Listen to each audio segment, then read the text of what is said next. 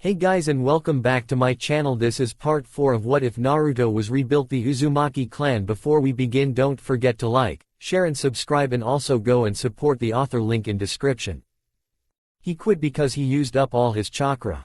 Seriously? Naruto asked in disbelief, his eye twitching as he gripped the railing. His sight was honed on Shikamaru, casually walking back to the booth as if he didn't just send the audience into an uproar. Sakura put her hands on her hips, scowling at the blonde. We don't all have enough chakra to throw out shadow clones like Kunai, you know. Besides, he probably didn't want to screw her over. It doesn't look like he planned on moving on to the next round anyway. Naruto turned to glare at her as he pointed down into the arena. And it's better to take a fall when you're 2 seconds from winning. Isn't that throwing the fight?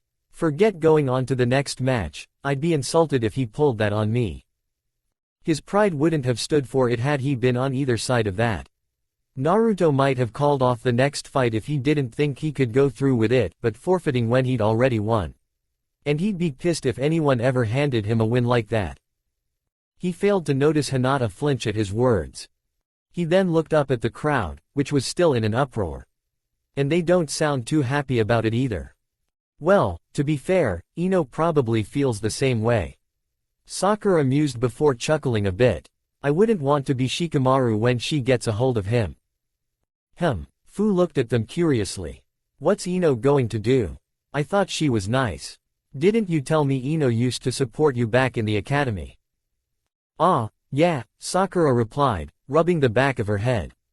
It's just that she can get a bit fired up when she thinks someone's being stupid. Or lazy, especially if she cares. And that's probably about what she'll think of this stunt, lazy and stupid, Naruto said with a nod. Meanwhile, up in the stands. What the hell is that idiot thinking? Ino yelled as she shook Choji back and forth, her mouth set in a snarl and her eyes solid white pits of rage. The chubby genin just chuckled at the antics of his teammates. Naruto chuckled. Yep, he's in for it. But he probably knew that already. It's time for the third match. Naruto Uzumaki vs Hinata Hyuga. Looks like you're up, Fu said, turning to him. She then looked between him and Hinata and raised a fist. Do your best out there, you two. Hey, like I'd settle for anything less, Naruto replied, punching his open palm with his fist.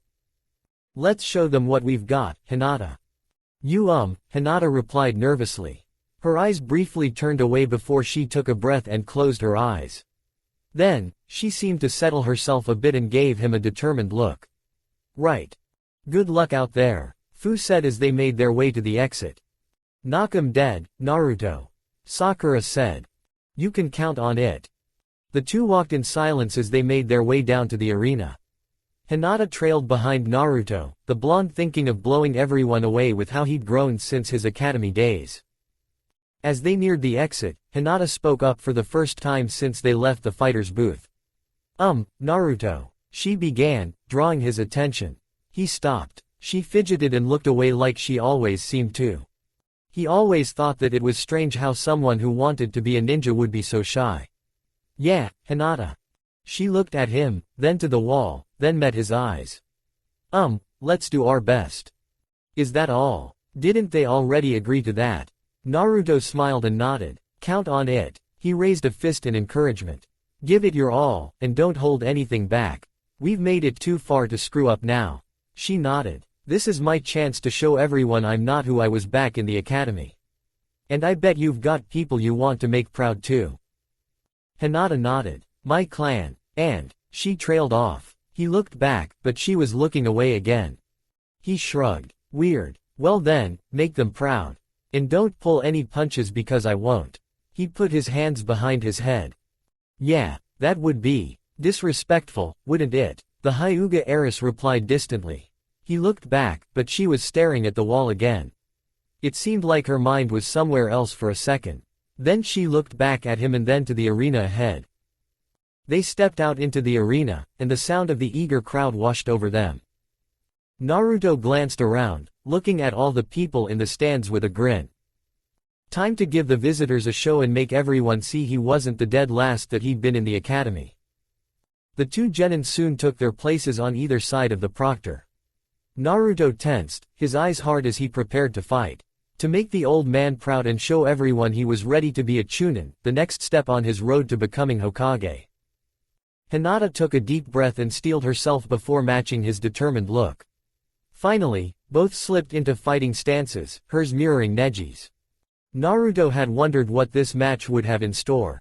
Kakashi-sensei made it a point to teach them more about the clans of Konoha after learning his students didn't know much about them outside of the Uchiha and Senju. Not even Sakura. That had been a shock. Kakashi mentioned he was going to bring that up with the Hokage. He knew now just what the Byakugan did and that the Hyuga all used a style based around it. He also knew why Hinata had been so shocked during his match with Neji. Her cousin had used techniques he shouldn't have been able to. Between clan drama and just being as young as he was. Neji was a prodigy, and Naruto beat him. And if Hinata had to use the same style as him, there's no way she wouldn't come here with some tricks up her sleeve. Sitting amongst the few members of his clan that came to see their clan's former heiress, Neji found himself reflecting on fate. Not for the first time, either. Mainly on how cruel and unfair it could be. Dictating some would be born to wealth, power, talent, sometimes egregiously all three. While others are born paupers, fighting all their lives to make something of themselves. Whether or not they'd succeed was also the province of fate. Some people had the freedom to choose their path. Or, at least, it seemed that way. While they seemed to have many potential paths they could walk, fate had already decided for them. But at least they seemed to have freedom. They could hope that their efforts would bear fruit. And some, like him, had their destiny made plain from the moment of birth. No other paths, no possibility of fortune smiling on them, no matter how they tried. Or how much they hated their fates. "Watch, Hanabi," he heard his uncle say just a few seats down. "It is time to see if your sister has improved since I left her in the care of her sensei." In other words, since he washed his hands of her after she lost to Hanabi. Not that he blamed him. "Yes, father," was his cousin's reply. Neji wanted to scoff. People didn't change. Not at the core. Hinata was still the weak girl who fell to her little sister. And yet, fate had smiled on her enough to make it to the finals, where he fell short. But perhaps that wasn't a fortune. After all, Hinata had to fight the boy who defeated him in front of her immediate family and countless others. Well, at least this would cast aside any doubts on what she was. Naruto tensed as he waited, thinking back to his fight with Neji and all he'd learned about the Byakugan as he ran through his plans for the match. Then, for the first time Naruto could remember, the blue-haired girl held his gaze. He didn't doubt she was doing the same. Finally, the proctor raised his arm. "Begin." The veins around Hinata's eyes bulged as she summoned her Byakugan and charged, while at the same time, Naruto formed a cross-shaped hand seal. Immediately, the blonde was obscured by smoke as two shadow clones burst into existence. The two clones ran forward to meet Hinata as the third stayed back, running through hand seals. Wind style, air bullets. Naruto inhaled deeply before breathing out a stream of air bullets. The Hyuga girl weaved around them as the copies closed the distance between them. Hinata drew a kunai and tossed it straight at the ground between them. Naruto saw it had a smoke bomb on it right before it went off, and the three vanished in the smog. Taking a page from his book, Hinata shot out of the cloud as a blur a second later, using body flicker to close the distance. She struck him right in the center of the chest. And then he burst into smoke, leaving her wide-eyed and off balance. Of course, the real one would hang back. Use the clones to get a feel for her and avoid close combat. That's just common sense. Plus, it's what he did for Neji. Exactly why he used the chakra-infused smoke to cover him as he switched places with one of his clones. The real Naruto immediately capitalized on that opening and fired a wind bullet at her back. But unfortunately, Hinata couldn't regain her balance quickly enough to dodge, and the orb slammed into her back, sending her flying. As she tumbled across the ground, the remaining clone immediately shot forward. It kicked her back while chains grew out of Naruto's back and dug into the ground. Hinata managed to recover at the last second, planting one hand on the ground and throwing herself back as the chains burst from the earth around her. The chains rose into the air before turning and coming down on her. Hinata dodged to the side while the remaining clone shot forward. It came at Hinata with a jab aimed at her chest as the chains vanished. She sidestepped the attack, then ducked when the clone jumped into a sweeping kick. The Hyuga girl ducked down to evade the blow but was forced to jump back as more chains cut through the air and tore through the ground. Hinata charged toward the real Naruto, the clone in pursuit. Naruto smirked. Bad move, Hinata, he thought as he and the clone both made a single-hand seal, prepared to trap her in wind jutsu. And his thoughts of victory were dashed at that moment. It happened too fast for him to react. Hinata kicked off the ground and spun, and Naruto had just enough time to see streaks of blue at her fingertips. He saw something leave them and raised his left arm just in time. The blonde winced as pain lanced through his arm before it went numb. A glance down revealed the attack for what it was. Are those needles of chakra? He wondered in disbelief as they faded almost instantly. Then, a pop alerted him to the destruction of his clone. The memories of its final moments revealed it had been taken out by the same attack. The blonde grit his teeth as he jumped backward. Chains burst from his back. They swung forward in a wide arc, spread out and leaving no room to dodge, forcing the Hyuga girl to jump back. As Naruto landed, thankful for some breathing room, he flexed the fingers on his injured arm. It was just as he feared. All he could feel was a tingling numbness. His fingers were slow to respond to him. Despite the situation, Naruto smirked. Good move, Hinata. Here I thought you guys only fought up close and personal. Hinata smiled and blushed. Just from that. Odd. But she soon schooled her features and prepared to resume the fight. Okay. So, Naruto was pretty much down an arm and couldn't use any jutsu. Not even his shadow clones. Against someone from a clan that was deadly in close-range combat. Well, he'd been hoping for a fight that would push him. Let him show everyone what he was made of. It looks like he got what he'd wished for. Hinata charged, and chains burst from Naruto's back as he drew kunai with his good arm. 4 chains dug into the ground while 2 arched through the air and sped towards Hinata, while the blonde threw his kunai into the mix. The Hyuga girl ducked and weaved around the attacks, jumping from side to dodge the chains bursting from the earth as she closed the distance between them. The blonde held his last kunai in a reverse grip, using it to block as she sent more chakra needles his way. Then she was upon him. Naruto gritted his teeth and moved backward, shifting from side to side as he dodged her palm and finger strikes and retaliated with swipes of his kunai.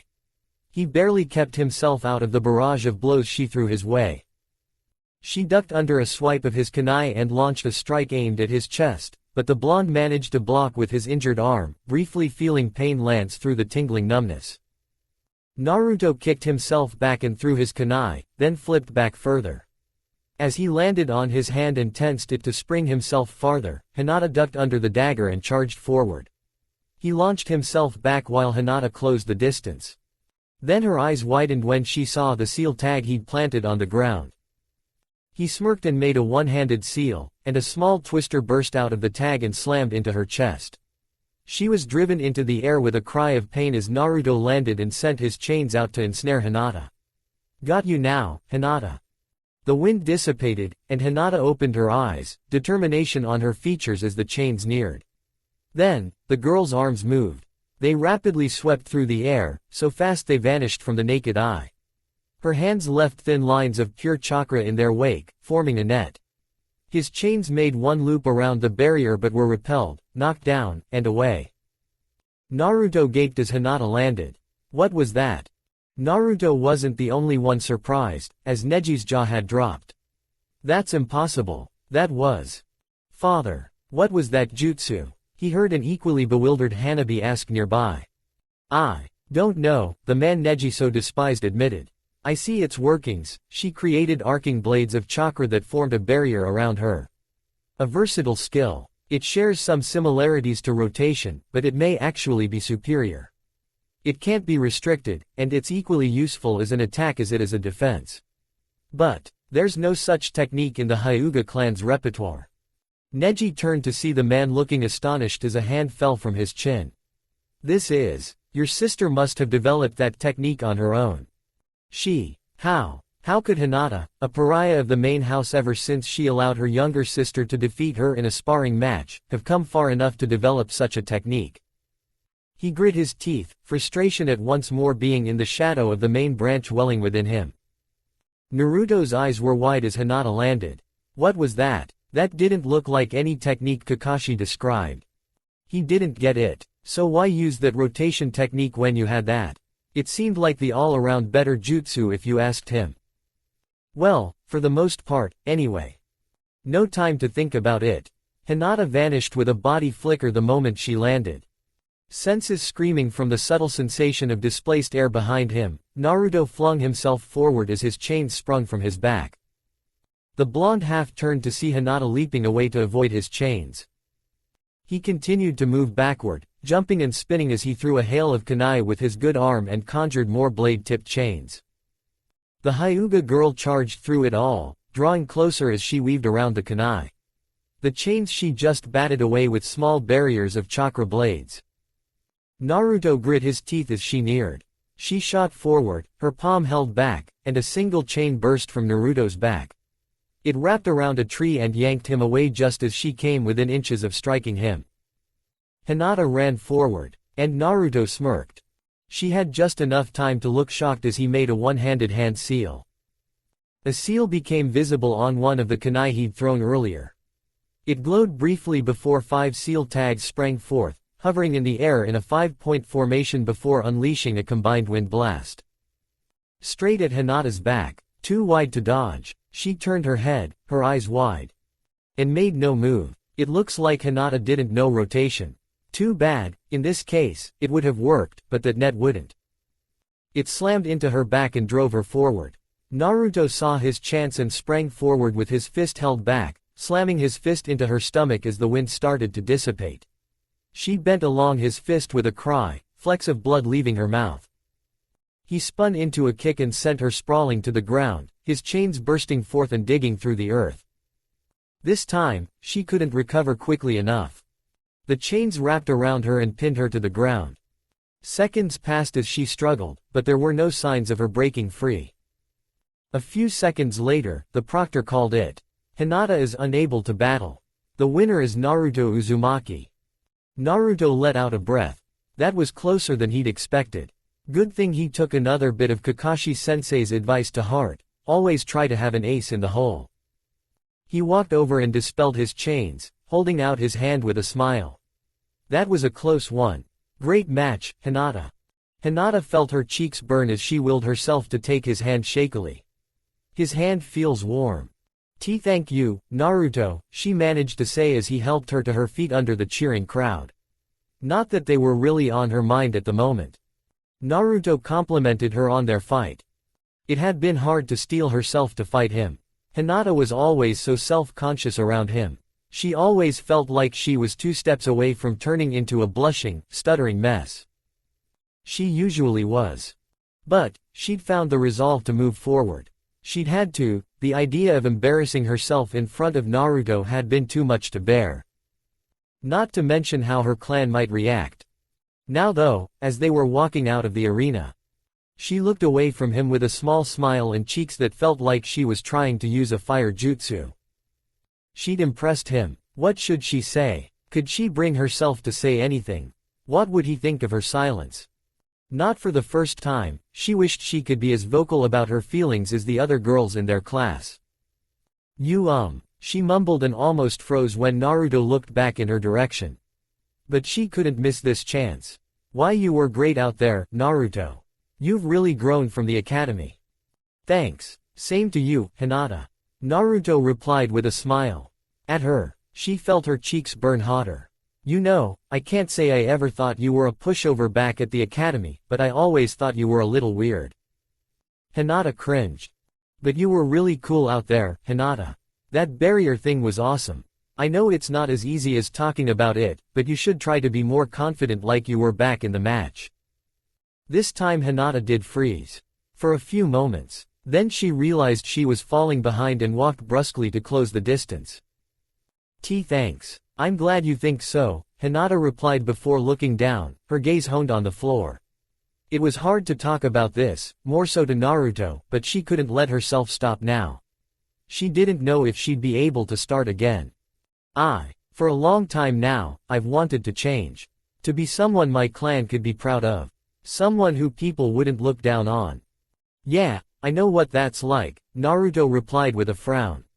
Then he rubbed the back of his head. But I don't need to tell you that. I'm sure you remember what I was like back in the academy. Actually, She swallowed and forced the words she'd wanted to say for a long time out. I always admired you back then. He looked back at her with wide eyes, and she quickly turned hers to the wall. I mean, no matter what happened, you always pushed forward. You never gave up, no matter what everyone else said or how bad things got. She managed to meet his gaze. I wished I could be like that. Naruto blinked, then grinned sheepishly. Wow, I don't know what to say. Well, that makes me feel better about those days. And if what I saw out there means anything, I'm sure you'll get there too. Hinata beamed, warmth filling her chest. Silence fell over them, and Hinata replayed that conversation in her mind. Naruto believed in her. Maybe her dream wasn't so far away after all. But as she replayed his words, something he'd said earlier came back to mind, and her mood fell. And it's better to take a fall when you're 2 seconds from winning. Isn't that throwing the fight? Forget going on to the next match, I'd be insulted if he pulled that on me. She thought back to the day she fell out of favor with her family. So far that she feared more than once that they might move her to the branch house. The day she'd sparred with her 5-year-old sister and lost. Lost because she couldn't bring herself to strike her. Hanabi had been cold to her, like the rest of her family, since that day. She'd thought she was looking down on her, like the rest, but did she realize that I wasn't really fighting back? Did she feel insulted? Naruto glanced down at his arm as he and Hinata neared the fighter's booth. His hands seemed a bit more responsive, he thought. He hoped this wore off by his next match.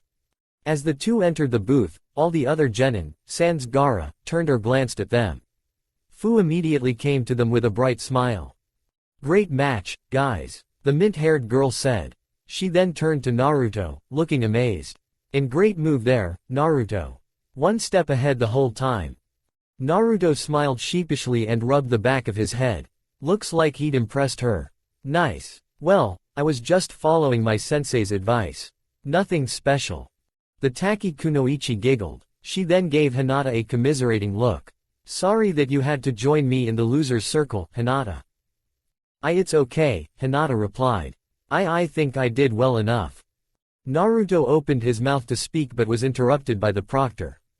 The next match is about to begin. Sakura Haruno and Rock Lee, come to the arena. Your turn, Naruto said to his pink-haired teammate. He raised a fist to her. Good luck out there.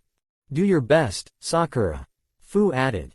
Thanks, guys, Sakura said before taking a deep breath. She then looked at Lee, who seemed a bit reluctant. Sakura, the teen with the plus-sized eyebrows, began with his eyes closed. I remember what I said to you earlier, and I will stick to that. He then looked at her with determination. But I came here for a reason. Like Naruto, I, too, was dead last in my class. I came here to face those who stood at the top and prove that hard work means more than raw talent. I cannot back down after making it this far. And I won't disrespect the amount of work you put in to make it this far. I won't hold back. Sakura took a breath. Thanks, Lee, she replied. Because I have something to prove to myself too. I don't want you to go easy on me, and don't expect me to back down. Naruto smiled at Sakura's resolve. Then he noticed Fu walking up beside him. So, what was that all about? The mint-haired girl asked. Oh, Lee promised he would protect Sakura. He's kinda got a crush on her. Naruto answered. Oh, Fu began before crossing her arms with a frown. I heard about stuff like that from Shibuki. That's gotta be rough on Lee. You heard. Haven't you at least seen this sorta thing before? Naruto wondered, giving her a look of confusion as Sakura and Lee walked out of the booth. I mean, there must have been some kind of drama at Taki's academy at some point. Sakura took a deep breath as she stood across from Lee, the proctor between them. She crushed the nervousness welling up inside her. compared to standing in the mist in wave, waiting for an attack. To face the sound genin. To fight a woman that they later learned was Orochimaru. This was nothing. That's what she kept telling herself, at least. And yet, she couldn't help but worry a bit as the crowd eagerly awaited the match above. This was someone who'd managed to fight and even get the upper hand on Sasuke. Sure, he hadn't gone all out back there, but she was sure Lee didn't either. Did she have a chance? Was she going to embarrass herself in front of all these people? She couldn't let herself think that way. This was her chance. Her chance to prove to everyone who knew her in the academy that she'd grown. Herself included. She had a plan. She'd trained hard to get here. Even if she lost, Lee would have to work for it. Sakura steeled herself, focusing on the fight ahead of her as she waited on the proctor. Finally, he gave the command. Begin. Lee immediately charged forward, and Sakura immediately punched the ground, kicking up a cloud of dirt and debris. Lee leapt forward into a spinning kick. Leaf Hurricane. His foot tore through the smog to reveal nothing. Lee continued with his moment and landed on his feet, sliding to a stop. He frowned when he saw the hole in the ground where Sakura once stood. That technique again, Lee noted. There was no way Sakura would try to take Lee head-on. Not when he was able to overwhelm Sasuke. That was just asking to get taken down, hard. Luckily, she did have a few cards up her sleeve. Lee jumped backward as Sakura burst out of the ground beneath him, her fist aimed at his chest. The green-clad genin landed on his feet and shot forward as Sakura crossed her arms over her chest and let fly a volley of Senbon. Lee ducked and weaved around the needles, brushing one volley aside with his arm as he neared her. The pink-haired girl formed a hand seal, and Lee immediately vanished in a burst of motion. One instant, he was a few feet away, and the next moment he was in the air, his foot digging into Sakura's chest. Only for it to pass right through her. Lee had just enough time for his eyes to widen before a prick on the back of his leg shattered the genjutsu. He leapt away, hand standing before pushing himself into the air and landing on his feet. He grasped at the back of his leg and pulled out 4 needles. Needles dripping with light purple fluid. Poison, Lee noted, gritting his teeth as he tossed them aside before looking at the hole. The pink-haired girl smirked as the first part of her plan went off without a hitch. Now, she just had to keep away from him until the poison did its work. Still, she had to keep him on his toes. She couldn't risk that he had some jutsu capable of reaching her. Plus, the more he moved, the faster the poison would go through his system. To that end, Sakura quickly dug her way to the other end of the arena before rising out of the ground as quietly as she could. Hidden in the brush, she weaved a series of hand seals. Lee saw Sakura burst from the earth.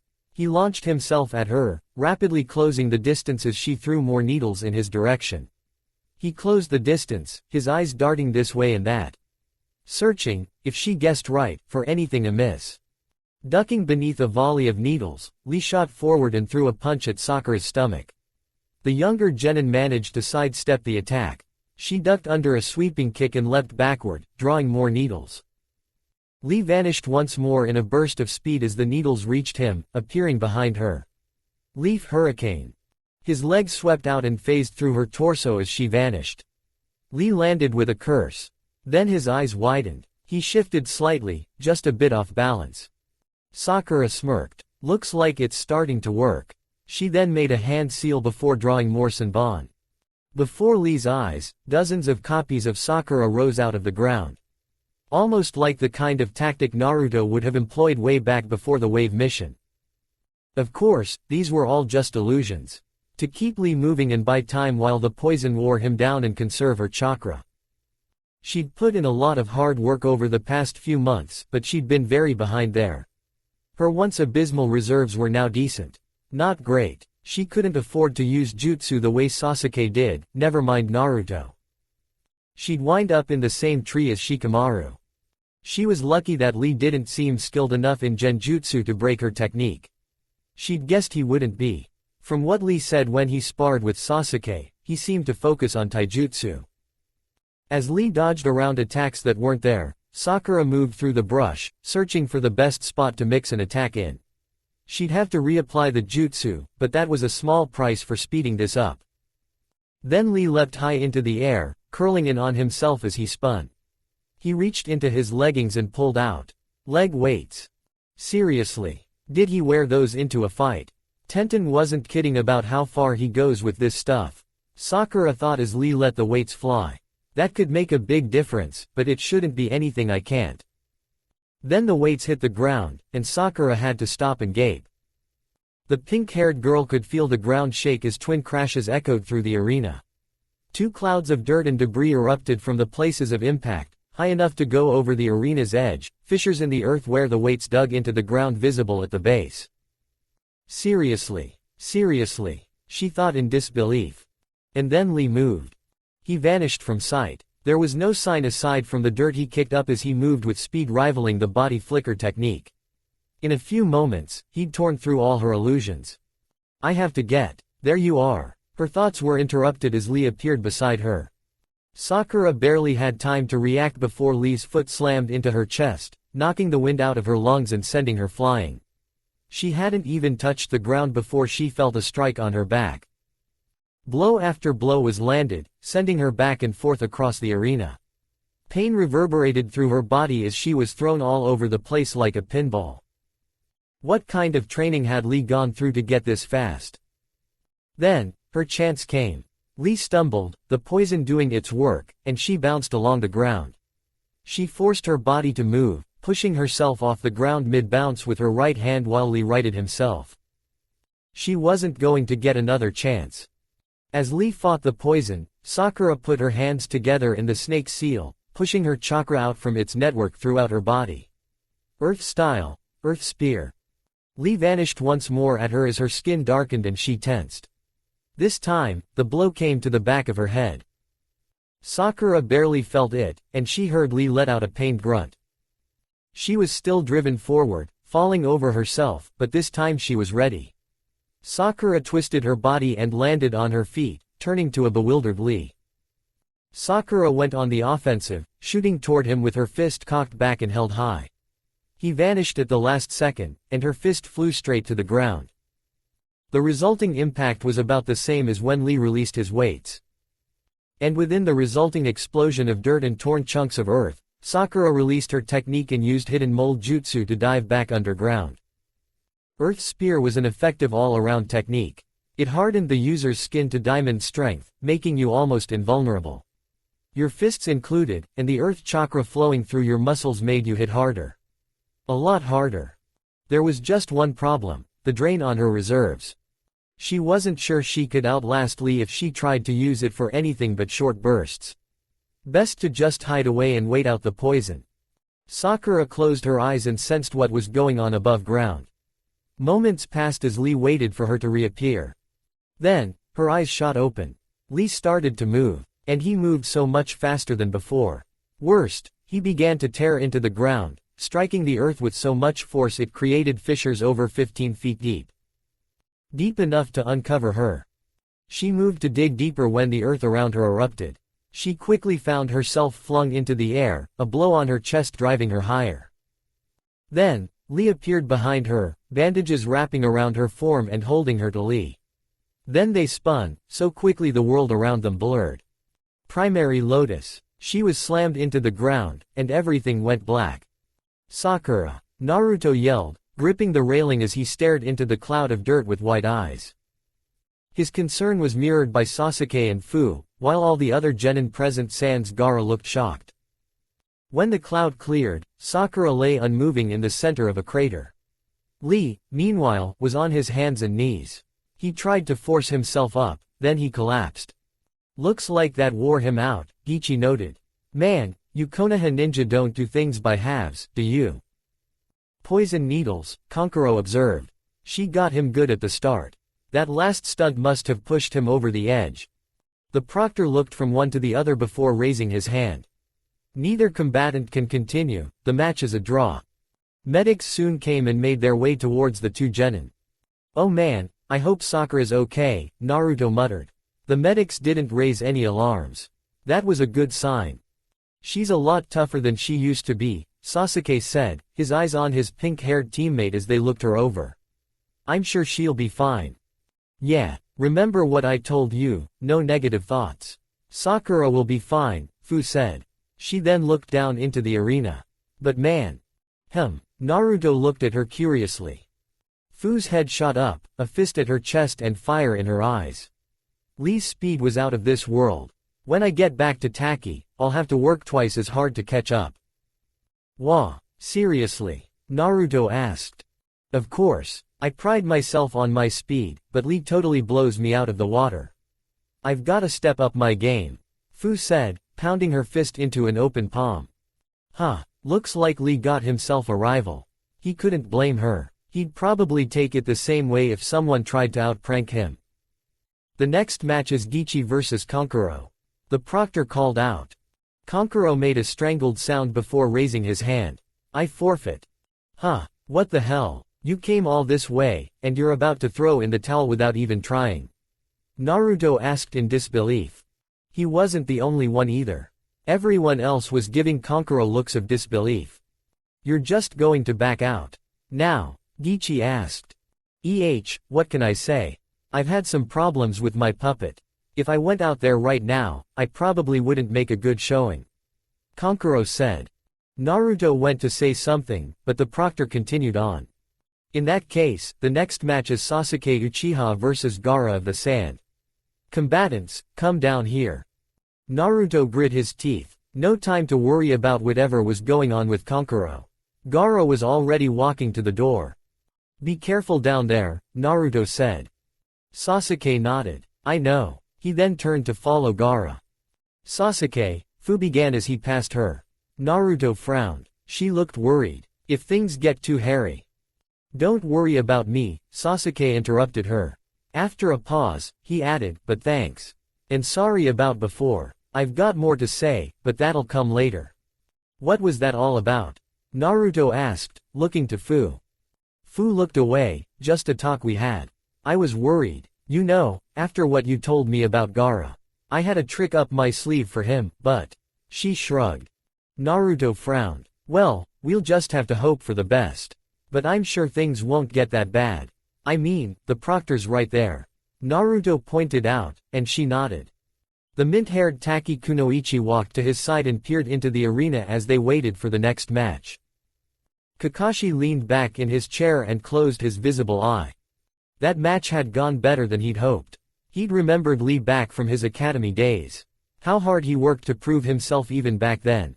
And then Guy got a hold of him. The third Hokage couldn't have made a better choice for the boy.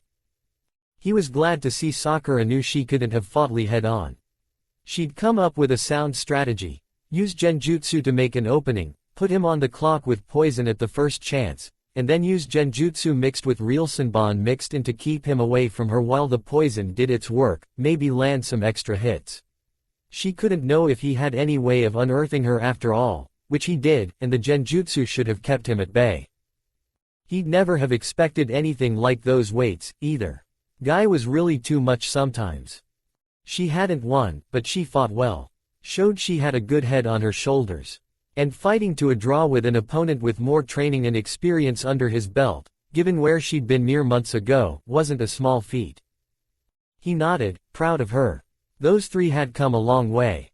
He wished it hadn't taken something like Wave, but sometimes people needed an eye-opener like that. Himself included. Kakashi hoped she saw it that way. Sakura's self-worth still hadn't completely recovered from realizing her faults. He turned to his rival, who watched as they took Lee from the arena and closed his eyes. He imagined he felt about the same about his genin, if not more so. Your genin team became a part of your family.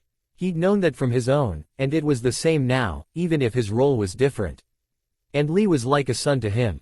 He knew how much the boy's dreams meant to his self-proclaimed eternal rival. It was amazing how far the boy had come, given all that was working against him. Our students fought well, didn't they, Guy? He asked. Yeah, Guy nodded. And then he was his old, fired-up self again. And I'm sure the lessons they learned here will push my team to even greater heights. He then turned to Kakashi. Keep pushing your students, Kakashi. Or my students will leave them in the dust. Don't worry, I planned on it. The copy ninja then looked back into the arena, where the next match was soon to start. Now, this was a match that had him concerned. Death wasn't common in the Chunin exams outside the second stage. But with someone like Gaara, it was a real possibility. Guy then stood up and began to walk away, checking up on your Lee. Kakashi guessed as he reached into his pouch. Despite the wording, it wasn't a question. When Guy turned to answer, Kakashi threw a vial at him. Here, he said as the green-clad Jonin caught it. It's the antidote to the poison Sakura used. That should work better than a general neutralizer. Guy nodded and started to turn away. He stopped and looked back at the copy ninja. Can your student handle this, Kakashi? Guy asked. I don't doubt your teaching, but he's only been a genin for a few months. He's ready, Kakashi answered. He was sure of it. Then, his and Guy's eyes turned toward the crowd for a brief moment. There was something odd. There were too many Anbu in the crowd. Sasuke couldn't help but smirk as he stood across from Gaara. His Sharingan blazed to life as he matched the redhead's apathetic gaze. Another strong opponent. The perfect test for his growth. It had been half the reason he'd come to the exams. The last match may not have turned out the way he'd wanted, but it had done just that. Much as it had smarted to see Fu just break his genjutsu, the match had pushed him. Reminded him that he had a long way to go on that front and others. He wouldn't soon forget the lesson that embarrassing start had taught him. And this promised to be even more of a challenge. So what if Gaara was dangerous? It was no worse than facing down Zabuza. And nothing compared to his true enemy. He spread his feet apart and slipped into a fighting stance while Gaara stood still. A slight shift at the Suna ninja's shoulder drew his attention, and the cork on his gourd popped off like a champagne bottle. Sand erupted from it and wound around Gaara, shifting, ready to defend him. The crowd was silent, as eager for the match to begin as Sasuke. The proctor raised his arm. Begin. Sasuke opened the fight the same way he had the last, the Sharingan's genjutsu. Gaara had met his gaze, and Sasuke pressed that advantage. This time, he didn't stand idle. He ran to the side, drawing shuriken between his fingers. He let them fly at the redhead, who was still staring where he'd been. Sasuke frowned as the sand shifted, snaking through the air and batting away the metal stars. He let out another barrage of stars before forming a hand seal. He vanished with a body flicker, reappearing in the air on the sand genin's other side. He aimed a kick at Gaara's head, only for the sand to block his blow. He followed up with a low kick with the same result before jumping backward, lobbing a kunai with an explosive tag at the Suna genin. The dagger dug into the sand before it erupted. And even though Gaara couldn't have seen the tag, even though he should still be trapped in Sasuke's illusion, it formed a barrier that shielded him from the blast. The sand really did move like it had a will of its own. It protected him, even if he wasn't aware of the threat. Well then. Sasuke reached into his pouch and drew 3 kunai. He let the daggers fly before weaving hand seals. Fire style, fireball jutsu. He inhaled deeply and breathed out a ball of fire that barreled toward his foe. Gaara simply stood still with his arms crossed as the kunai embedded themselves in his sand.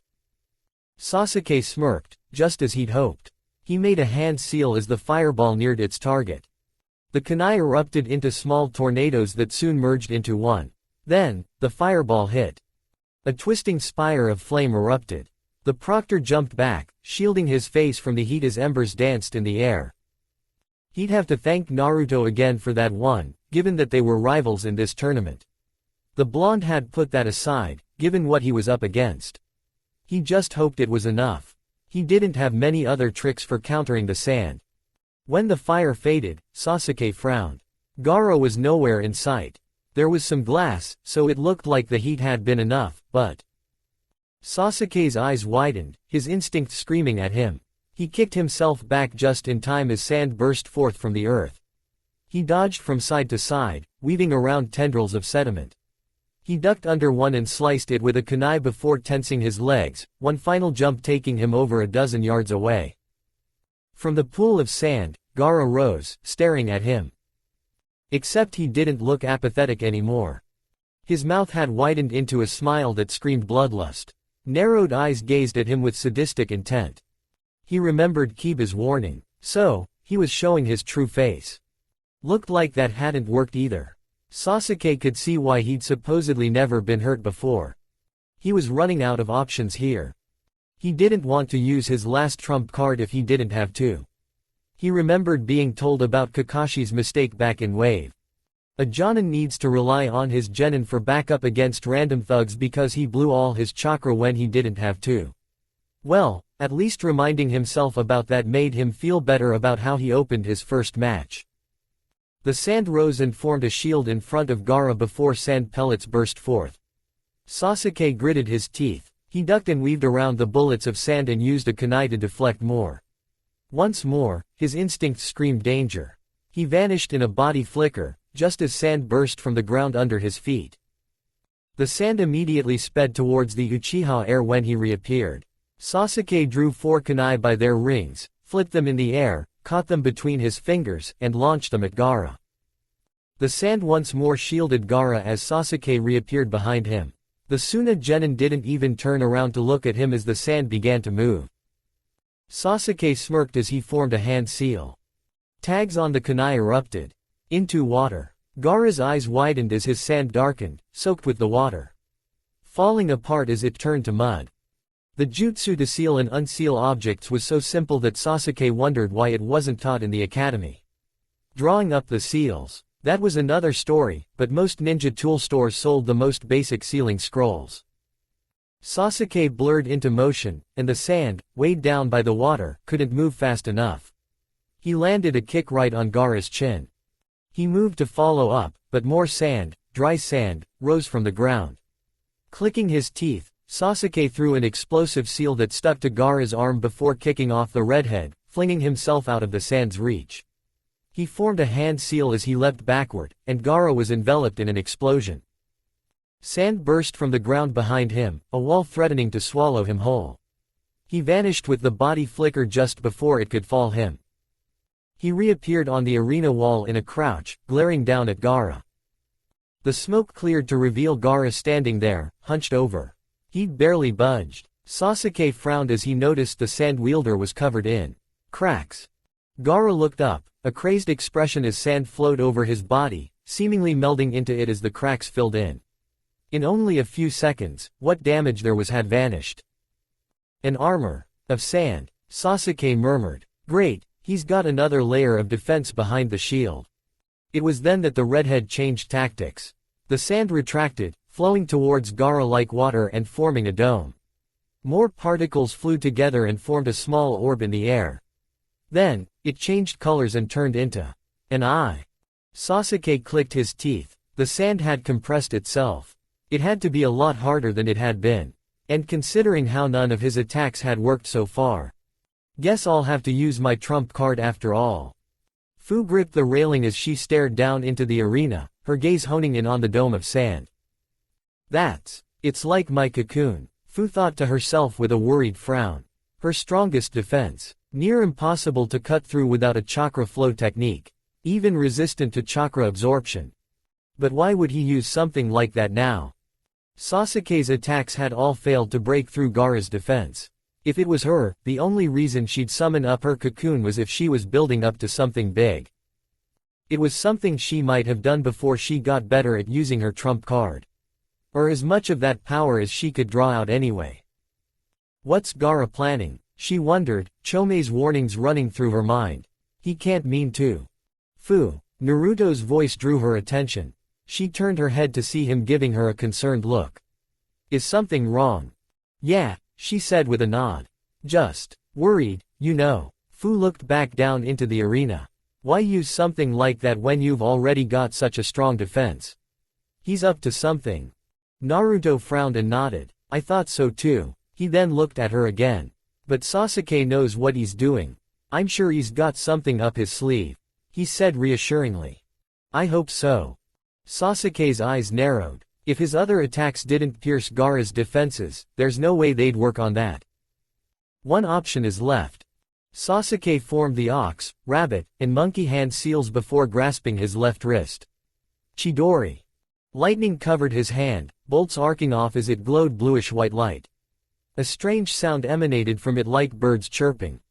Sasuke charged, running straight down the arena wall and then across the ground, clearing half of the arena in only a few seconds as he sped toward his target. He saw subtle movements in the sand before spears lanced out to skewer him. His Sharingan read them all, and he ducked and weaved between them as he thrust his arm forward. It tore through the sand. Sasuke barely felt any resistance as it pierced Gaara's shield. He reached in as far as he could before releasing the technique. His hand had dug into flesh. He could feel warm liquid running down his arm, and the sand had stopped moving entirely. He'd got him, but how much damage had he done? Then, there was a scream from within the cocoon of sand. Blood. It's my blood. Huh. Sasuke guessed he shouldn't be surprised if Gaara had never been wounded in his life. Then the sand began to shift. Sasuke's eyes widened as something grasped his arm. It wasn't sand, it felt more like a claw. Pain shot through him as its grip tightened.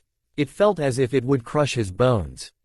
With a cry of pain, he channeled lightning through his arm, loosening the death grip on him enough to throw himself back. But he couldn't have expected what he saw next. It had indeed been a massive claw grasping him. It was a brighter yellow than the sand, covered in blue lines, almost like veins, as it hung limply. Startling enough by itself, but his Sharingan showed him more. He could see its chakra. Crimson chakra, filled with bloodlust. More potent than any Sasuke's eyes had seen before. Naruto gripped the rails, looking down into the arena with wide eyes. This is like something Jiraiya had told him about when he'd been training him. Teaching him how to use the Kyuubi's power. Don't tell me he's... Fu leaned forward, her expression panicked. Was he actually going to? Then, it retreated back into the shield. And an eye peered out from the hole he'd made, glaring at him balefully. But it wasn't Gaara's. A yellow orb, sitting in a pool of black. The pupil was shaped like a 4-point star, with small spots lying between its arms. An inhuman roar echoed from the orb of sand. Air whipped out from the cocoon as Sasuke stared in shock at the heart of the storm. Then it ended. The sand melted away, revealing Gaara, clutching his shoulder as blood ran down his arm. And then, there was an explosion of smoke at the cage's booth, drawing his attention away from Gaara. Out of the corner of his eye, he saw chakra signatures, strong ones, moving quickly through the crowds. Sasuke's gaze scanned the stands above as a sense of foreboding filled him. Sakura's entire body ached, more so than any time she could remember. That was the first thing she became aware of as she began to stir. With a quiet groan, she cracked open her eyes. Then, she hissed in pain as light filled her gaze. She pinched her eyes shut, gave them a second, then opened them again. A white-tiled ceiling with long, thin lights. Where had she? The match. Sakura bolted upright as she realized where she was and how she must have gotten there. Had she lost? She must have if she was in the infirmary. She gripped the sheets that had been covering her with trembling fists. Had all of her hard work amounted to nothing in the end? "Ah, you're awake," a familiar voice said nearby. Sakura turned to see Lee sitting in the bed beside hers. "Lee," she blinked as the green-clad genin smiled at her. "You're here too." "Ah, I knew you'd spring back. As expected of my rival student." She turned to see Guy with a cup of water. "Hey, there. Doing all right. I hope Lee didn't hurt you too much." "I'm fine. A little sore," Sakura replied. "Well, more than a little." Lee chuckled sheepishly before letting his head fall back onto the pillow. "I overdid it with those last moves. I couldn't stand up, so the match ended in a draw." Oh, Sakura replied numbly. "A draw. Well, that wasn't so bad." Then her head shot up before she turned and reached into her pouch. "Hang on, let me get you the antidote." "Don't worry about that," Guy told her. "Kakashi already gave it to me." "Ah, yeah, that made sense." Sakura relaxed, then noticed that Lee was doing better than she thought. "Did the medics do anything besides put you in the bed?" she asked. They couldn't have known what poison they were dealing with, but he seemed better. Surprisingly to her, he nodded. "They used water to draw most of the poison out, but they said there were still trace amounts in my blood." That was when Guy-sensei arrived. Sakura blinked. More and more, she was looking forward to learning how to use medical jutsu. A silence fell over them before Lee broke it. "Sakura, I'm sorry," she made a hum of confusion and looked at him. That last technique is not something I'd planned on using on you. And don't worry about it, she cut him off. We both agreed to go all out, didn't we? Besides, you could say the same thing about me using poison. Sure, it wasn't lethal, but there was always the risk of an allergic reaction. It was probably because of that promise he made. Sakura didn't understand why he'd wanted to go out with her so badly. She knew all about love at first sight, that's how she felt about Sasuke. But she was no one special. Not like I had many other options, Sakura admitted. I knew I had no chance against you head-on. She may have had a chance if her genjutsu could do more than project false sounds and images. She wasn't good enough to conceal herself yet. Still, that was enough to cover her Senbon. That was some incredible speed back there. I've never seen anyone move like that aside from our sensei. Thanks. It's the result of years of hard work and effort, Lee said. She looked at him to see him staring at the bed, his brow deeply furrowed. But, why didn't you keep using that hardening jutsu? My taijutsu was useful against it. I couldn't, Sakura admitted, drawing his attention. How much has Tenten told you about me? Only that you've been working hard to improve yourself for the sake of your team. Lee raised a fist to her. It is an admirable goal, Sakura. Sakura smiled faintly before her head fell. She stared down at the sheets. Well, that wasn't always the case, she began. I didn't used to take being a ninja seriously. At all. The type who was more interested in boys than training. She looked away. It took a near disaster for me to realize how stupid I'd been. How my team could have gotten killed because I was the weak link, she said as her hands tightened in her lap. I decided to change. To make up for holding them back the way I had. I wanted them to be able to rely on me next time. But, I had a lot of lost time to catch up on. My stamina's miles beyond what it was, but she quiets down. You know, Neji's been withdrawn since his match with Naruto. Though I can't tell if that's a good thing or bad yet, Lee began, drawing her attention. He always insisted that people don't change, no matter what. A loser will always be a loser. He then smiled at her. I hope you and Naruto showed him how wrong he is. She looked up at him, and he gave her a thumbs up. Neither of us got as far as we wanted, but we'll work hard and do better next time. Right, Sakura. Sakura smiled. Right, she laid back, my parents have said things like that. I need to focus on growing and learn from any setbacks or mistakes I make. That is a core tenet of Gai-sensei's teachings.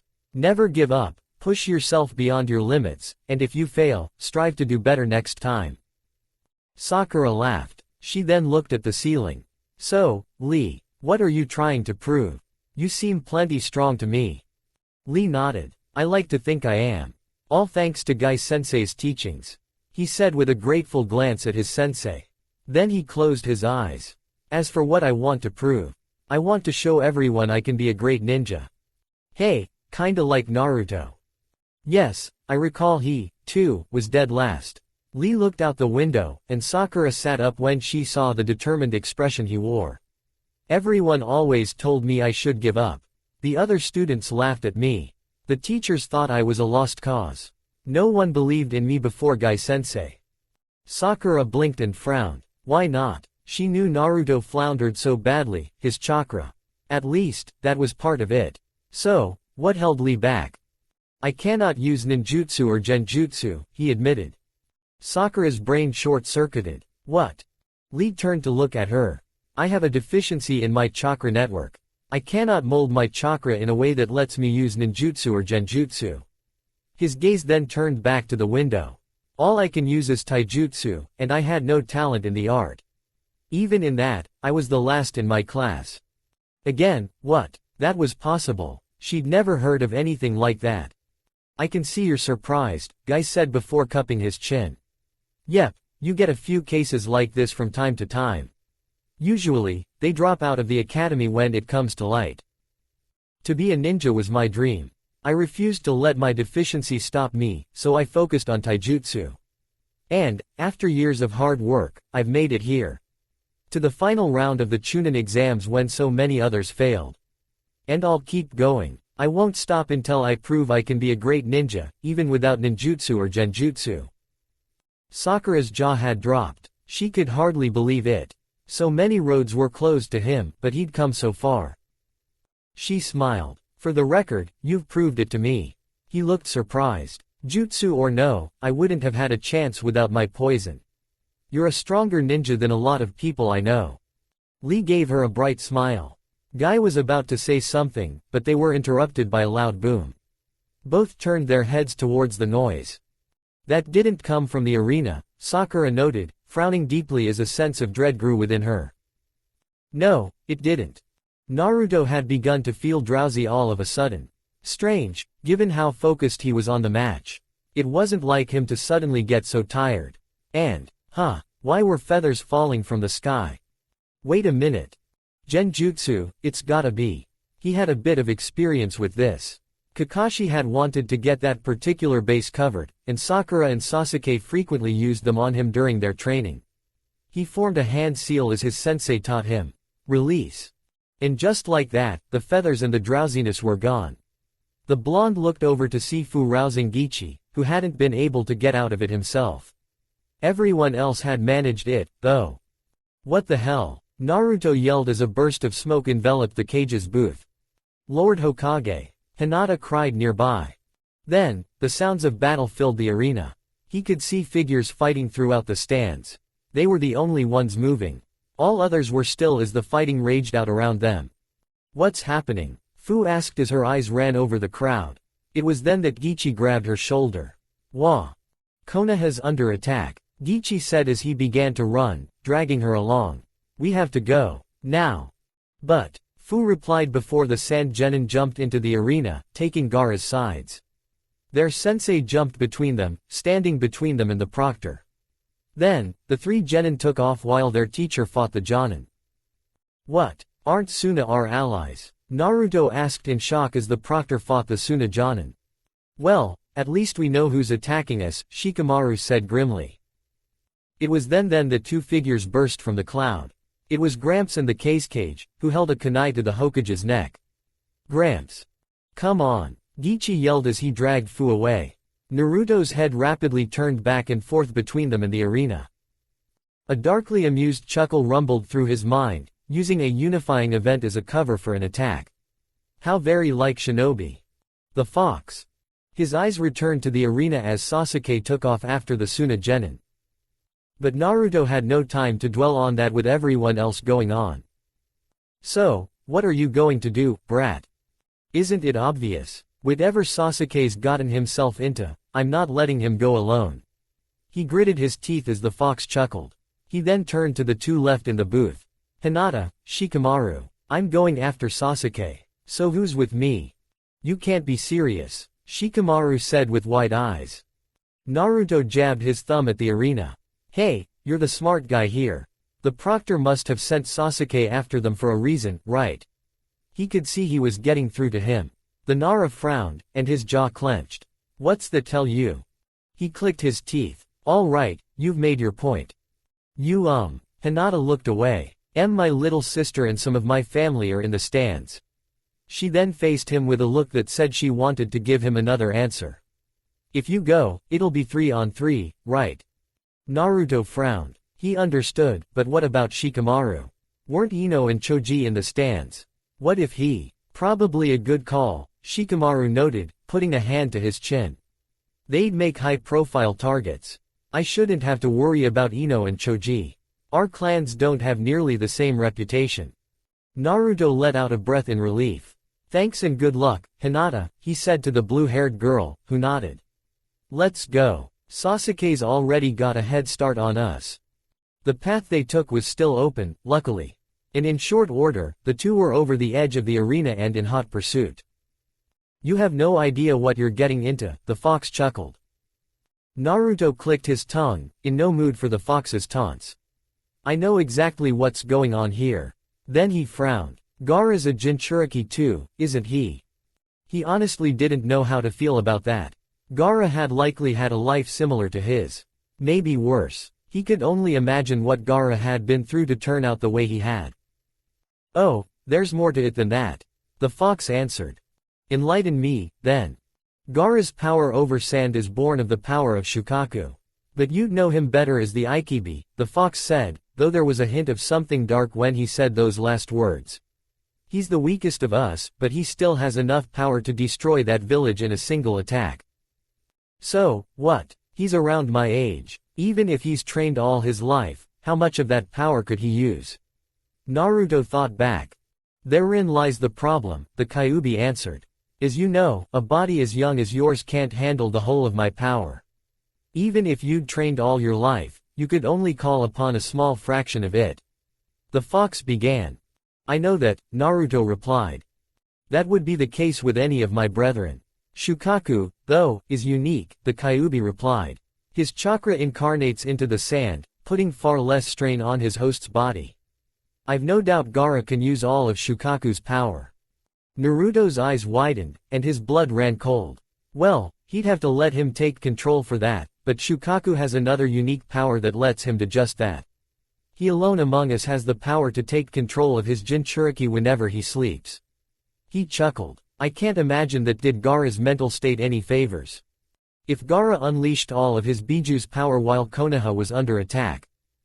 Now perhaps you have a better grasp of the situation.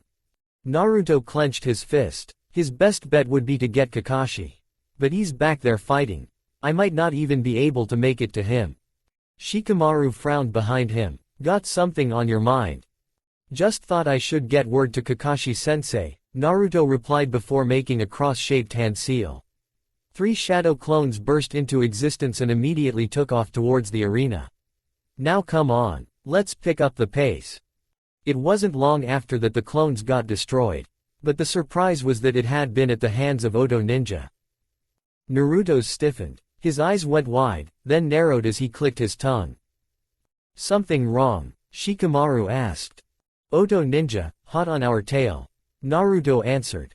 Shikamaru looked shocked, then cursed. So, this is what Orochimaru had planned.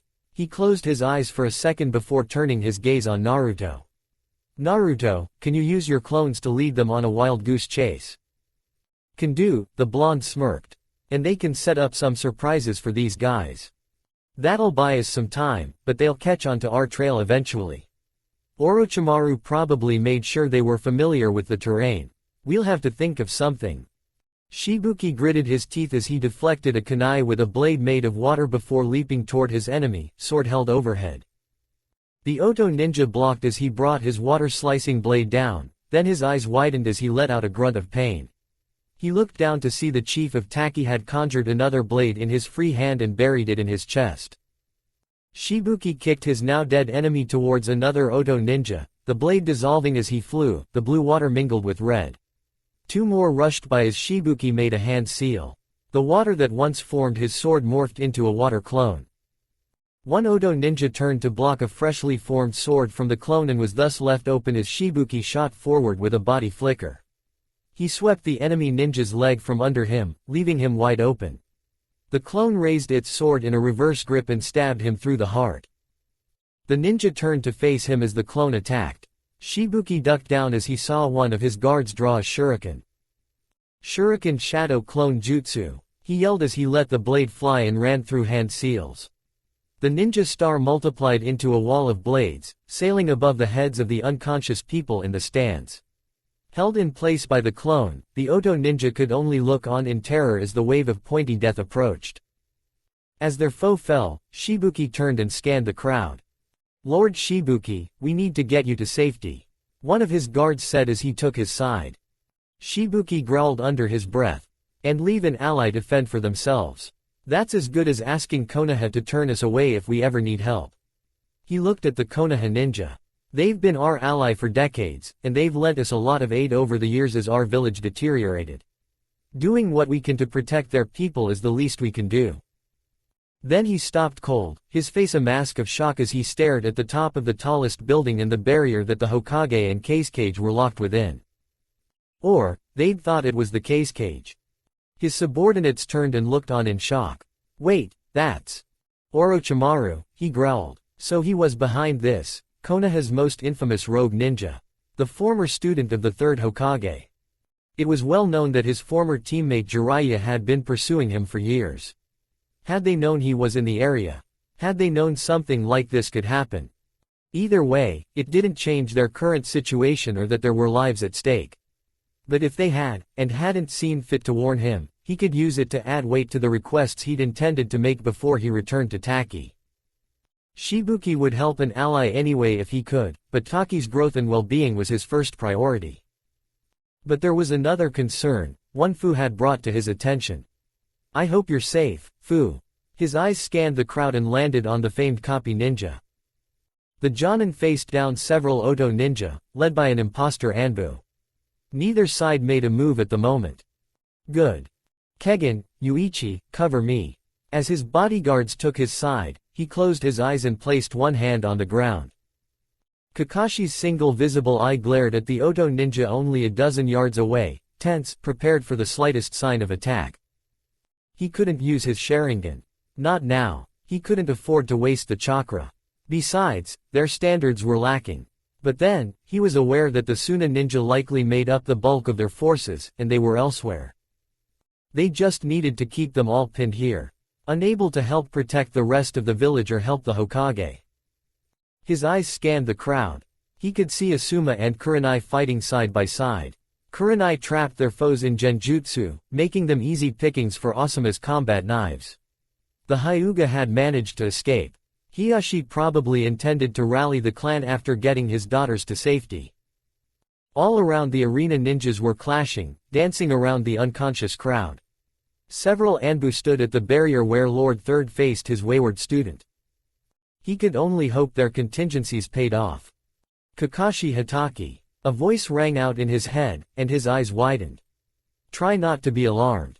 I'm Shibuki, the chief of Takigakure. I'm speaking to you through a jutsu I know called wave transmission. Don't try to send me any thoughts, it's a one-way technique." His eyes scanned the crowd, noticing the younger Taki ninja crouched down with his eyes closed and protected by his guards. He was careful not to let his eyes linger there. "Listen, 2 of your students went in pursuit of Gaara, yes? Well, I've received information concerning him. He's Sunagakure's Jinchuriki." The copy ninja had to fight to keep the shock from showing on his face. "I'm sure you suspect the same as I on what they brought him here for. They'd intended to unleash his Biju within the village while they were under attack. We're pinned down, as are you. And I don't know who might be able to reach Gaara in time. You know your village's shinobi better than I do. Try to get word to someone." Kakashi immediately had someone in mind. Now, just one problem. The copy ninja drew a kunai, raking it across his palm before letting it fly at his foes in one motion. One of them deflected the knife as they began to attack, but it had done its job. He pulled out a summoning scroll, ran his blood-soaked palm along with it, and then slammed it onto the ground. He immediately vanished in a cloud of smoke. The Oto ninja stopped as their honed senses detected the sound of cracking stone. They leapt back as Kakashi's ninja hounds burst from the ground, barking and growling at their assailants. All of which covered Kakashi as he kneeled down and spoke to a small pug in the smoke. "Pakun, I need you to get word to Asuma and Kurenai." Hinata ran through the halls of the stadium, her Byakugan blazing as she took in her surroundings in ways only those of her clan could. The pale-eyed girl's gaze swept the halls and found them empty. No sign of chakra in front of her or in her visual range. Most of the attackers who'd snuck into the village with the spectators seemed to be fighting outside. She was sure her father would order that the clan regroup at their compound before beginning to counterattack. She needed to make sure her sister was safe, and after that, her father would know best what she could do to help. The only other person she could turn to was Kurenai-sensei, and she was in the thick of the fighting. She didn't want to fight. Even if the academy had trained them to be ready to kill, that didn't make it easier to think about. But these people would kill her, her clan, and everyone in the village if they could. She'd looked for her teammates' chakras before she left. Kiba was asleep in the stands. She could count on him being ignored until the battle was over. She hoped he would be okay. Shino had vanished. She assumed he had similar ideas to her or an idea of where he could help. The only other thing she could think of, besides helping with Gaara, would be to scout things out for the civilians. She exited the arena and quickly used body flicker, keeping to the ground and alleyways. It was strange to see the village so empty. There wasn't a soul on the streets, the only noise being leaves on the wind and the distant sound of battle. It was disquieting to see her home this way. She didn't see any chakra signatures anywhere. Were the civilians already being evacuated? Had their leaders somehow known something like this could happen? She froze as she caught sight of the village wall. Were those giant snakes tearing through the wall? She shook her head. She couldn't do anything about that right now. Better to focus on her family and what she could help with. She quickly caught up to her clan, appearing beside her father. The man was carrying Hanabi in his arms. He frowned as he turned to her. "Hinata, what are you doing here?" "I wanted to make sure Hanabi was safe," Hinata replied. Then, after fighting with herself for a moment, she met her father's eyes. "And afterward, where should I go to help?" Her father stared at her hard for a few moments before he closed his eyes and responded. "From what I saw, your fighting skill is equivalent to a Chunin. You'll be fighting alongside some of our number who have achieved Jonin rank." He looked at her again. "Don't slow them down." "I won't," she answered. Ninja retreated from the wall as the massive, three-headed snake tore down the barricade. Many ninjas retreated, preparing for a counterattack as others peppered the snakes with fireballs to no avail. Suna and Oto ninja began to enter the village through the walls, while others followed behind the snake. This was a mistake. Summoning, bring down the house jutsu. Before the snakes nor the ninja beneath it could react, a giant aquamarine toad, bearing two massive swords held to its back with an orange sash, came down on them from above. It landed with enough force to make the ground shake. On top of its head stood Jiraiya, his arms crossed as he surveyed the situation from his vantage point. He and the old man had discussed what Orochimaru might be planning, but this was much worse than he'd anticipated. How'd he manage to secure Suna's aid without him knowing it? Didn't matter. Jiraiya could look into how that slipped the net later. For now, he had to focus on the task at hand. No sounds of panic. A glance back showed only empty streets. Good. The civilians were all on their way to shelter. And that meant their ninja was preparing to strike back. Many ninjas had likely died on the wall to buy them this time. Well, he might as well lead the charge. Jiraiya smirked. He could tell from the faces of the enemy ninja on the buildings below that they'd recognized him. The snakes pulled back, escaping from under the toad. They eyed it warily. "I hope the old man's okay," Jiraiya thought with a frown, briefly glancing at the arena. If our hunch was right, then he's fighting Orochimaru right now. And where's the case cage in all this? If he has to face both of them. He then huffed and chuckled. Just like him to tell me to see that the civilians were safe before helping him. The white-haired man threw an open palm at his enemies and posed dramatically. "All right, you little sprouts. Take a good look. For the crime of shattering the piece of Konoha, I, the gallant Jiraiya, will deliver your punishment." He then smirked. "I hope you're prepared." "Hold on, old man, they'd prepared for the worst, but still. Don't go dying on us." "What do I do?" Fu asked herself, more than a bit overwhelmed by all that was happening. All she could do was let Gichi lead her as the thought. It was no surprise, really. How was Fu supposed to react when the first time she ever left Taki landed her in the middle of the invasion of an allied village? She'd never even been on a real mission before. She couldn't imagine why Suna had betrayed Konoha, but there it was. There were lots of ninjas out there. Lives were at stake, but she knew already she wouldn't stand much chance against a Jonin. Where did she go? Was there anything she could do to help? What would Shibuki tell her? Her brother was probably out there, fighting on behalf of their allies right now. But if he saw her, what would he say? He'd probably tell her to go hide. He was always protective of her. A bit overly so, if she was honest. Plus, she knew how bad it might be if anyone found out the truth about her. But Gaara was a Jinchuriki. Chomei's warnings about him ran through her head. The more she thought about it, the more she was sure she knew why Suna had waited until his match to invade. Gaara had been meant to unleash his Biju inside the village. It would make sense then that he hadn't hesitated to try to use his Biju's power during the match.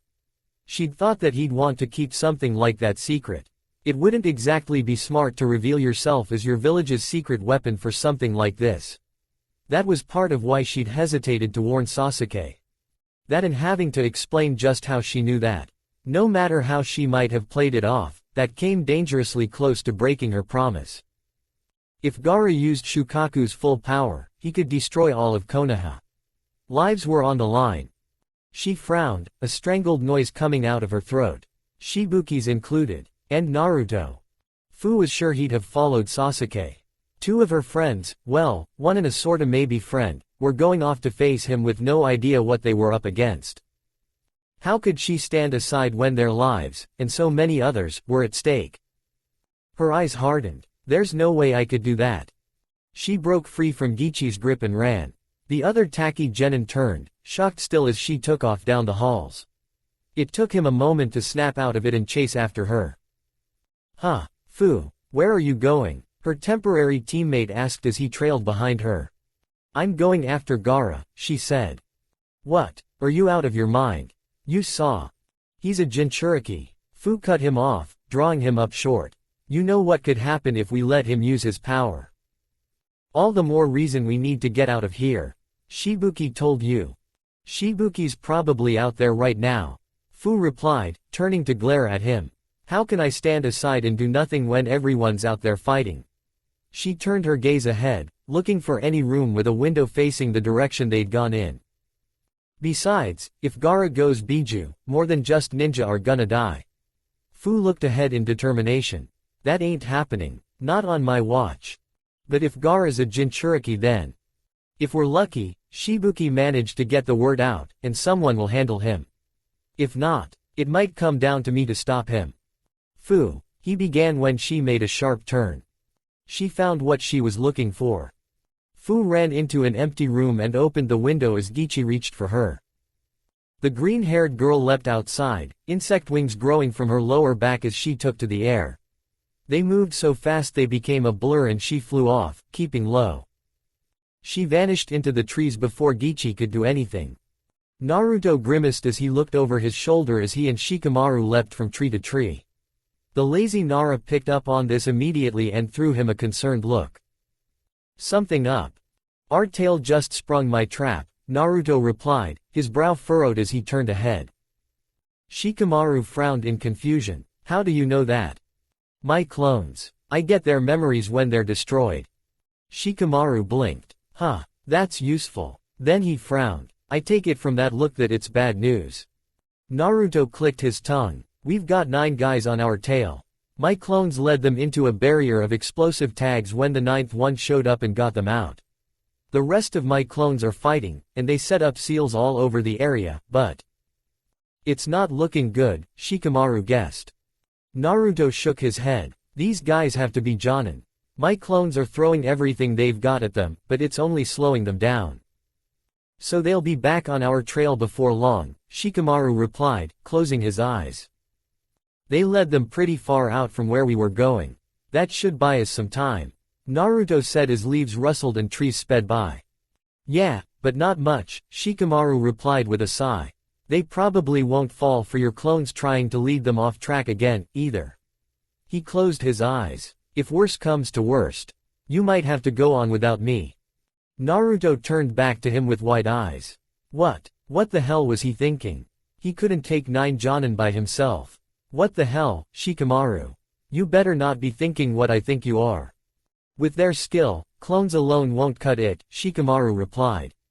But if I can find an opening and trap them with my shadow possession jutsu, I might be able to hold them down long enough for them to take them out. Naruto glared at the lazy Nara. He couldn't lie, he was drawing a blank here. But, if Shikamaru did this, there was a good chance he wouldn't come back. He knew that was a possibility, of course. What went down in the land of waves taught him that. But he wasn't about to take a risk like that if there was another option. And what if they dodge it? They must have seen your match, they know about that jutsu. Hey, I'm the one who's taking the risk here. I didn't come here planning to throw my life away, but it might be our only shot. Shikamaru replied. Besides, your clones will have my back. And if I learned anything back in the forest, it's that you're surprisingly reliable. Naruto just blinked. He gritted his teeth, feeling powerless. And then his eyes widened as a memory hit. He grinned widely. Well, looks like we're in the clear. Shikamaru frowned, looking confused. Huh, what's that supposed to mean? Don't leave me hanging here. Naruto glanced back. Asuma and Kurenai showed up. And it looks like they've got things in the bag. Shikamaru's brow shot up before he breathed a sigh of relief. Well, that's a load off our shoulders. Now we just need to worry about Gaara. Ah, right, there was still that. Yeah. Shikamaru frowned but didn't say any more. Naruto was thankful for that. He had no idea how he'd explain what he knew about Gaara if Shikamaru had asked. Not without talking about himself, since he was the only one their age who knew about Jinchuriki. Shikamaru would wonder how he knew that. And his match with Temari proved he was a lot smarter than Naruto gave him credit for. He looked ahead, his mind wandering to the other Jinchuriki. His eyes trailed down as he wondered how similar their experiences were. How much worse did Gaara have it to have turned him into that? Or did he just break under the isolation and the scorn? At that thought, Naruto's mind went to everyone who'd been there for him. Those closest to him. The old man, Kakashi, Sakura, Sasuke, Iruka, Tsuki, Iyame, and Fu. All their lives and so many more were depending on this. His eyes hardened as he looked ahead. He wouldn't let them down.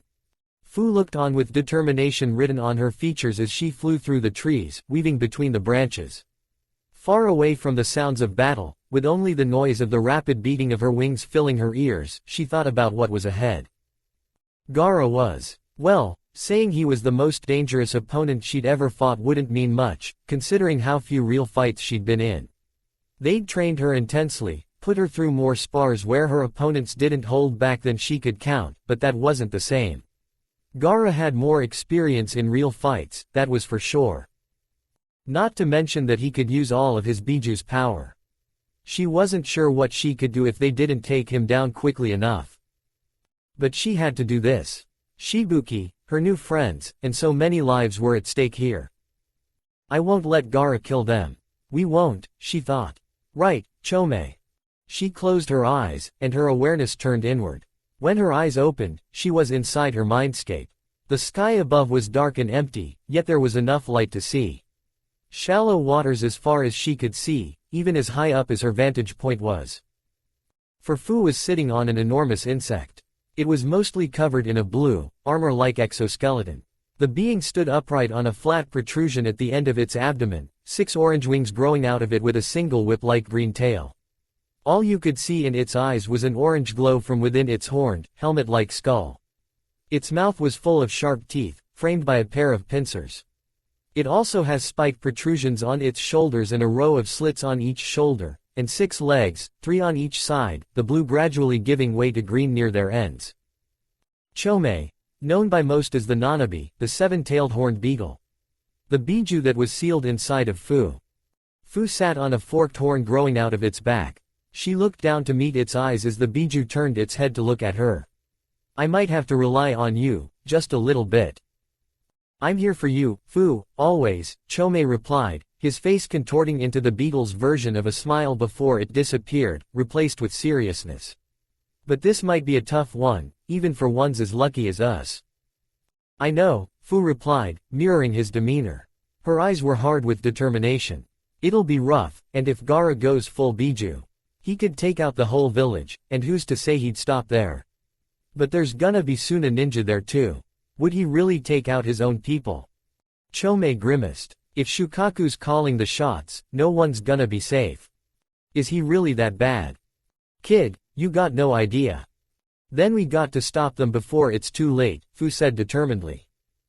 You know what that might mean though, don't you? Chome asked. Are we really going to go all out? Fu grit her teeth at that reminder. There won't be much choice if this goes too far. Even if it means breaking your word to Shibuki. Fu was silent for a few moments, part of her rebelling against the idea. She didn't want to break a promise to her brother, to betray his trust. And she knew it might cause him problems. But Fu clenched her fist, the conflict leaving her face. If keeping my word means letting people die, I'd break it 1,000 times. I won't just stand by when I can do something. There was another moment of silence before Chome responded, a tone of approval in his voice. That's why I like you, kid, you and I think exactly alike. Whatever you decide, I'm with you. I know. Fu opened her eyes, her awareness returning to reality as she sped forward. Chome would sense it the moment Gaara woke up and began drawing on Shukaku's power. She aimed to be as close as possible when that time came. Sasuke sensed his quarry up ahead and vanished in a burst of speed. He reappeared in front of them, smirking from his spot on a branch above them. They were pretty quick, and they'd gotten a head start, but it had only been a matter of time with Gaara unconscious. "Damn it," Temari cursed. "I'm not letting you get away." Kankuro grits his teeth. He glared at the Uchiha, who smirked as he looked down at him and his siblings. Things had all gone to hell, but that was no surprise. What else would you expect in war? Kankuro had his misgivings about this, just as his sister had. He wouldn't deny how he dreaded being in the middle of a war zone, and that wasn't getting into what he thought of Gaara's part in their plan. How could the Cage think that was a good idea while their people were there? But orders were orders. No matter how much Kankuro and his sister disagreed with their father, they had to obey. And, no surprise, things went wrong right off the bat. Gaara had been wounded for the first time and had gone into shock. Gaara was no use to anyone now. Without him, they might lose. Suna was declining as it was. That was the whole reason the Cage had agreed to this. If they failed, the backlash might be the end of their village. He glanced back at his siblings, a hint of nervousness in his gaze. So many concerns weighed on him, not least of which was the thought that he and Temari would be so close when Gaara unleashed Shukaku. And a bit of worry for his youngest brother, much as Gaara scared the hell out of him. He had no choice, they couldn't fail. He flung his crow puppet over his shoulder and slammed it into the branch he stood on. "Temari, take Gaara and go." "Right," his older sister said before taking off. "Guess there's no choice, I'll be your opponent," Kankuro said. Temari was smart enough to get out of dodge once Gaara woke up. He just needed to buy time until then. Sasuke frowned and drew 3 shurikens. Kankuro sent threads of chakra to his puppet. It burst from its wrapping in an instant, flying towards Sasuke, who leapt backward. Sasuke let the ninja stars fly. They cut through the air, flying past the puppet and towards its master. Kankuro leaned out of their way and unleashed a wave of needles from his puppet's mouth with a gesture as Sasuke landed and dodged to the side. He shifted his fingers as if. The Suna Genin's eyes widened as he noticed the wires beside him. He turned his head to see the stars turning back towards him. He jumped out of the way, but when he looked back at his opponent, Sasuke was gone. Kankuro cursed, scanning for his opponent before he felt a foot drive into his back. He cried out in pain as he was driven into a tree, falling onto a branch. He half-turned and saw Sasuke approach. He quickly made a hand seal as the Sharingan user closed the distance. More ninja stars came at him, meant to bind him to the tree, but Kankuro switched places with his puppet in time. The crow sliced through the wires with a bladed arm before sending more needles at Sasuke. They struck the Uchiha in the chest, only for him to burst into the smoke to reveal a log. The Suna Genin cursed in his new hiding spot. Where did he? He stiffened as his senses warned him of danger. He moved just in time to dodge an axe kick and saw Sasuke's eyes blazing red. Damn, those eyes must let him see chakra. Kankuro thought. Then. He was cut off and forced to leap to another branch as an orb of air slammed into the tree limb he'd stood on, tearing a chunk out of it large enough to fall under its weight and crash down to the forest floor. Great, he had backup. Just what they'd needed. Sure enough, Naruto and Shikamaru landed by the Uchiha's side a moment later. "Hey, Sasuke. Thought you could use a hand," the blonde said. Kankuro had no time to think about the situation as his danger sense flared again. 2 clones of Naruto appeared on either side, rushing at him. He ducked under one blow and blocked another with his forearm. Glowing chains shot forward from the real Naruto, but his puppet rescued him just in time. A hail of needles destroyed the clones, and he was able to vanish with a body flicker. Naruto clicked his tongue as his chains vanished. "I thought you'd have my back," Sasuke said with a smirk. "Took you long enough. Hey, you had a head start on us.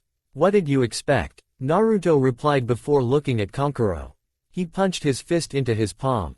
"Now, how about we deal with this guy and move on?" Sasuke was silent for a moment before he replied, I've got a better idea. How about you take over? What have you lost it? Naruto looked at him like he'd grown a second head as Kankuro's eyes narrowed. After whatever the hell Gaara pulled. Think about it. We take the time to deal with him, the trail could go cold. Sasuke interrupted the blonde, much to his frustration. He then looked ahead. It was my fight anyway. I've got a score to settle.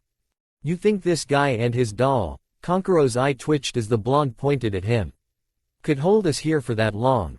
The proctor sent you after him. Even a Jonin thinks he's bad news. Yeah, he sent me. It's my mission. Then, the Uchiha smirked. I'm trusting you to handle this guy.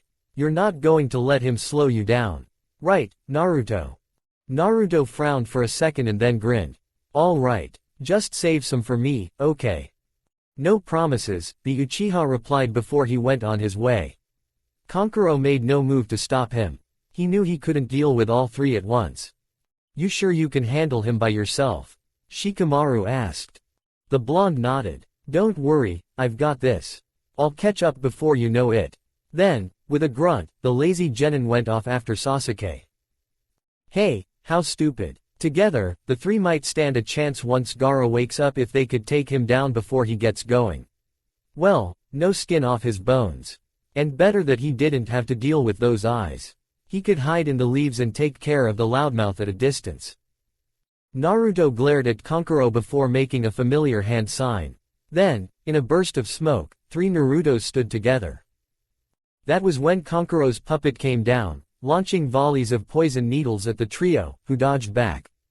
The Suna genin took the chance to make himself scarce. He silently faded into the foliage and peeked out between the leaves. He directed the puppet to fire a smoke bomb into the air. It was too far to hope for rescue, but he hoped Temari would get the message. Unfortunately, she was about to have company. Naruto sent out chains while his clones threw kunai at the crow, which weaved through the air around them. Then, finally, it neared one of the three, its hands shooting forward as daggers dripping with purple liquid extended from its wrists. Naruto batted the attack aside with a kunai. He ducked and weaved around the puppet's unnatural movements before driving his knee into it, sending it back. The blonde jumped away as he made a hand seal. That was his chance. With a flick of his fingers, Kankuro sent needles flying from the puppet at the blonde while he was still in the air. They struck true, dispersing the clone, but not before it sent a trio of whirlwinds at the puppet. They slammed into it, cracking its wooden form as Kankuro grimaced. Another clone came down at it from behind. Two more arms burst from the puppet's form, surprising it. The clone burst into smoke, but Kankuro's eyes widened when he saw what it had done. There was a kunai with an explosive seal lodged in his puppet's chest. In a blast, his puppet was ripped apart. Kankuro couldn't help the yell that escaped him. He had put so much work into studying that puppet. Rebuilding it would take so long. Naruto turned to him, ready to attack, but he'd been told the moment you were on the cusp of victory was the moment you were most vulnerable. He made one last connection to one of the intact arms of his ruined puppet and launched a bomb at Naruto. It burst into purple smoke and enveloped the blonde. He jumped out a moment later, but the damage was done. After that, he wouldn't be going anywhere. Hey, that was a close one. Too bad, kid. I might be out of luck without the crow, but if you breathe that in, you're done for. No point in hiding now. It shouldn't be long. Naruto glared at him, then grinned. And then he vanished in a burst of smoke. Kankuro looked on in shock. What? That was a clone, too. He began to look around rapidly. Where could he be? Huh. Worked like a charm. You fell for it hook, line and sinker. Naruto's voice seemed to come from around him as he kept searching. What's that supposed to mean? Use your brain, why don't you? Why would I waste time with you when you've made it obvious who the real problem is? Kankuro's eyes widened as his jaw dropped. He used the smoke to cover his escape. The brat took off before we even started fighting. This one's probably just another clone, too. Damn it. Kankuro began to move to follow after them. Even without his puppet, he wasn't helpless. He could still. I wouldn't do that if I were you, Naruto's voice stopped him. While you were busy with those three, I was putting up a seal around this place. Try to leave, and this whole area will go up in flames. You expect me to believe. Kankuro stopped as he remembered something. In his match with Neji, he'd tried to trap him in a square of seals. Shit. That's right. So sit tight, cuz you're not going anywhere. Kankuro clenched his fists. Sorry, Temari. Gaara. Sasuke leapt from tree to tree, eyes blazing crimson as he looked ahead. Temari must have seen Kankuro's smoke bomb. No doubt she'd realize what it meant. There was no telling what surprises she may have in store for them. So, what's the plan? Shikamaru asked, drawing his attention. He glanced at the Nara before returning his gaze ahead. Gaara was no joke to begin with, before we factor in whatever came out of that cocoon. Sasuke felt the other genin's gaze on him before he continued. I noticed that during your match, you made it a point to exhaust all other options before you used that lightning jutsu. Of course, it could just be that it was your trump card, but given what you were up against, I'd guess it has some drawback, doesn't it? Sasuke clicked his tongue. He'd hit the nail on the head. It costs a lot of chakras. Too much. I can only use it twice a day. He glanced back at Shikamaru and saw he'd closed his eyes. In other words, you've got one shot. He grits his teeth. Damn it. And based on the air pressure from that roar, my shadow possession may not even work. So we'd have a better chance with Naruto between those chains of his and his sealing jutsu. He smirked. That's what I would say. But knowing him, he's not too far behind. Sasuke grunted. He'd thought the same. Knowing Naruto, he'd have already gotten around Kankuro. Still, he wanted to end this on his own. It was his fight, his chance to prove how much he'd grown, how much closer he was to his goal. He frowned as he remembered what had happened during his last test. He'd fallen, and Naruto had finished the fight. The thought of Naruto finishing another fight Sasuke couldn't rankle. It would be another sign of just how far behind he was. His eyes widened as he saw movement ahead. A powerful chakra, one that wasn't Temari's or Gaara's, floating in the air, infusing the air, forming it into blades. Shikamaru, watch out. He managed to get out. Fortunately, both vanished with body flicker before winds raged and trees were sliced. Naruto looked forward with determination as he shot through the trees, moving as fast as he could to catch up to his teammates. Then his eyes widened as he felt a shift in the wind. Before he could react, he was blown off of his feet as the trees fell around them, a brief glimpse of a weasel bearing a massive scythe passing him by. As he flew back, chains burst from his back and whipped around, brushing logs aside and severing blades of wind as he flew backward and fell to the forest floor. A single chain shot out and tore through the air until it stabbed a tree. The blonde used the chain to reel himself in. Naruto was dragged through the air by the chain before it dissipated as he neared his destination. He flipped through the air and landed on his feet. He sighed, and then his eyes widened as he surveyed the damage. Whoa! There was now a massive space where there was once dense woodland. It was the size of the arena the exams had been held in. The forest floor was littered with cleanly sliced trees. Naruto took in the destruction for a moment before he glared in the direction it started in. And with that, he took off. I hope Sasuke and Shikamaru are okay. Damn, that was close, Shikamaru commented as he and Sasuke stood in a tree at the edge of the devastated area. Then, he turned to the Uchiha, who stared back in Naruto's direction. You don't think Naruto was caught in that, do you? Sasuke was silent for a moment, staring at the fallen trees before answering. If he was, he'd probably found a way out of it. Naruto's too stubborn to let something like that take him down. Shikamaru didn't respond. Sasuke looked at the deforested area for a bit longer before turning to him. Temari will have either hoped this would slow us down, or she'll stash Gaara somewhere and come back to buy time. Shikamaru finished for him. The lazy Nara closed his eyes for a moment. If it were me, I'd go with option 2. I'll go ahead. He then turned to look at Sasuke. You take a long way around. We should know soon enough if she decides to stand her ground.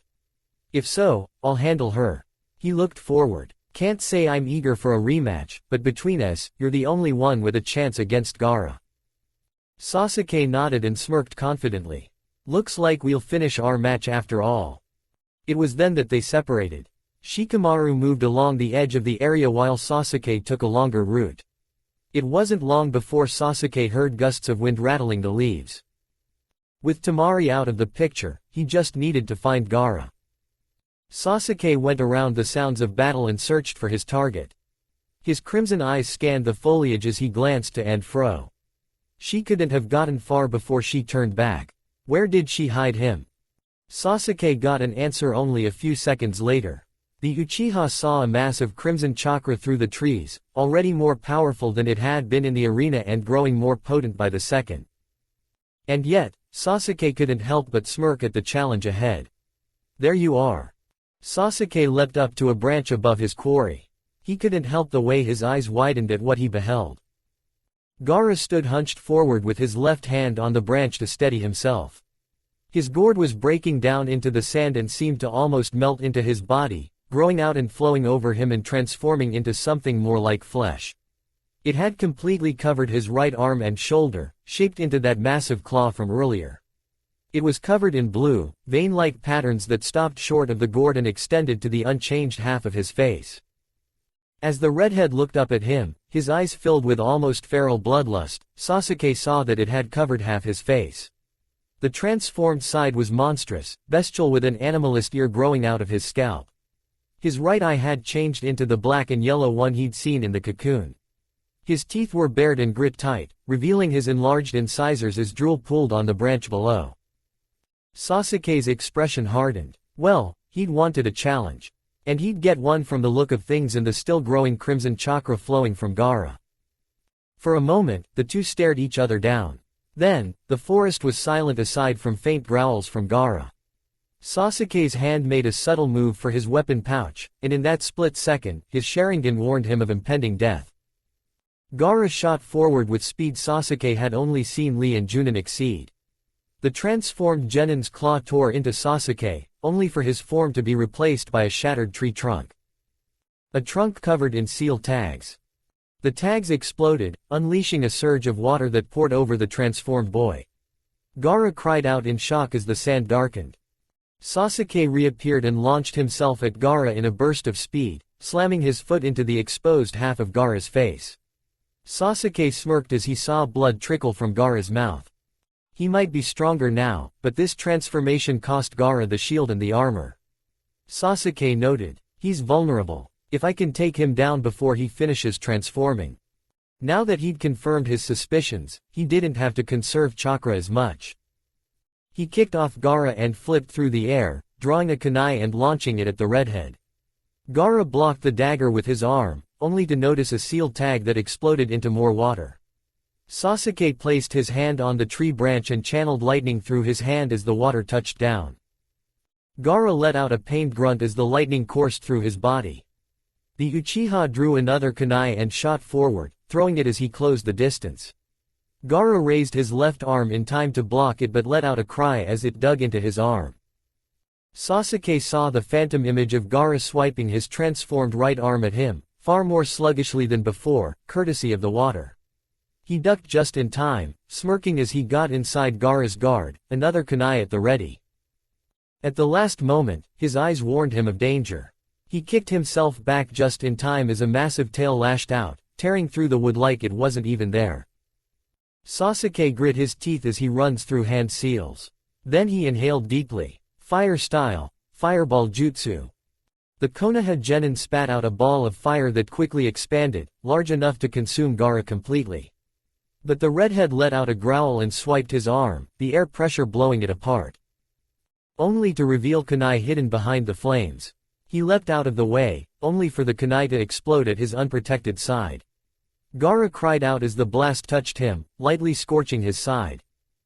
Sasuke launched himself at Gaara as he landed on his transformed hand. He drew more kunai for his next attack, then his eyes widened as he saw what Gaara would do next. With a swipe of his tail, Gaara unleashed a barrage of pellets of compressed sand. Sasuke crossed his arms over his chest and let out a cry as they slammed into his stomach, arm, and shoulder, driving him back through the air. He crashed into a tree, grunting as he fell to the branch below. He managed to fight through the pain and looked up just in time to see Gaara launch himself at him. He barely managed to dodge with a quick substitution before Gaara tore through the branch and carved a chunk out of the tree behind him. As the tree toppled down, everything above where Gaara struck collapsing under its weight, the redhead began to chuckle. A chuckle that soon grew to full-on laughter. "Yes, this is what I'd hoped for," the Suna Genin said as he looked at his singed arm. "Someone who can harm me, even now. Yes, killing you will affirm my existence." Sasuke grimaced as he hid behind a tree, a welt forming on his arm. "Damn it. And he keeps transforming. At this rate, I might have to use Chidori after all." His eyes narrowed as he took stock of the situation, watching Gaara through the tree by his chakra. "But I've only got one shot left." He could always buy time and wait for Naruto. Sasuke was sure that his teammate was on his way. Then, they'd have a better chance between the chains, his seals, and their collaborative jutsu. But there was no telling how long that would be, thanks to Temari's stunt that leveled part of the forest. Gaara might have transformed into something they couldn't handle by then. Besides, memories flashed through Sasuke's mind, waking up on the bridge and realizing that the battle was over, being powerless before Orochimaru. And the memory of a man with the same crimson eyes he had, standing over the bodies of his parents. Sasuke's eyes hardened with determination. "I want to finish this myself." If he were going to use Chidori, he'd have to be smart about it. Sasuke would only have one shot at this. He saw Gaara crouch forward, claw held over his chest, and readied himself. Gaara swept his arm and unleashed another barrage of sand bullets. The Uchiha leapt above them to dodge, and Gaara's grin widened. He launched himself at Sasuke, closing the distance instantly, and tore through him with his claw. Only for him to burst into smoke, replaced by a splintered log. Gaara growled as he landed on a branch and turned his head this way while Sasuke dropped down from above, stabbing a kunai into the bark before landing on a branch just a few yards away. He turned his head as Sasuke landed, just in time for the flash bomb Sasuke attached to the kunai behind him to go off. Gaara let out a startled cry as he shielded his eyes. Now, Sasuke ran through the hand seals and held his right hand down, grabbing at his wrist. Once again, an aura of lightning formed around his hands, the arcing bolts giving off the odd, chirp-like sounds the technique was known for.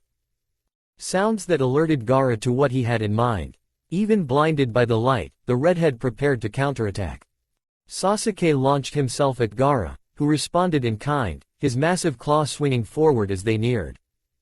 It wasn't enough. The Chidori carved through the sand and raked across Gaara's arm, drawing a cry of pain from him as blood trailed through the air, but it was enough resistance to keep him from hitting anything vital. Damn it! Sasuke immediately turned and threw a series of kunai as he trailed through the air. Gaara's tail blocked them as the Suna Genin landed and fell to his knees, clutching his arm as the sand fell away. Once more, they exploded into a dome of churning wind before Sasuke added a fireball jutsu into the mix. As Gaara disappeared into the conflagration, Sasuke crouched down, tense. He waited on bated breath, hoping that his defenses had been weakened enough for that to finish him. With an almost inhuman roar, a burst of wind erupted from Gaara. It wasn't a jutsu but rather the sheer power of his chakra. It blew away the fireball consuming him, revealing that the sand had protected him. He turned to glare at him, chuckling with a wide grin as Sasuke gritted his teeth. The sand reformed Gaara's claw and began to spread farther. It engulfed most of his torso as he turned and prepared for his next attack. He kicked himself to the side as Gaara leapt at him, backflipping onto his hands and away while his foe slammed into the branch, the redhead's claw tearing halfway through the wood. Gaara turned as Sasuke pushed himself into the air, revealing a pair of seal tags where his hands had been. Water burst from them with a hand seal, weighing Gaara down. Sasuke drew two shurikens and threw them, the light catching thin wires attached to them. The wires circled and ensnared Gaara. Sasuke coursed lighting through them, and Gaara let out a pained growl through clenched teeth while it tore through his body. Sasuke then released it and made a seal, and flame flowed along the wires, consuming Gaara. Sasuke hoped that they would do something. He cursed when he saw it didn't. Sand had wedged between what little of him was still exposed and the wire. Gaara fought the wires, grip and tore them away with a grunt of effort. The transformed genin inhaled deeply, and the Sharingan wielder's instinct screamed warnings at him. Gaara roared and unleashed a wave of wind infused with sand, the grains moving with enough force to tear off flesh.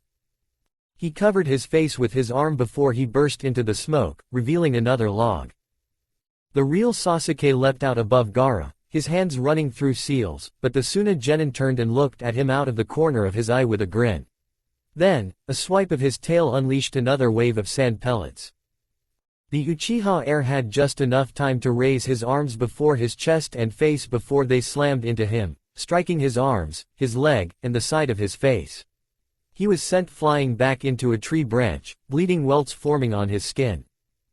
Is that all? Gaara roared, holding out his claw for one final charge.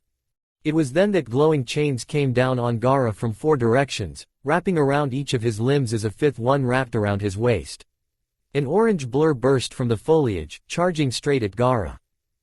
Naruto closed the distance instantly, his arm reared back with an orb of swirling chakra in his hand. Rasengan. He slammed the attack into Gaara's chest. It tore through the sand as the Suna genin cried out in pain. Then, the orb burst, sending Gaara flying as the chains vanished. Naruto landed on a branch and turned to him with a grin. Looks like I got here just in time. I knew that wouldn't be the end of you. Despite that, Sasuke was relieved to see Naruto alright after Temari dropped part of the forest on them. But a part of him couldn't help but feel frustrated. He couldn't finish it on his own. Again. Naruto's grin faded as he took stock of his teammate, who rose to his feet. Behind him, his clones wrapped Gaara in chakra chains. You alright, Sasuke? Sasuke covered one of the welts on his left arm and glared behind Naruto. Don't worry about me, this isn't over yet. Before he could respond, he heard Gaara growling behind him. Gaara had risen into a half-crouch, gritting his teeth as he strained against the chains. Naruto added his chains as the transformed genin thrashed. Even so, it wasn't enough. With a roar and a wave of crimson-hued chakra, the chains shattered. The Uzumaki shielded his face, anchoring his feet to the branch to keep from getting blown away. When it ended, Gaara fell forward and clutched at his chest. Damn, the sand took too much of the hit, Naruto observed. He took a moment to take in Gaara's transformation. The sheer power he'd unleashed and the baleful yellow on the black eye that looked back at him. Am I supposed to be able to do that? What was that attack? Gaara asked as he raised himself, the sand slowly spreading farther. It soon covered his head and torso. The coat of sand became more animalistic, forming a muzzle full of sharp teeth. The only parts of the redhead that were still exposed were his legs. Naruto clicked his tongue. This is bad. I don't think any of my seals can hold back this much chakra. I could probably weigh him down, but who knows how far this transformation will go. We'll have to take him down, but even the Rasengan couldn't get through this much sand. Sasuke, you still up for a fight? I'm running low on chakra, and he got my leg with that last attack, but don't count me out yet. The Uchiha replied. The blonde genin nodded and tensed, knowing the clones in the foliage around them were doing the same. Gaara glared at him with eyes that held nothing but hatred for everything in the world. But somehow, seeing that look and knowing where it came from made him more determined to win. The transformed genin inhaled as extra mouths opened all over his body and did the same. He then unleashed a wave of wind blasts that tore through the forest, ripping apart trees in their wake. When the dust settled, the Konoha genin were nowhere to be found. Gaara scanned his surrounding for any sign of them. Then, a moment later, he was jarred forward as a clone appeared in a body flicker, slamming its foot into his back.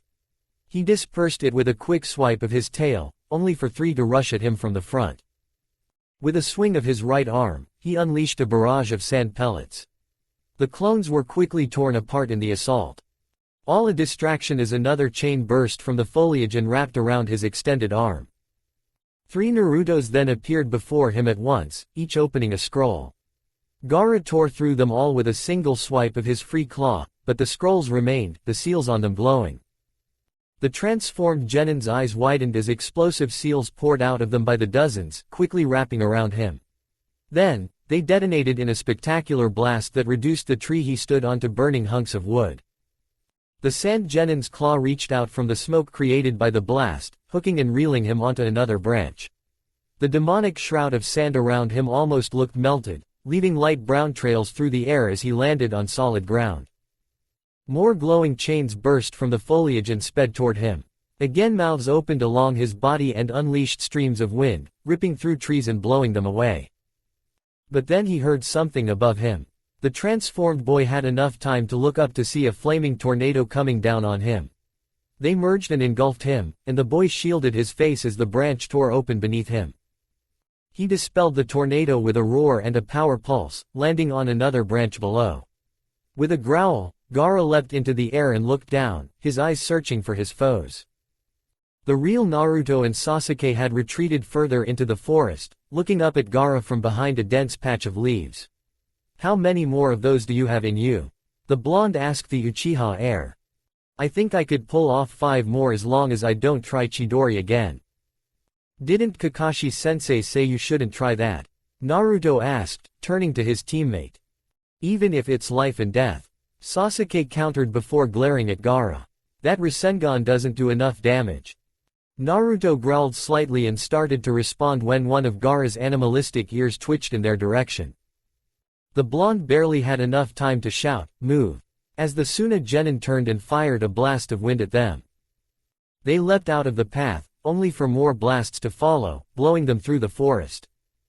Naruto covered his face and torso, feeling wind and sand tearing at him as he was driven through branch after branch. The blonde finally came to a stop when he collided with a thick tree trunk, shattering back before falling to a branch. He slowly rose to his feet as blood ran down his arms and scalp, looking over to see Sasuke do the same. He turned back just in time to see Gaara coming down on him and kicked back off the tree, running through hand seals as he flew through the air. Gaara looked up and inhaled, only for a sizzling sound to reach him. He looked down to see a sealed tag beneath him just before it exploded into a pillar of flame before the blonde used Gale Palm to add fuel to the fire. With Gaara's form hidden by the fire as the tree began to burn, Naruto quickly summoned 4 shadow clones before sending out chakra chains to wrap around the transformed redhead. The clones were prepared for a Rasengan barrage, and Naruto could only hope it would do some real damage. But, just as they raised their arms to attack, a new sound filled the air. A sound like rapidly beating wings. "There," Fu thought, a determined look in her eyes as she neared the battlefield. She ducked down before flying up at an angle to where the glowing chains ended. Fu had a brief instant to take in Gaara's transformed state before she passed him, driving her fist into the rough sand of his jaw. She then turned in midair and ran through hand seals. Hidden art. Burning spray. Chakra was kneaded into a dangerous chemical mixture in her stomach while more coated her stomach and throat. It erupted from her mouth a moment later, bursting out with explosive force and steaming as it came in contact with the air. It doused Gaara's sand, clear and oily as sand sloughed off, giving Gaara's transformed state a melted look. And after a few seconds, he began to scream. As Gaara cried in pain and thrashed about, Naruto's clones made their move. They shot forward, each yelling in the effort as they slammed glowing orbs into the Suna Genin. Gaara was silenced as they dug into his sand-covered body before they exploded and launched him out of sight while the burning tree fell, embers scattering through the air. "Thanks for the help with that jutsu, Chome," Fu thought to the Biju sealed within her, smiling as she observed her handiwork. "Don't mention it, lending a wing was the least I could do," Chome's voice echoed from within her mind. "But don't let yourself get distracted, it'll take more than that to take him down." Fu, the Naruto she assumed was the real one, called out, looking at her in shock. "What are you doing here? Wait, you can fly." "Yep, it's awesome, right?" Fu asked with a wide smile. She loved flying, the views she saw were amazing. The looks Shibuki would give her if he found out she spread her wings just for fun, not so much. She flew over to him and landed on the branch he was on. "I wasn't about to let you guys fight him alone." Her gaze hardened as she looked in the direction Gaara had disappeared in. "Trust me, I know how dangerous he is." Naruto looked at her with a frown, but before he could say anything, Sasuke spoke up. "Is this what you were hiding when we fought?" "Ah, yes," Fu said quickly. "It's my." Her mind raced for an explanation. "Kekkei Genkai," came Chome's words. Kekkei Genkei, Fu parroted. I was supposed to keep it a secret, so don't tell anyone, okay? Naruto and Sasuke seemed skeptical, but Gaara's roars drew their minds back to the battle. Sasuke, Naruto began, glaring at the sound. Without pushing it, how many fireballs do you have left in you? 1 or 2, the Uchiha replied with gritted teeth. Fu, listen, Naruto said, getting her attention. If you see me use divine down current, that whirlwind jutsu, could you throw your powder technique into the mix? The mint-haired girl nodded with a serious look. Can do. Get back, Sasuke called out. The 3 genin scattered, following the Uchiha's lead and ducking behind the trees as a wind blast came from Gaara's direction. Fu could see sand flowing along the branches and broken bits of trees flying through the air as the attack passed. Shukaku infuses sand in all of his wind attacks. It can tear flesh from bone, so don't get caught in it. Chome warned. Got it. Thanks for the warning, Fu sent her thoughts to him. As the attack let up, Naruto landed beside her. He reached into his pouch and pulled out some seals. Can you mix these into one of those web clones? Fu blinked, then smiled and nodded as she saw what he was thinking. Naruto was good at coming up with stuff on the fly. Good idea, she said as she took them. The sound of tearing branches interrupted any further talk as Naruto turned back. Looks like he went after Sasuke. Let's go. He then took off as Fu ran through hand seals. Web clone jutsu. The Taki Kunoichi thrust her hands forward, and silk-like threads burst from her hands. The seal tags were taken along as they formed into her rough shape, then shifted into a perfect copy of her. The 3 then scattered, taking off in different directions as Fu headed straight for the sounds of battle. She arrived just in time to see Sasuke jump to a higher branch to avoid an attack from Gaara.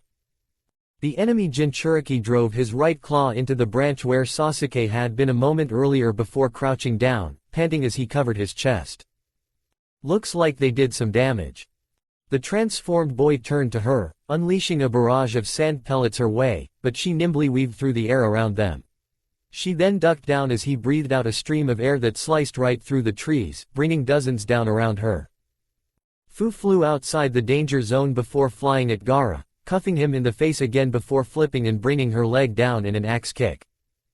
Gaara caught the blow with his arm, her foot sinking into the sand. He gave a nasty grin before his claw tore into her, only for her to burst into webs. What? Gaara growled as he was covered in webs. Then, the seals mixed into them began to glow, covering him with glowing symbols and constricting him. What is? Naruto then ran through hand seals. Wind style, divine wind. 5 tornadoes formed around him and flew toward Gaara. Seeing what he had in mind, Fu flew up and made a seal before clapping her hands and inhaling deeply. Hidden art, scale powder. The mint-haired Jinchuriki breathed out as much powder as she could. It was immediately sucked into the tornadoes, forming a massive, glittering silver whirlwind around Gaara. Then Sasuke added his attack into the mix, a small fireball to conserve charka. The results were spectacular. The tornado erupted into a massive explosion. Fu had to shield her face as she pulled back from the blast. A glance down showed her the 2 boys had also leapt back to a safer distance. Before, they were well over a dozen ruined, burning trees, the tops splintered into numerous sharp remnants and charred. There was no sign of Gaara as they scanned their surroundings. Beneath you, Chome warned her, just in time for her to look down to see dozens of wide wind blasts coming her way. She could dodge 5 of them, but the final one caught her and sent her flying into the air with a cry. It dispersed, leaving her to fall as blood trailed down her lip.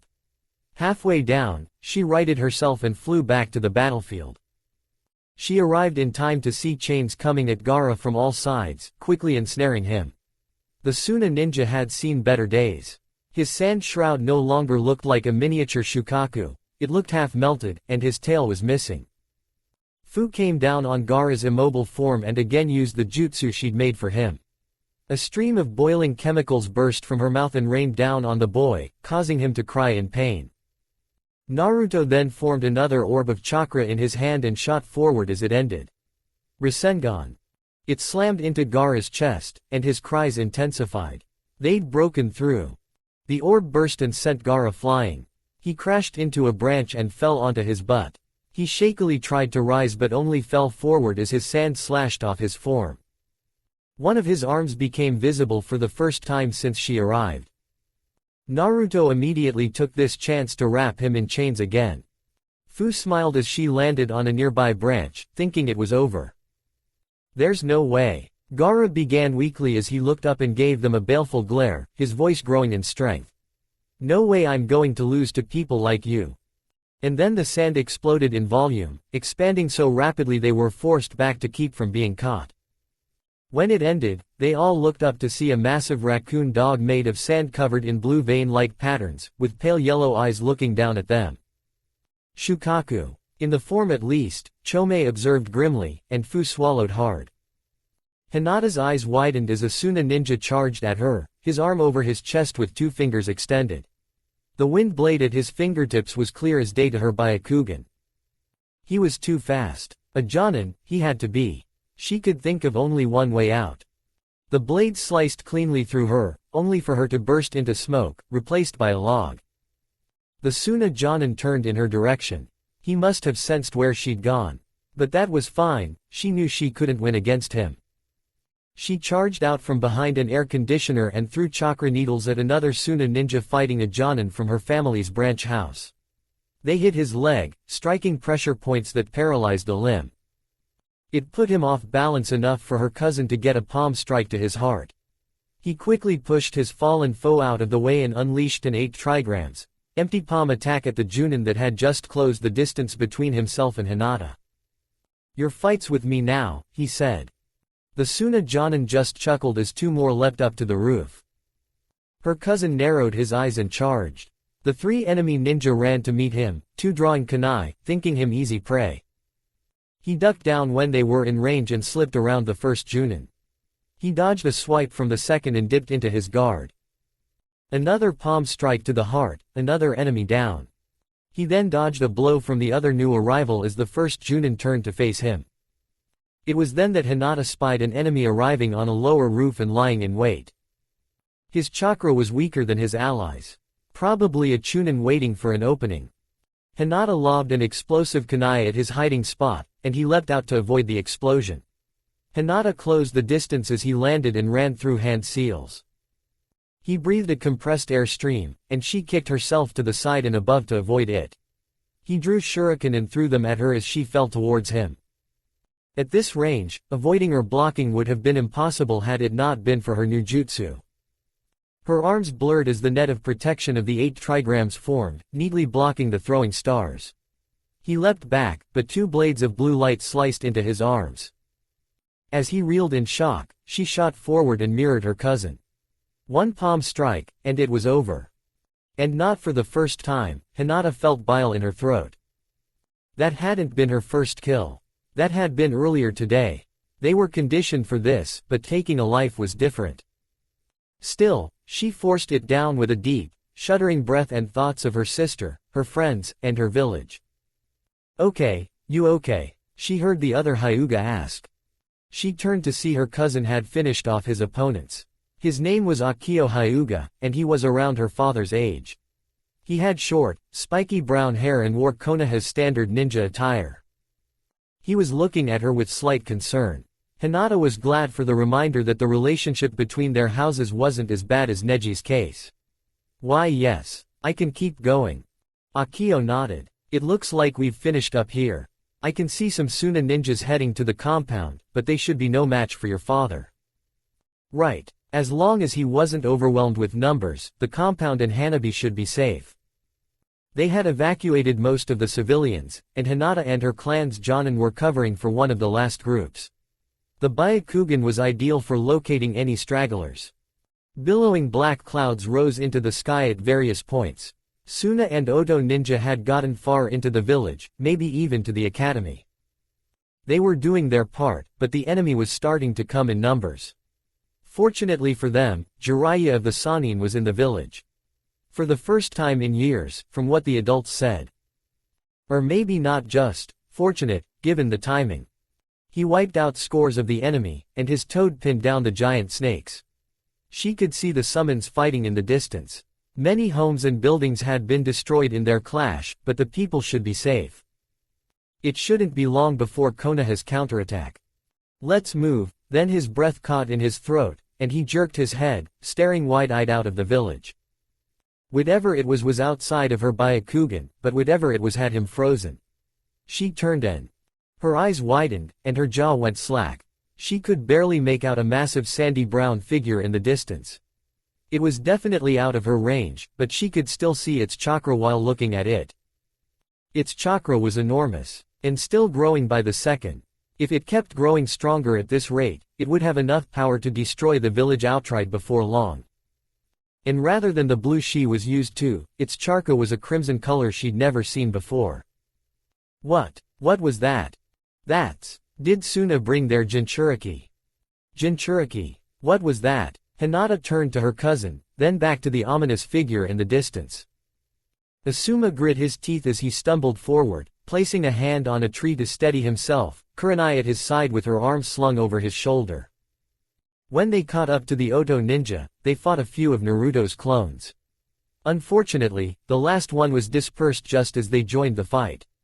But, with his speed and a genjutsu from Kurenai, the battle hadn't lasted long. But, things took a turn. The last Oto Jonin used some soundwave jutsu to screw with their equilibrium. It hadn't saved him, but it had kept them from following through with their mission. Now they were moving through the forest at a snail's pace, hoping they'd recover in time to help. Do you think the kids are all right? Kurenai asked. Asuma closed his eyes, worried about Shikamaru. They managed to get this lot off their trail, and you saw how they stack up to the Suna team. They should be able to handle most of what's up ahead. Kurenai nodded. You're right, they should be fine as long as. And that was when what had to be Suna's Biju manifested in the distance. Asuma glared grimly, concern about Shikamaru and the other genin growing as images from that night flashed before his eyes. He felt Kurenai tense and tighten her grip on him. That doesn't happen, he finished for her. Kakashi ducked under a slash from an Oto Jonin, driving his fist into his chest. He bent forward, leaving himself open to a jab to the throat. He grabbed the Jonin behind the head and switched places with him, jabbing a kunai into his heart from behind as he passed before kicking the body into another Jonin. In one smooth motion, the copy ninja drew shuriken and threw them, two lodged into the head of the Jonin he'd just sent reeling with the body of his comrade. He didn't even need his Sharingan, which was good. He needed to conserve chakra. There was no telling how long this would drag on. He was worried about his students, but at least Sakura was safe. Guy would make sure of that. Then, he froze, looking into the forest as an enormous sandy brown figure rose in the distance. Damn it, I hope Naruto and Sasuke are alright. He glared. Even at this distance, a Biju could destroy Konoha. I'll have to hope those kids, Asuma and Kurenai, can handle this. I don't think anyone can make it there in time. Inside Konoha's shelter, Karen sat on the floor with her back to the wall, her eyes wide as she hugged herself. There was a Jonin nearby, watching over her. They hadn't been completely done with her evaluation yet, but they were close enough that they felt comfortable bringing her here, albeit with a guard. She could feel the battle going on outside. Unfortunately, her senses weren't accurate enough to get a good idea of what was going on besides the fact that people were dying, but it brought back terrible memories. It was her home village all over again. And in the distance, she could feel it, an enormous chakra signature as cold as ice. The only other one as cold as the one currently fighting the Hokage. Those three were so much stronger than others that they stood out to her like beacons. But there were others she could identify because of how few there were in that area. Her cousin Naruto, Sasuke, and another chakra, one that was huge and warm like the blondes, were fighting the massive, freezing presence that almost drowned theirs out. Naruto. She couldn't say she knew him that well, but she wanted to. She'd forever be grateful for his help. She owed him and Konoha more than she could ever hope to repay, and she hoped that one day, they could be family. And Sasuke. She felt gratitude towards him too. And that other chakra signature, from what she felt, they had to be around their age. All fighting to protect the village against whatever that was. Please be safe. Naruto stared up at the Biju towering over him, eyes wide and mouth hung open.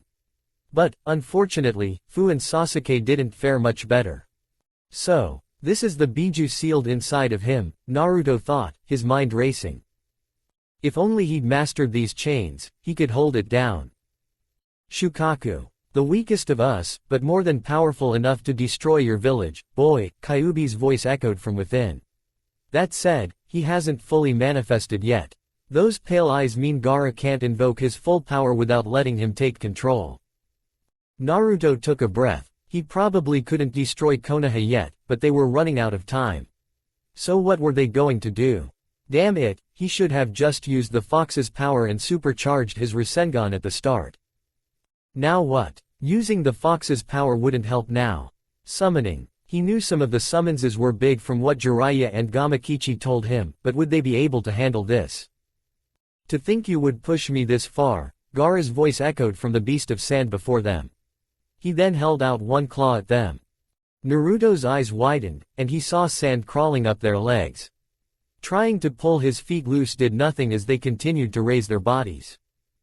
Guess I have no choice, Fu said, drawing his attention. He looked at her, perplexed, as she looked at him pleadingly. Try not to think differently about me, okay? The sand was halfway up their bodies now. Wah! Before he could continue, an explosion of chakra briefly blocked his vision and blew the sand away. Crimson chakra. He felt something grab and pull him so fast that everything around him blurred. He was then put down on a branch. When he looked up, he saw Fu on all fours before him and Sasuke, now a fair distance away from Shukaku, and could only stare blankly at what he saw. The girl was covered in crimson chakra that formed a strange, animalistic horned shroud around her body. One long tail extended from the back, with two wings growing from the shroud's hips alongside it, her other wings nowhere to be seen. Her fingers had grown into claws, her canines had extended into fangs, and her eyes had become solid orange orbs, no whites to be seen. She looked at him and his teammate worriedly as she sat in front of them before turning to look at Shukaku. Oh. That was why. He could never figure out why someone as outgoing and friendly as Fu would be shunned by the rest of her village. What could have happened that could have caused her to be treated? Well, like him. It was because she's a Jinchuriki too. Chome. He heard the fox rumble from within. Hey, so the naive Beetle's host was here too. What? He heard Gaara's voice from his Biju, probably as surprised as he was. Fu then flew towards Gaara. Tendrils of sand reached for her, but the mint-haired girl spun so quickly that she became like a crimson cyclone, tearing through the sand before ripping into Shukaku's body. She drilled holes through the massive form as she burst out and dove back in. Naruto snapped out of his stupor and rose to his feet. There was no way he was letting her fight alone. Besides, she must be worried about how he thought about her. That chakra, Sasuke observed, staring in disbelief as Gaara tried to swat Fu like a gnat, but she proved too fast for him to catch. What kind of battle is this? Naruto couldn't blame him. There wasn't much he could do at this point. The same would go for him if it weren't for the jutsu Jiraiya taught him. Sasuke then turned to him. Naruto. The blonde brought his hand to his mouth and bit into his thumb hard to draw blood. Sasuke, get somewhere safe, okay? What? Sasuke responded. And what are you? He was cut off as Naruto called upon all the chakra he could.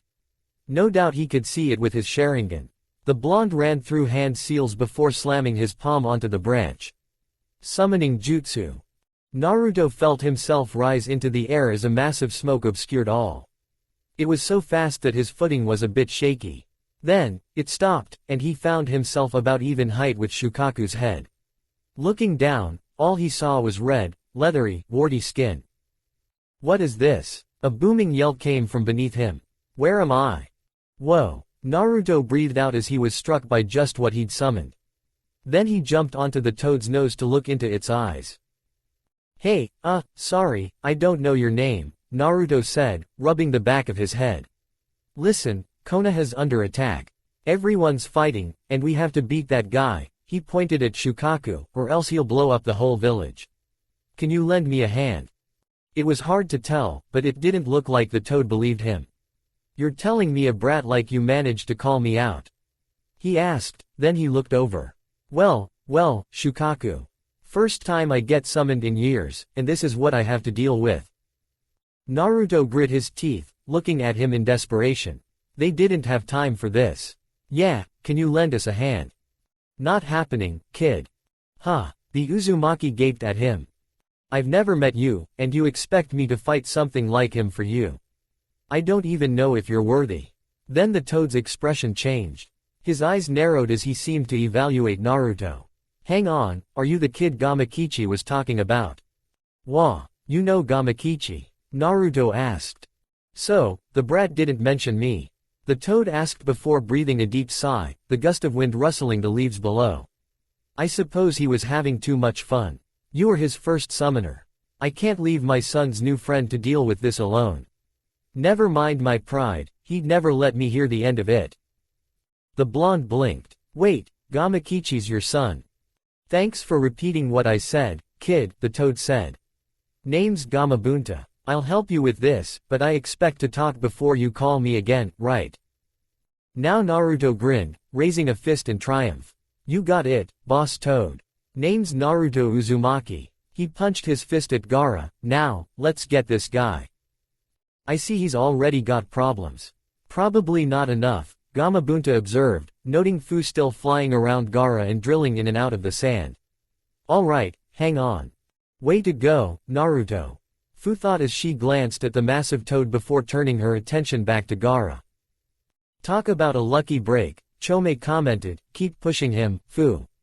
If I'm right, he'll have to reveal his real body to go further.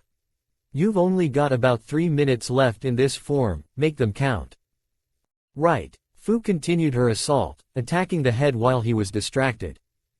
The holes she dug into Shukaku's form closed up quickly. But that was to be expected. Chome said due to Shukaku's body being made of sand, Gaara's body was the only vulnerable spot.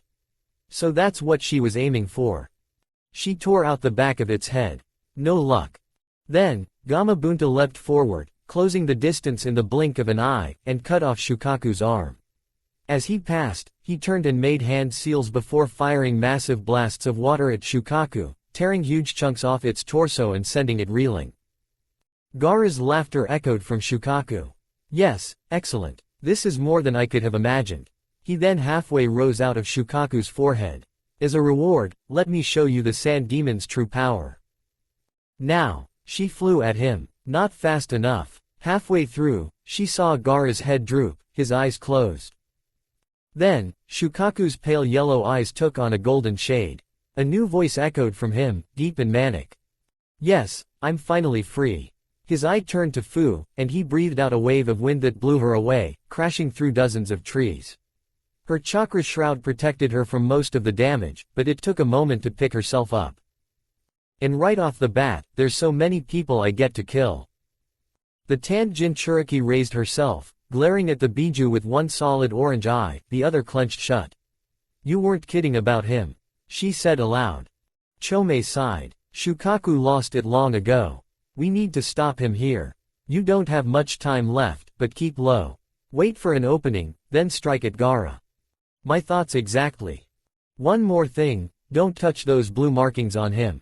Chome warned. When Gaara was in control, they were just for show, but Shukaku can place a cursed seal on anyone who touches them. Got it. Fu flew off, keeping below the treeline and waiting for her chance. Fu, Naruto yelled as she got blown away. Relax, that shroud of chakra will keep her safe, Gamabunta said, tensing and getting ready to leap. Focus on the enemy. Now, where'd that little fly go? Shukaku asked before turning to Gamabunta. Oh well, guess I'll just start with you. This guy's nuts, Naruto thought aloud. Still acting like a loud drunkard, I see. The fox noted, sounding mildly annoyed. Boy, if you want to save your village, you'd best wake the sand brat up before Shukaku decides to get serious. Naruto grits his teeth. That did sound like a good idea, but... He looked back. Gamabunta, can you get in close so I can get on his head? Aiming to wake the brat up, huh? The toad guessed. Shukaku began his attack, inhaling so deeply that his stomach swelled. He then pounded his stomach and sent out massive wind blasts. Gamabunta put his powerful legs to use, hopping from spot to dodge the assault. A good plan, but easier said than done. I can't exactly grab onto him, and if you don't take him out immediately, you'll be surrounded by sand. I can handle that, Naruto replied. He could blow the sand away with the Kyuubi's power if it came to it. But they needed to wake Gaara up now. Gamabunta then leapt into the air to dodge another blast of air, turning in midair and making hand seals. Finally, the toad countered Shukaku's wind bullets with water blasts of his own. The clash sent water high into the air. It fell like rain, as the eye could see. And it was then that Fu made her move. This is it, Fu thought as Shukaku's head turned skyward. She shot out from the treeline beneath the Biju and made a beeline for his head as he aimed at the toad. Hurry, you're almost out of time, Chomei warned. Wah! Shukaku cried as he noticed them. Too late, Fu was too close for him to counter. Sand rose to defend Gaara's unconscious body but failed against Fu's chakra shroud. The mint-haired girl rammed a chakra-clad claw into Gaara's stomach, causing him to cough up blood as his eyes shot open. And then the chakra shroud faded. Damn it, I'm out of time. She brought her bare fist up, but more sand rose to defend Gaara, forcing her back. You've gotta be kidding. Give me a break, I just got here. Shukaku cried before the Biju's eyes shifted back to pale yellow. Gaara coughed and glared at Fu as the shield of sand around him fell. You. He pointed a palm at her, and sand began to rise over her feet. Fu grimaced as her mind raced, looking for a way out. Get me close, now. Naruto yelled, realizing the danger Fu was in. You don't have to tell me twice. He closed the distance between them instantly, ramming into the sand beast. Gaara was surrounded by sand. He needed to end this in one move. And for that, he'd need more power.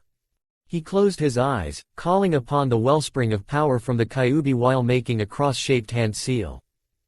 Gaara growled as Shukaku's body shook as the toad rammed into him. Then, chains wrapped around the whole Biju, and Fu's eyes widened. Naruto's chains were glowing red. Her mind blanked out as she and Gaara turned as Naruto and a single clone jumped into the air. An aura of crimson chakra surrounded the blonde. His hands turned into claws, his teeth fanged, and his vibrant blue eyes were crimson and slit like a fox's. Fu gaped in disbelief. That was Naruto, you're. Before she could say anything else, a red chain wrapped around her torso and yanked her out of the sand. As his clone pulled Fu to safety, it grabbed Naruto with both arms and prepared to throw him. All the while, Naruto formed a Rasengan in his hand. This one was twice the size of the earlier ones, dyed purple with a red glow by the Kyuubi's power. As Gaara raised an expanding wall of sand in front of him, the clone threw Naruto. He flew too fast for the tendrils of sand to reach him. And this time, when his Rasengan slammed into Gaara's sand, it tore right through it. The sand scattered to reveal Gaara trying to retreat into Shukaku's form. Too slowly. The orb slammed into his chest, and he cried out as cracks spread across his form. He'd conjured the armor of sand in a last bid to save himself. It was no use. The power of the Rasengan was so great that wind erupted from the point of impact. For a few seconds, they were locked there as Gaara screamed. Then the Rasengan exploded, and Gaara was sent flying through Shukaku's body and into the forest below, tearing away a huge chunk of its neck and head. And then Shukaku's body collapsed, breaking into sand and vanishing into the forest below.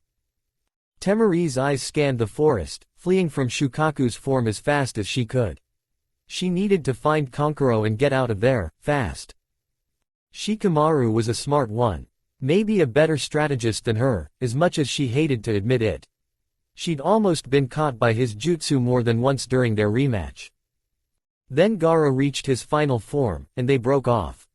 Worried as she was about Gaara, she knew it was too dangerous to be nearby when he was like that. And what had happened to Kankuro? Temari. She heard up ahead, and her worries calmed a bit. That was Kankuro, and he didn't sound hurt. But how did they get past him, then? She smiled when he came in sight. He looked all right, not even drenched as she'd been when the blasts of wind and water clashed. Who the hell had summoned a toad the size of Shukaku? Ka. Stop, he yelled while she was still many yards away, panicked. Temari landed on the next branch and stood up, looking worriedly. What is it, and why are you just standing there? Kankuro rubbed the side of his head, looking more frustrated than she'd ever seen him. That blonde brat has me trapped with a sealing jutsu. I can't go too far or else. Ah, that was why Kankuro hadn't stopped them. She began to look around. Do you know what he used? It's probably something like what he tried on that Neji kid, her brother answered. There was a crash. A glance behind her revealed the toad had rammed into the demon of the sand. Hurry, we need to get out of here. I know, she answered frantically, leaping back and scanning the area. It took her a bit, but she soon struck gold, a seal tag hidden on a tree trunk facing away from her brother's prison. She whipped out her fan as she turned, sending out a wind blade at the paper tag as she began the journey back to Kankuro in one fluid motion. She soon found him right where she'd left him. Okay, it should be safe now. He quickly joined her, breathing a sigh of relief when nothing happened. Thanks for the save. I came as far this way as I dared. Couldn't let you get caught in it too. Tamari nodded. Don't mention it. Now, we need to. Kankuro stumbled back. Tamari. The puppet master stammered, looking behind her with wide eyes.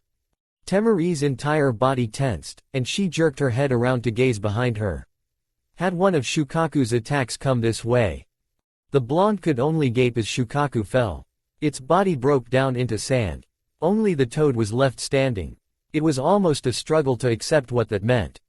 Gaara lost. That meant a lot of things. The attack was almost definitely a failure. Lots of people on both sides had died for nothing. Suna would almost certainly face some repercussions for its part in this. But all that came second to her main concern at this moment. Gaara. How? He'd never even been hurt before today. How badly would they have had to hurt him to force him out of that form? Was he all right? He was still alive, right? She glanced back at Kankuro, who met her gaze. They nodded at each other, clearly on the same page. They both took off at top speed, returning to where Shukaku once stood. Where's the crow? The fan user asked. They might be heading into another fight. Her middle brother clicked his tongue. The brat destroyed it. Suicide bombing clone. It'll take forever to rebuild. Damn. Well, she and Kankuro would have to make do without it. No more words were shared between them as they went to find their brother. Naruto was falling, the sand beneath his feet giving way as the biju of sand crumbled away. He turned his head, looking back at Fu as the clone that rescued her dispelled, and she joined him in freefall. He quickly noticed she wasn't calling out her wings. He remembered how her chakra cloak had had those same wings and quickly deduced she must have overdone it with Chome's power. That's what the fox called it, right? With the Kyuubi's power still coursing through him, he could easily have caught her and planned on it. He didn't need to, as Gamabunta held a leathery hand out for them. They both landed on their hands and knees, and Naruto took a few deep breaths as the adrenaline faded from his system. He released his hold on the fox's power and felt it drain from him as he returned to his regular, blue-eyed self. He swayed briefly as the exhaustion hit. He'd used most of his chakra in the summoning, and now he felt it. He shook it off and stood, running over to Fu and kneeling beside her. Fu, are you alright? The mint-haired Kunoichi picked herself up into a sitting position. Yeah, I'm okay. But I won't be able to spread my wings for a while. She answered. The Taki Kunoichi then looked at him, many emotions visible on her face. The blonde could see sympathy there, sadness, hope, all written on her tanned features. And he was sure he was looking at her the same way. So, you too, huh? She asked. He didn't need to ask what she was talking about. He nodded. Fu looked down. You know, hanging around Konoha with you was some of the most fun I've ever had. But sometimes, I thought I saw people looking at us. Like how they look at me back in Taki. Naruto winced at that, knowing what she was talking about. It had gotten a lot better since he became a genin, but I thought it was just my mind playing tricks on me, she continued, then looked at him in commiseration. But it wasn't, was it?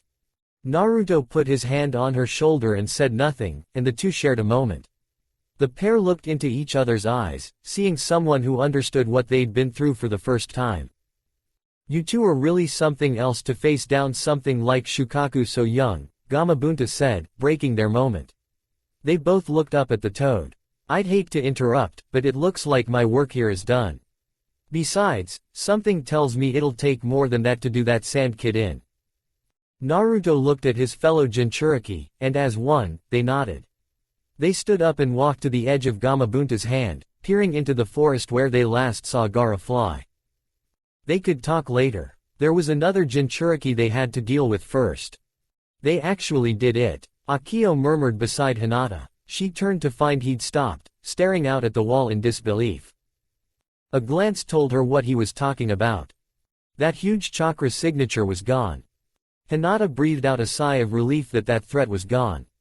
There weren't any enemies nearby at the moment. So, she ventured to ask, what? What was that? What happened out there? Akio closed his eyes and was silent for a moment. She could pick up minor shifts in his expression as he thought about what to say. It was Naruto, he answered, and Hinata felt her jaw drop. Naruto, Sasuke, and that girl who fought him in the exams, Fu.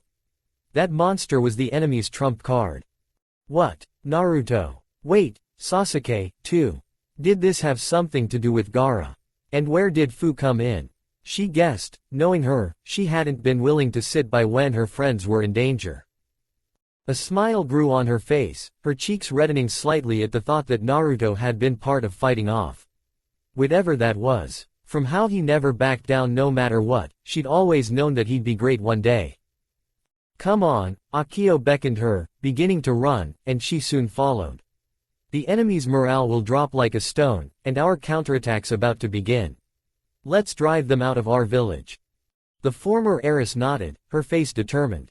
Naruto had done his part to protect the village, she would, too. Kakashi ducked down under a swipe from another Oto Jonin, aiming a kick square at his chin in the same motion. The blow sent the man a few inches into the air, and the famed Konoha ninja finished him with one slash of a kunai knife. He stood, holding his kunai in a reverse grip as he looked down on the leaders of this force, a fake Anbu, and the Suna Genin sensei. He glared at them, waiting for them or another enemy to make a move. Then, his eyes widened as he noticed something missing in the distance. He smiled grimly. Well, looks like things are turning around. The Suna Jonin, Baki, frowned. He glanced at his ally to ensure he'd keep an eye on Kakashi, then looked behind him. He took a step forward. Wah! It can't be. That's impossible. The imposter Anbu turned to him, then glanced back and cursed. It was quiet, but the voice was familiar to him. The Ikibi was gone, and in its place stood a very familiar toad. Naruto. Pride for his students welled up inside him, with bittersweet memories of the blonde's father the last time he summoned that toad. They weren't the only ones who noticed. There was a brief lull in the fighting as relief flooded the Konoha ninja, and their foes realized they'd lost their ace in the hole. So, if I'm guessing right, you were counting on the Biju to cause havoc and cripple our defenses, Kakashi began, his voice calm, almost conversational. They may have looked away, but attacking two Jonins of their skill head-on alone would still be foolhardy. Baki was at least as strong as Asuma, and the imposter was an unknown. I'd bet anything Orochimaru taught you about Konoha's protocol. If so, you know what's about to happen. Until now, the masked man had been pretty relaxed. It was hard to tell with the mask and hooded cloak, but he could detect a slight tension within the imposter. He knew. Konoha would soon launch its counterattack. The man glanced at the barrier that stood where the cage once sat. That's right. If anyone could turn things around in the enemy's favor, it was Orochimaru. There was only one other person in Konoha besides the third Hokage who could face him and hope to survive, never mind winning the battle. We're counting on you, Lord Third. Pain. A few weeks ago, it would have almost been a foreign concept to Gaara. It permeated his body, circulating through it like his own blood. Sand had cushioned his fall, that and his armor had saved his life, but only just. The long battle, and especially that final blow, had taken its toll. The myriad of bruises covering Gaara's body was proof enough of that. He couldn't remember the last time he felt so weak. Even the sand around him, now little more than motes of earth, seemed to move around sluggishly, practically feebly. There was no denying it, he'd been defeated. He lived to kill. It was what he'd been born to do. It was all that was left for him. And yet those two fools, who relied on others, had beaten him. Even in his crazed state, he'd known what he'd seen, what they were. They were like him, they had demons sealed within them too. That malevolent chakra they had wielded left no question about it. So, what made them different? The pair landed not too far away as he thought of them, unsteadily walking toward him. The pair stopped a few feet away, and his eyes met theirs. He half expected to see hate and disgust, and while that was partially true for the boy's eyes, the girl's eyes seemed brimming with. What was that? Sorrow. Pity. The sand shifted around him, but it was still sluggish, and he doubted it would be able to defend him. Are you here to kill me? Gaara asked. Though it seemed stupid, he could already guess the answer. Naruto said nothing, continuing to stare, but Fu spoke up. No, we aren't. Or not. Why not? He asked. Am I not your enemy? Did I not try to kill you? It was an honest question. They were ninjas, after all. Gaara wouldn't have had even a second thought if their positions were reversed. You did, Naruto said, his eyes still harder than Fu's. So why? Because we know how you feel, Fu stated. She seemed almost on the verge of tears. Gaara felt some anger well in him despite the exhaustion. Know how I feel? You think you know me? Through gritted teeth, he managed to roll over onto his side and then slowly rose into a sitting position. What do you think you know about what I've been through, about the pain I've known? You've felt alone for a long time, haven't you? Fu asked. Like a pain. In your heart. That aching. She slightly motioned to Naruto. He and I, we know that pain. You're Jinchuriki, Gaara said, his breathing shallow, his voice coming out in huffs. Like me. They nodded. Gaara spat, some blood mixed in with his saliva. You think that makes us the same? You think you've been through what I've been through? He closed his eyes. You know nothing about me. So, tell us then, Naruto said. Gaara eyed him momentarily, then started speaking without knowing why. Since the day I was born. Since my father, the cage, sealed Shukaku inside me while I was still in the womb, I have been a weapon, a killer.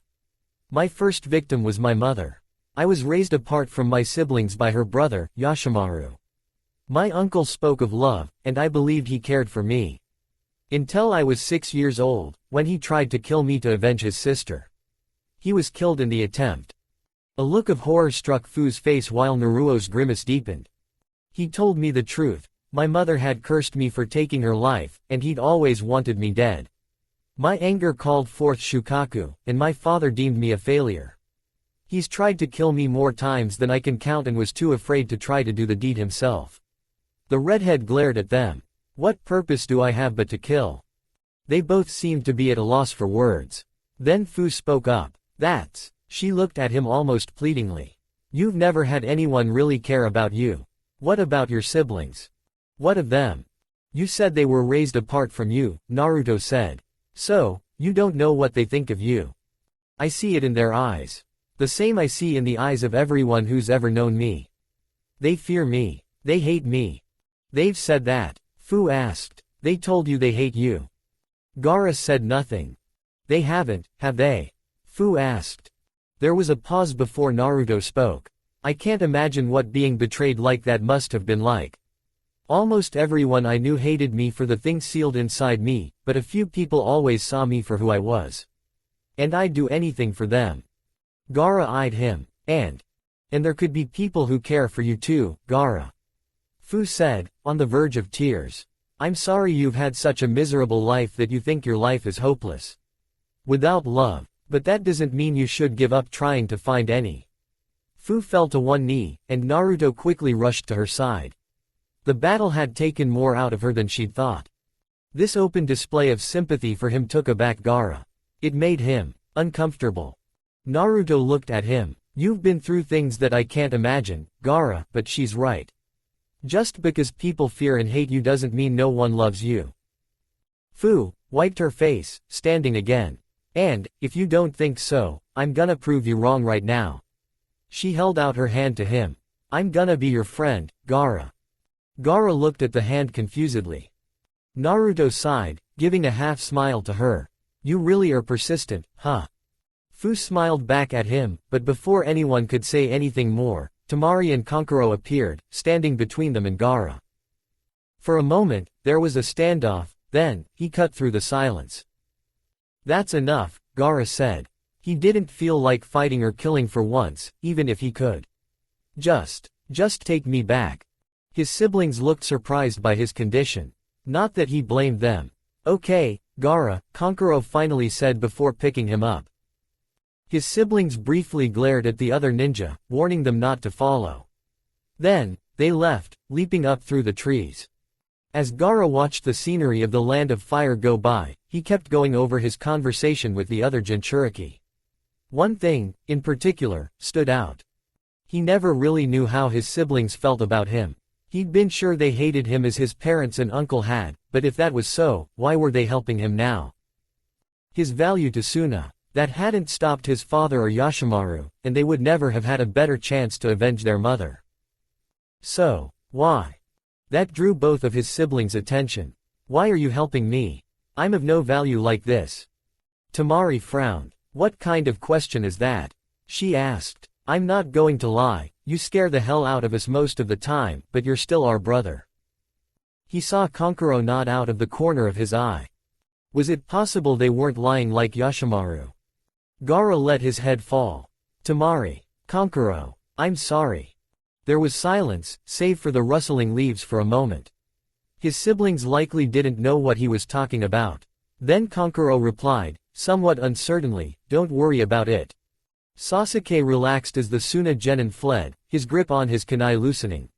He breathed deep, exhaled through his nose, and leaned against the tree he hid behind. He hadn't particularly wanted to listen in on their conversation, but he'd wanted to be nearby in case something happened. It had seemed like a good call when Tamari and Kankuro showed up. It was a surprise when Gaara called them off. Did the redhead want revenge on Naruto and Fu for defeating him with his hand, or did they actually get through to him? Time will tell. Either way, Sasuke was left processing all he'd just heard. It answered so many questions about his teammate. And the mint-haired girl, too. Naruto was treated the way he was for something sealed inside him, something like that Shukaku creature. He hadn't failed to notice the crimson chakra coursing through Naruto's chains. Put all the pieces he'd picked up since they'd been a team together, and only one thing fit the bill, the Kyuubi.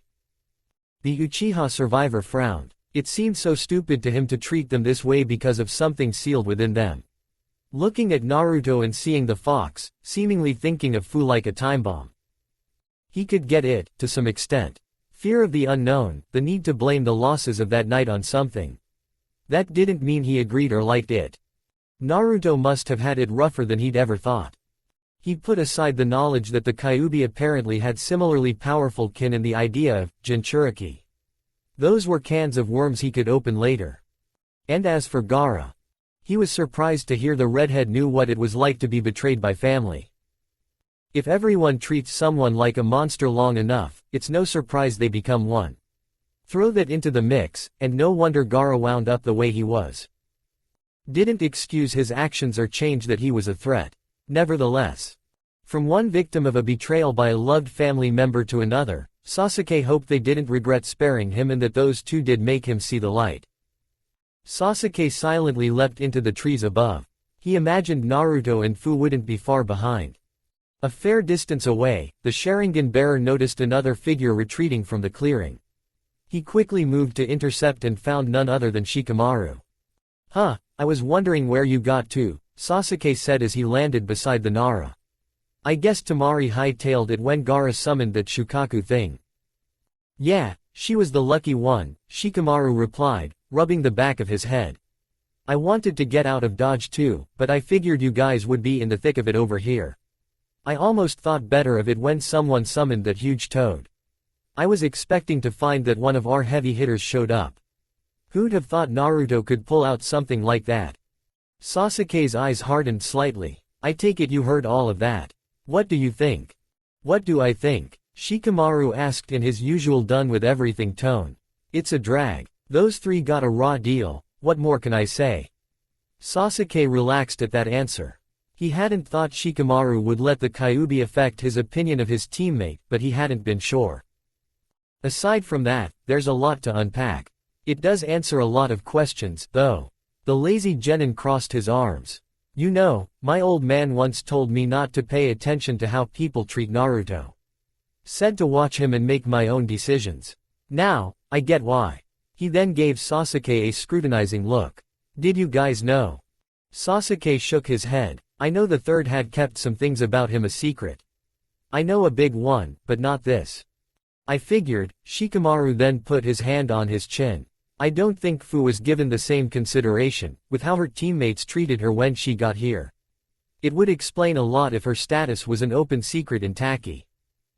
Huh, Sasuke hadn't thought of that. That would clear a few things up, like how Fu hadn't seemed to know how to make friends at first. So, how are you going to play this? Shikamaru asked. Sasuke had already decided. We don't say anything. Naruto should decide to tell us on his own. Shikamaru nodded. He couldn't really be mad at his teammate. Sasuke had things he hadn't told them either. A few minutes earlier. You think he'll listen? Fu asked, turning to Naruto with an expression of cautious hope. Naruto glanced back to where the Suna Genin had disappeared into the foliage. I hope so. Gaara had been through so much worse than they had. It was no wonder his view of things had been so warped. Naruto hoped he could make up with his siblings and turn his life around. Even then, it's not going to be easy for him. Either way, it's up to him now. We can't do much besides lend a hand if he decides to make a change. He turned back to Fu with a smile. But at least now, he won't blow Konoha off the map. The mint-haired girl smiled back, and Naruto's spirits lifted a bit. It was surprising how she did that, with how little time they'd known each other. She'd seemed fun and interesting when they met, enough that it hadn't taken much thought to accept her offer of friendship, and the more they'd gotten to know each other, the more he'd felt they were birds of a feather. They'd talked about things he hadn't even spoken to Sasuke and Sakura about. And that was before they'd learned about the burdens they shared. Let's get back to Konoha. Hopefully, they've got things tied up back there, too. Naruto said. And once everything's settled down, well, we've got a lot to talk about. Yeah, Fu nodded before looking back to Konoha. I need to know if Shibuki's okay. Naruto took a deep breath. I think I've still got enough chakra left for this. Fu looked at him curiously. The blonde made a cross-shaped hand seal and conjured 2 shadow clones. They wouldn't be much in a fight, but they'd get the job done. As they took off, he turned to her and said, now, we shouldn't have to worry about any surprises catching us off guard. Good plan, Fu complimented, and then they followed. It wasn't long before they found Sasuke resting on a branch with his back against the tree's trunk. Shikamaru was nearby, sitting a few feet away with his legs hanging in the air. Hey, Naruto said as he and Fu reached them. Glad to see you guys are alright. Somehow, Shikamaru stated, that was one crazy battle. He then raised a brow. So, what happened with Gaara? His team rescued him, Fu answered. He's not in any condition to fight, though. Didn't think so, from how that thing collapsed, Shikamaru replied. He then eyed the Taki Kunoichi. I'm surprised you came to lend a hand, though. What else was I going to do? Stand aside and let my friends fight for their village alone? Fu asked, putting her hands on her hips. Then, a thought seemed to occur to her, and she glanced at Sasuke. Sasuke, do you think we're friends now? Seriously? The Uchiha asked, and Fu shrunk a bit. Before Naruto could say anything, Sasuke closed his eyes and continued, you have to ask after you put your life on the line to help us out here. Fu blinked, smiled, and pumped her fist with a squeal of victory. Naruto chuckled fondly as he watched her. She turned to him, practically beaming at making another friend, and he returned her smile in kind. Naruto then took a step toward the village, preparing to take off. Come on, let's head back to Konoha. I sent the few clones I could muster on ahead, so we shouldn't have to worry too much about walking into an ambush. No rush. It's not like we're in any condition to lend a hand, Shikamaru said. Naruto turned to him with a frown. What, don't you want to make sure everyone's okay? Of course, the lazy Nara shrugged. But if there's nothing we can do to help, it won't change if we return sooner or later. Besides, we need to find Asuma and Kurenai first. Oh, right. They took out some guys from Oto that were on our tail, the blonde told Sasuke and Fu, who looked confused. And they didn't show up yet. I hope they're okay, Fu said. It'll take more than a group of no-named ninjas who had the time to hunt a pair of genin to take them down, Sasuke said, standing up. Still. Naruto nodded. Come on, let's go to where my clones last saw them. And with that, they began to make their way back to Konoha. Naruto stared into his mirror, dressed in all black, and his usually vibrant eyes dull. It had been 2 days since the failed invasion. It hadn't taken long for the 4 genin to find Asuma and Kurenai, and together, they'd returned to the village. Shikamaru had been his usual self, although Sasuke had seemed to be in thought about something.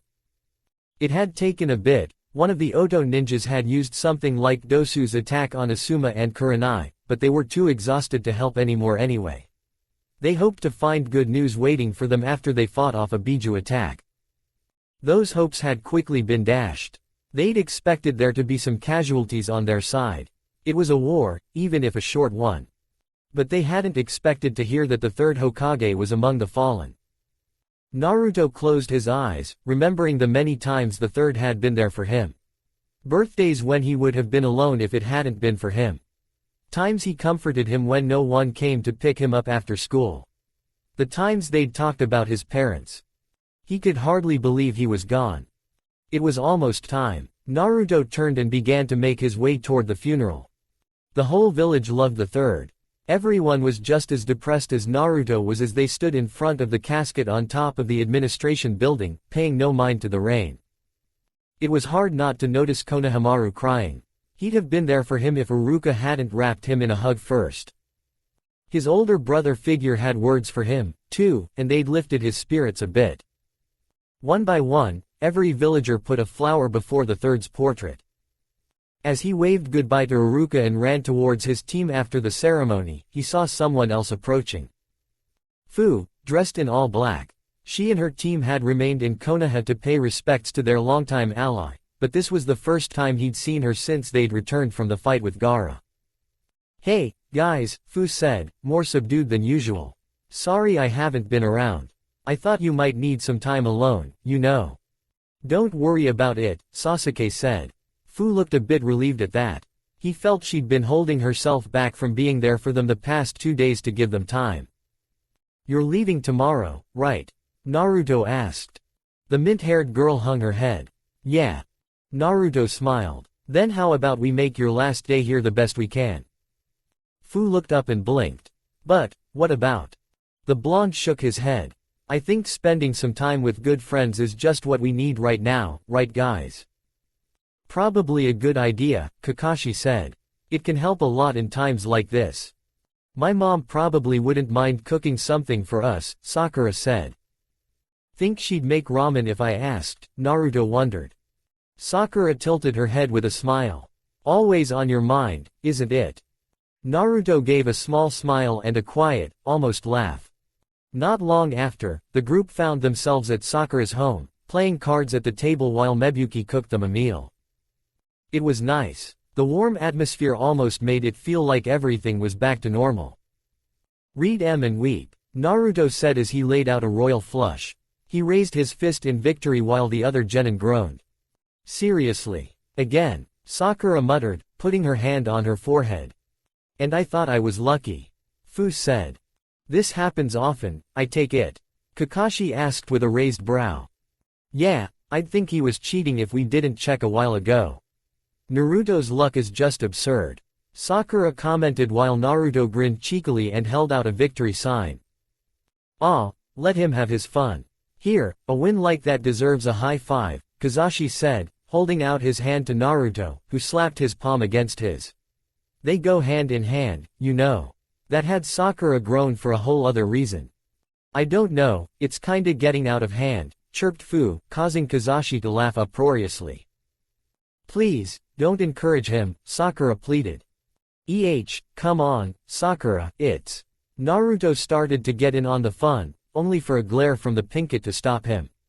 All in good fun, right? We should probably bring something besides games of chance, Sasuke commented. Maybe we could have a backgammon tournament. Fu suggested. Not enough boards, Sakura shot that down. Lunch is ready, Mebuki called out, bringing out. Naruto's eyes lit up at the sight of several bowls of. We're having ramen. It's the least we could do for the hero of the hour, Mebuki said, putting his bowl in front of him. The blonde stared down at it with a wide grin, and Fu and Sakura laughed. Well, someone's easy to please, Sakura commented as her mother left. She came back with trays of omusubi and woohoo, daifuku mochi. Fu cheered. Thank you for the thought, Sasuke said as he took one of the rice balls. Don't mention it, it's practically a mother's duty, Mebuki replied. So, let's dig in. Thanks for the meal, most of those at the table said before they did just that. That night, now alone and without friends and family to take his mind off of things, Naruto sat on the roof of his apartment building, staring once more at the face of the third Hokage. He'd done this every night since the invasion. He'd cried the first time. I thought I'd find you up here, Naruto heard a familiar voice behind him as someone landed on the roof. He turned to see Fu rising from a crouched landing, looking at him with concern. She walked to his side and followed his gaze to the Hokage monument. He was there for you a lot, wasn't he? Yeah, Naruto replied, memories flashing through his mind. For everyone, really. Like you said, Shibuki does for Taki. But for me, he trailed off, looking at the monument once more. He was family, Fu finished for him. He was my grandfather, Naruto said with a nod. Always looking out for me, making time for me when he was busy. He was there every birthday. On some of my worst days. He even took me to Ichiraku's a few times. The blonde shook his head ruefully. I can't imagine how Konohamaru must feel. Ah, he was the crying kid, wasn't he? Fu guessed. The Kyuubi Jinchuriki nodded. His actual grandson. He spent so much time looking after the rest of us that he lost a lot with his family. He was silent for a few moments, and Fu let him think. Even then, I wish we had more time, you know. I feel like I really took him for granted. He trailed off. Like there's a piece that's been torn away from your life, Fu finished for him. But, at least you all share in your memories of him. Iruka-sensei said the same thing, Naruto said before turning to Fu. It's something Shibuki told me when Kyo died, Fu said, now looking up to the sky with a wistful smile. He'd always take the time to play with me when I was bored. He'd read me bedtime stories and tell me about what he saw outside Taki. He'd make special nights for games and movies and taught us so much. Naruto smiled. Sounds like he really went the extra mile to be there for you if he was as busy as the old man was. He did. I asked him about it once. He said that all of Taki was his family, but he was responsible for us as a father. As much as he was to Taki as a leader. Fu said before adopting a look of determination. I won't shirk one for the other, he said. The mint-haired Jinchuriki said firmly, and Naruto guessed she was imitating his tone. She then looked to the side, running a hand through her hair. He tried to shield me from, you know, the looks, the hatred, so he wouldn't let me past our yard. She then looked to the side, running a hand through her hair. All my tutors were always cold, so when he was gone. All you had left was Shibuki, Naruto realized, looking at her sadly. At least he grew up with a few of his classmates, Iruka, Tsuki, and Ayame. If she only had the two of them. Fu nodded. After the funeral, I couldn't stop crying. I just buried my face in my pillow until Shibuki came. He was already trying to learn how to fill his father's shoes. I still remember what he said to me that day, she looked at him with a small smile. It may be hard, but we can't let our grief keep us back. Because if he was here, he'd say, go forward, you've gotta keep moving, with a smile. Naruto closed his eyes and smiled. Yeah, I can imagine him saying something like that. He then stood up. Come on, let's go inside. Fu watched him pass and followed. The blonde stopped, glancing at the third's face on the Hokage monument, and then headed inside. Soon enough, the Taki Kunoichi sat at Naruto's table. The blonde got them both glasses of water and passed Fu hers as he walked by. So, how did Shibuki take what happened? Naruto asked as he sat down. Fu frowned and stared into her cup. Not well, she answered. She sat up a bit, a small smile on her face. He said he was proud of the thought behind what I did.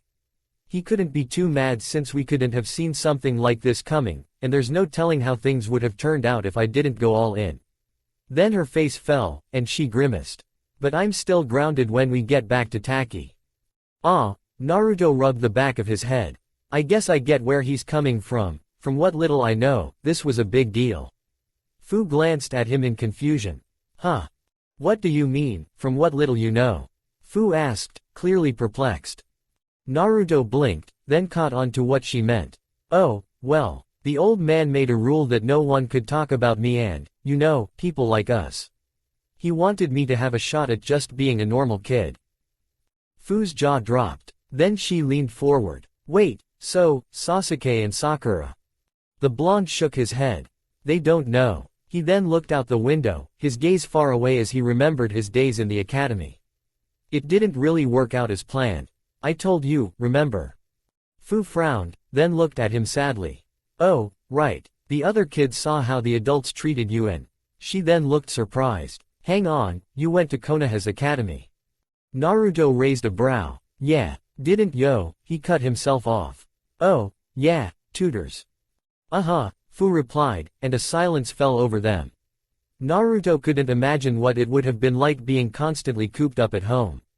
The Hokage's mansion looked awesome, sure, but not being allowed to go past the yard. It must have been so boring. What was it like, going to the academy? Fu asked. Well, it wasn't exactly the best time. Naruto replied, rubbing the back of his head.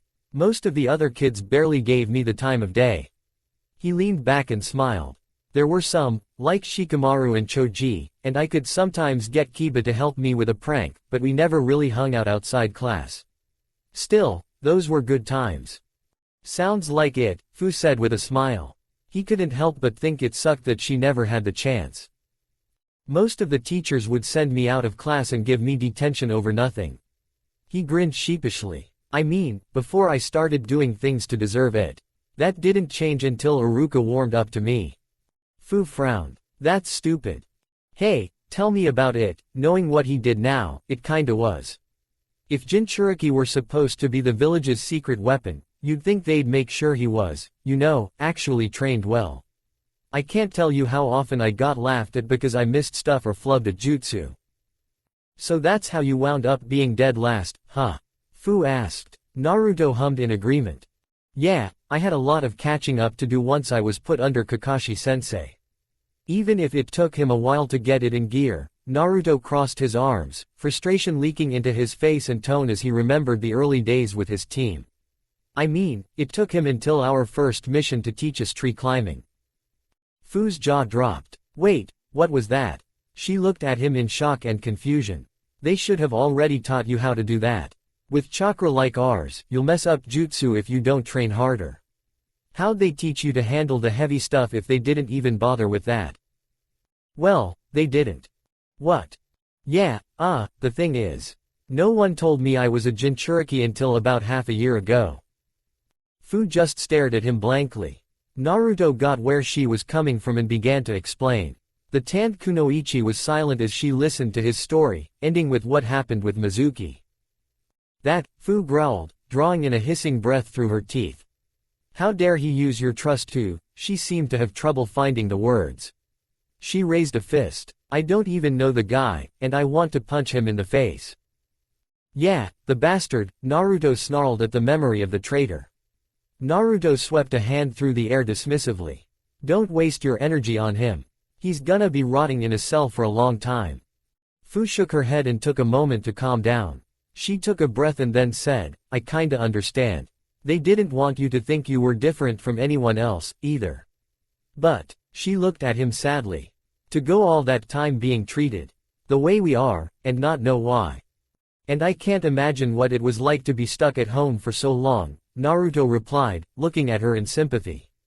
I mean, I had a lot of hard times, but I got to win a few people over. Some shop owners treated me alright, and I wouldn't have met old man Kyuki and Ayame. If they'd let you out sooner, maybe you could have found some people who accept you in Taki, too. Fu murmured in agreement, looking down. He then smiled at her. But hey, the Hokage, Kyo, Shibuki, they were all trying to do what they thought was best for us, right? That's the important part. Fu returned it, pulled from her gloomy thoughts of the past. Right. So, what was the first time they let you go out and about? Naruto asked. Fu giggled. They didn't. Naruto's brows shot up as the mint-haired girl gave him a mischievous smile.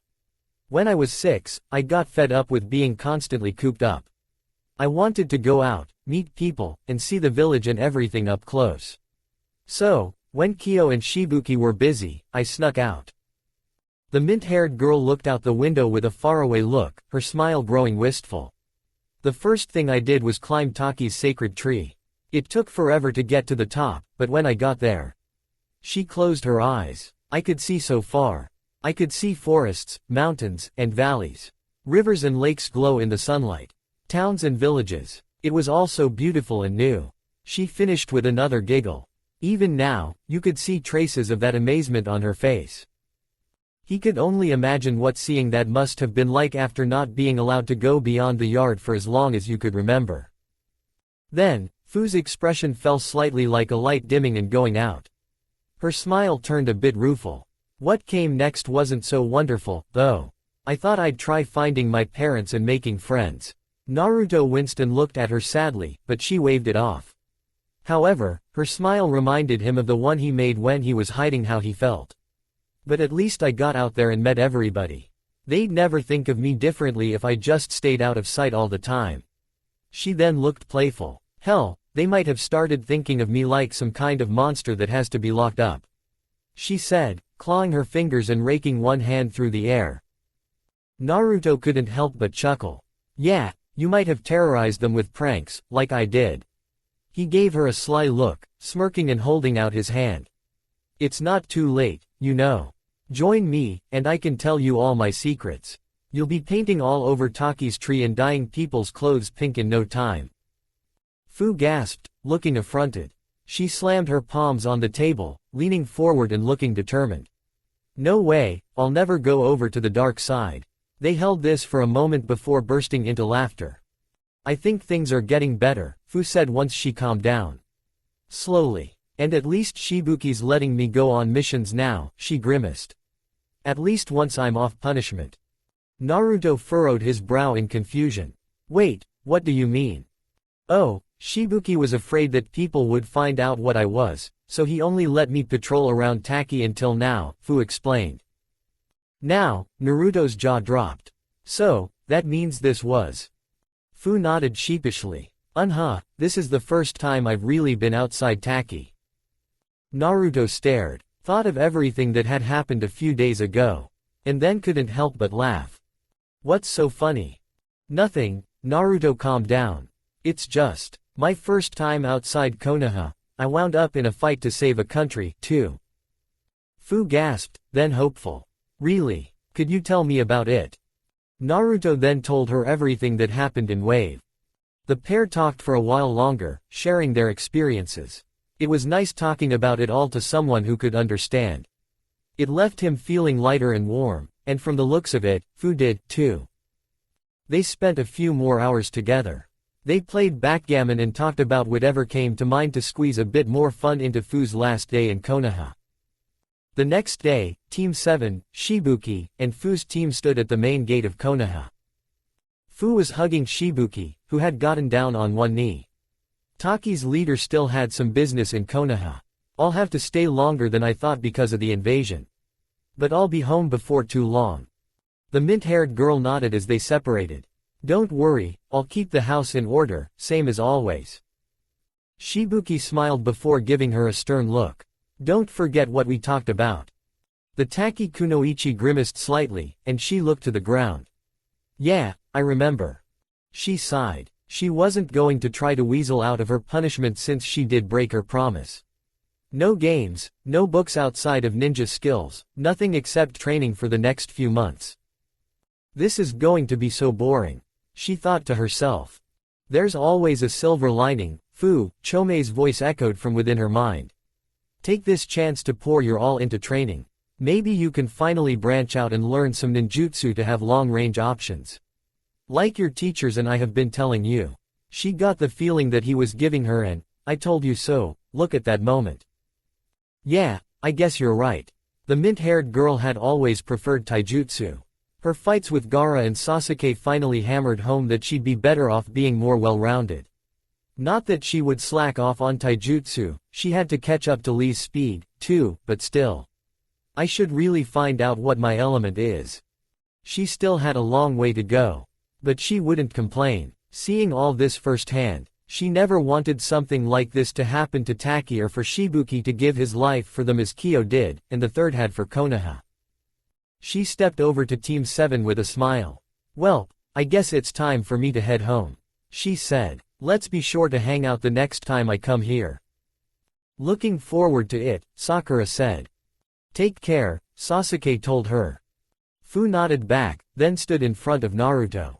Now here, knowing she wouldn't see Sasuke or Sakura for a long time sucked. She was going to miss them. But this hurt. She was sure it showed on her face as she raised a hand to her chest. So, I guess this is goodbye, she said to her fellow Jinchuriki. Naruto nodded, smiling sadly. Yeah, but I'm sure we'll see each other again soon. There was a moment of silence, and Fu hugged him. The blonde blushed, his eyes wide. A moment later, he returned it. I'll miss you. Yeah, me too. They held each other for a few seconds, then broke apart. Fu wiped her eyes, then returned to her team and waved over her shoulder. Goodbye, see you guys. They all said their goodbyes as she took her place in her team, and they began to make their way home. So, you really went and fought Gaara after he went full Biju? Gichi asked. Fu frowned, wondering why he'd ask. This was the first time she'd been with her team since the invasion, but still. Well, of course. I mean, I couldn't just stand aside while everyone in the village was in danger. Huh, Gichi said with a shrug, putting his hands behind his head. Pretty cool of you. I hear Shibuki's planning to let you go on missions later, Yoro said. I hope we'll be working together again. I know Lord Shibuki prefers to train you himself these days, but I can think of a few pointers I can give you after seeing you in action. Fu beamed. She was still sad to leave her friends behind, but it looked like things were looking up for her. Naruto watched as Fu's figure became smaller in the distance, feeling a pang in his heart and clearing his eyes. The blonde figured he'd have to get used to this sort of thing. There were sure to be lots of partings over his career. Sakura smirked at him, her eyes half-lidded and her hands behind her back. Well, you two got close over the last month. Naruto rubbed the back of his head. Well, we've got a lot in common. Birds of a feather, you know. Even without counting that they were both Jinchuriki. Yeah, I get it. I hope you know what you're getting into. I hear that long-distance relationships can be pretty tough. The pink-haired girl said, drawing a look of confusion from Naruto. That seemed to amuse her. Guess I'll have to get used to not having you pine after me anymore. Naruto just blinked. Okay, what are you talking about? Oh, quit joking around. You like Fu, right? The blonde just felt more confused. Well, obviously. She's one of my best friends. Sakura giggled. That's not what I mean, she looked at him slyly. I'm saying if she was sticking around, you'd be asking her on a date right now. Wait, was she saying? Naruto's whole face went red. He frantically waved his hands back and forth. It's not like that. We're just friends. That's what they all say, Sakura replied. And I'm not hearing, no. Naruto stammered, trying and failing to respond. Shibuki, meanwhile, put his hand on his chin. Well, he does get her better than anyone else I've come across. He mused before looking at him with a raised brow. Am I going to have to give you a shovel speech? Choking noises left Naruto's throat as he opened and closed his mouth before he crossed his arms and turned away. A short, quiet laugh drew his attention. Sasuke was smirking, and Kakashi was giving one of his eye smiles. As Sakura giggled at him, he looked off at Fu in the distance, hoping to see her again soon. Naruto chuckled as he took another piece of beef off the grill at the center of the table. Across from him, Sakura looked down at the grill with concern. If he had to guess, the pink-haired girl was trying to figure out what was too much.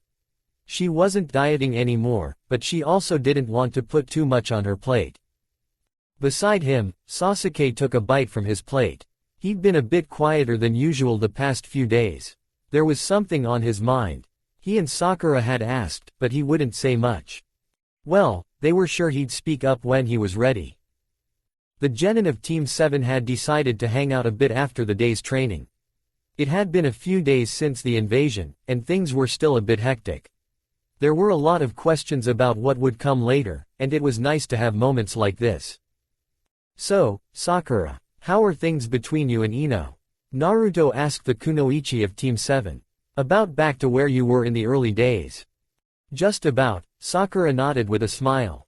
It's nice to have my best friend back. Honestly, I'm surprised it was so easy to reconnect. It's hard to believe we spent years at each other's throats. Well, that's good. I still remember how you used to be, the blonde said. I was kind of jealous. I never did get how you guys went from fine one day to hurling insults at each other the next.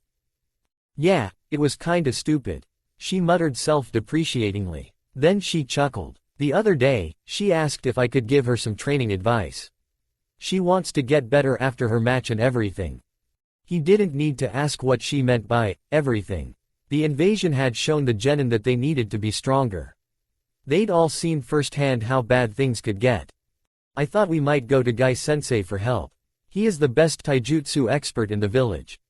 Oh, how'd that go? Naruto asked. Sakura gave a hollow chuckle that had him frowning. Well, let's just say Tenten wasn't exaggerating about how intense he is. Flashback. Sakura fell back on her butt and breathed deeply. She could feel beads of sweat rolling down her forehead as she took a brief respite from Gai's idea of teaching. And she thought Kakashi's training was tough. If you can't finish these sit-ups, do 500 laps around the village. If you can't do that, do 400 push-ups. And that's not counting the sparring. Gai was relentless. He gave them just enough rest to keep from pushing things too far, but aside from that, it never ended. He did give them some good pointers, Ino more than her, but still. No wonder Tenten got so exasperated. Speaking of, the bun-haired girl stood over her, rubbing the back of her head. I tried to warn you. We haven't been pushing you too hard, have we, Sakura? Lee asked, standing beside his teammate and looking down at her and the girl beside her with worry. Neji sat off by himself, an arm resting on his knee. He'd barely said a word to them since Gai let them join. The pink-haired girl took a moment, then waved them off. No, I'm fine. It's a bit more than Kakashi put us through, but nothing I can't handle after training with him. She then looked to her side and bit her lip. But Ino was lying spread eagle, staring blankly up at the sky. Her chest rose and fell as she inhaled air like she'd been suffocating, dripping with sweat. You guys are insane. Flashback ends. Naruto chuckled. Sounds like she had a rough time. But at least she's trying. He then looked up at the ceiling and thought. I wonder if all this got Shikamaru to put it in gear. That would truly spell the end of our village, Sasuke said, Solomon with a straight face, drawing wide eyes from his teammates. Did Sasuke, of all people, make a joke? The two looked at each other, then chuckled. Seriously, I'm sure he's motivated, just like everyone else, Sasuke added. He then looked out the nearby window. I wonder what's going to happen with Suna. Silence fell over the table as they all thought about the invasion. It hadn't even been a week yet. While moments like these felt normal, that was far from the case.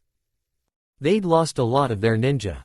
Not nearly as many as Suna or Oto, but enough. There were going to be times when they'd have to go on missions without their sensei. The village needed them for work beyond anything a genin should handle. Sakura looked worriedly at her two teammates. You don't think we'll end up going to war, do you? I hope not, Naruto said with a grimace. Who knows? Sasuke said. We can't just ignore what they pulled. He closed his eyes. We'll just have to hope Suna wants to avoid losing more than they already have. The gloomy atmosphere that had fallen on them lifted as they heard the door open, and a familiar voice filled the restaurant. Come on, I'm starving here, they heard their big-boned, former classmate say as he walked inside. Naruto peeked around the wall of their booth to see Team 10 enter the restaurant. Geez, calm down. It's not like we don't come here after every mission. Shikamaru replied, rubbing the back of his neck. Well, look who it is, Naruto said, drawing their attention. You guys are here, too. The lazy genin replied as he and his team made their way over to them. Sasuke. Ino squealed as she ran over, placing her hands on the table and smiling brightly at the Uchiha. How've you been? You miss me? Sakura may have toned down the thing she had over Sasuke, but Ino hadn't. At all. Sasuke just sighed. Ino. Sakura muttered, glaring up at the blonde. What? You get to spend every day with him. I've gotta make up for lost time. The Yamaka heiress replied, matching her gaze. Sasuke's going to be mine in the end, billboard brow. In your dreams, Ino pig, Sakura replied. Naruto could see sparks flying between them as they matched each other's glare. It's the same as always when it comes to Sasuke, Shikamaru said, sounding exasperated. Naruto didn't blame him. At least some things never change, Choji said before rushing to the booth across from them. Now, come on. The sooner we sit down, the sooner we can eat. Damn it, Choji. If you want people to stop making fun of you, you've gotta stop thinking with your stomach all the time. Ino said as she backed away from the table. She then stopped and turned back to Sakura. Oh, by the way. We managed to get the flowers you wanted. Sakura smiled. Great. I'll pick them up later. How are things at the flower shop anyway? Same as always. Mom's looking forward to you coming over again. Ino replied. Wow, they could switch gears in a flash. It was like when they were little kids, as long as Sasuke didn't come up. So, what are you guys doing here, anyway? Shikamaru asked as he took his seat. Oh, we thought we'd hang out after we finished training. Sakura told him. Huh, knowing Naruto, I figured he'd drag you guys to Ichiraku's. Shikamaru replied with a raised brow. Naruto crossed his arms and looked glumly at his teammates. That was my choice, but I got outvoted. Sakura smiled and stuck her tongue out at him while Sasuke smirked smugly. We come here after every mission, Choji told him. Shikamaru shrugged. It was Asuma-sensei's idea. He usually comes with us, but Kurenai asked him to go somewhere with her today. Does that happen often? Sakura asked. Ino shook her head, frowning and putting one hand on her chin. Nope. The only other time he didn't join us, he said he had a meeting. Kinda has me curious. Huh, Sakura looked thoughtful at that. Kakashi-sensei usually joins us, too. Suspicious. If they wanted us to know, we would. Just drop it, Shikamaru replied. Ino glared across her table at him. Come on, you're not the least bit curious. Nope. Ino's mouth twisted in annoyance. Hey, Naruto, Shikamaru began. The blonde looked at him. I've been meaning to ask, how are you at shogi? Silence reigned in Suna's council chambers. The elders and leaders of the village's reactions to Baki's report varied greatly. Some leaned forward, resting their heads on steepled fingers. One had leaned his head back and stared at the ceiling. There was a growl as one of the younger counselors slammed his fist on the table, his face twisted in anger. Baki couldn't blame him. His mouth twisted into a snarl as his mind returned to the discovery they'd made just hours ago. Rasa, the case cage, hadn't returned from the failed invasion. At first, they'd thought he might have covered their retreat, but as the hours passed, they began to worry that he might have attacked on his way back to their village. Konoha's forces shouldn't have chased them this far, but they couldn't be sure. Baki was sent at the head of a search party, and what they'd found was beyond their worst fears. They found him in the sands with his 2 bodyguards. Rasa was dead, but not at the hands of Konoha. He'd been dead for over a month. Orochimaru had played them like a Samson. We knew Lord Casecage hadn't come to a decision when he left to meet Orochimaru that final time, said one of the counselors, leaning forward, his mouth hidden behind his clasped hands. He could see the merits in removing our biggest rival. Not to mention the show of strength by taking down the strongest village. But he wasn't sure the plan would work. He then closed his eyes. Not to mention that he worried about the long-term consequences of disrupting the Chunin exams. The loss of that chance for the nations to vent frustrations and show their power without open war. One of the others scoffed in disgust. Something Orochimaru didn't have to worry about. Oto's nothing but his private army and laboratory. Baki growled lowly. He knew the counselors spoke mainly for his benefit, and to vent their frustrations. Suna had hard times ahead. They'd lost their leader, and he dreaded how much face their village would lose once this got out. One counselor, one of the youngest in the room, slammed his palms on the table. Okay, we've wallowed in self-pity long enough. We need to decide what to do next. The brashness of youth, an older counselor scoffed. But in this case, I agree, if only with the sentiment. Dwelling on our failure won't get us anywhere. We all know how dire our situation is. We must decide what to do next. And who will replace Lord Rasa? There is no one who can replace him. Not now, one of his fellows said. You know that. So we're to be leaderless until one of his children grows up. The older man replied, perhaps, we should choose whoever is most suitable in the here and now to be the next cage. I'm loath to do away with tradition, but needs must. Now, the eldest at the table, a small, bald man who was leaning forward, his eyes shadowed, said. While our situation is desperate, I see no reason to abandon the practice. Lord Rasa's children are among the brightest of their generation. I don't think we'll have to wait too long before one of them can take the reins. In the meantime, we can handle affairs. Baki glanced around the table and saw most of the counselors nodding. Now that that's settled, let's move forward. We need allies if we're ever going to avenge Lord Rasa. And there's no way we can afford to continue hostilities with Konoha. One counselor mused. Allies. And where are we going to find any? After we failed when we had the element of surprise. And had our leader killed right under our noses. Suna has never looked weaker. I'm sure most of the minor villages are loving every moment of seeing us brought low. And the closest major village is Iwa. Silence reigned on the table as Baki winced. Like Konoha, they had a checkered history with Iwa. Not to mention that village had gained a reputation for being backstabbers. What if we can kill two birds with one stone? One suggested. That drew the eyes of all the other counselors. You'll have to explain. Well, we do have some common ground with one major village right now. After all, both our cage were killed by the same man. You can't seriously be suggesting we ally with Konoha after we betrayed them. Another counselor said with narrowed eyes. Well, the bald counselor said. We can argue that Orochimaru was pulling our puppet strings the whole time. Put most of the blame on him and make whatever reparations we have to. And how much is that going to cost us? We're in a bad enough position as it is. And where else are we going to turn? Or are we going to let Orochimaru's crimes against us go unpunished?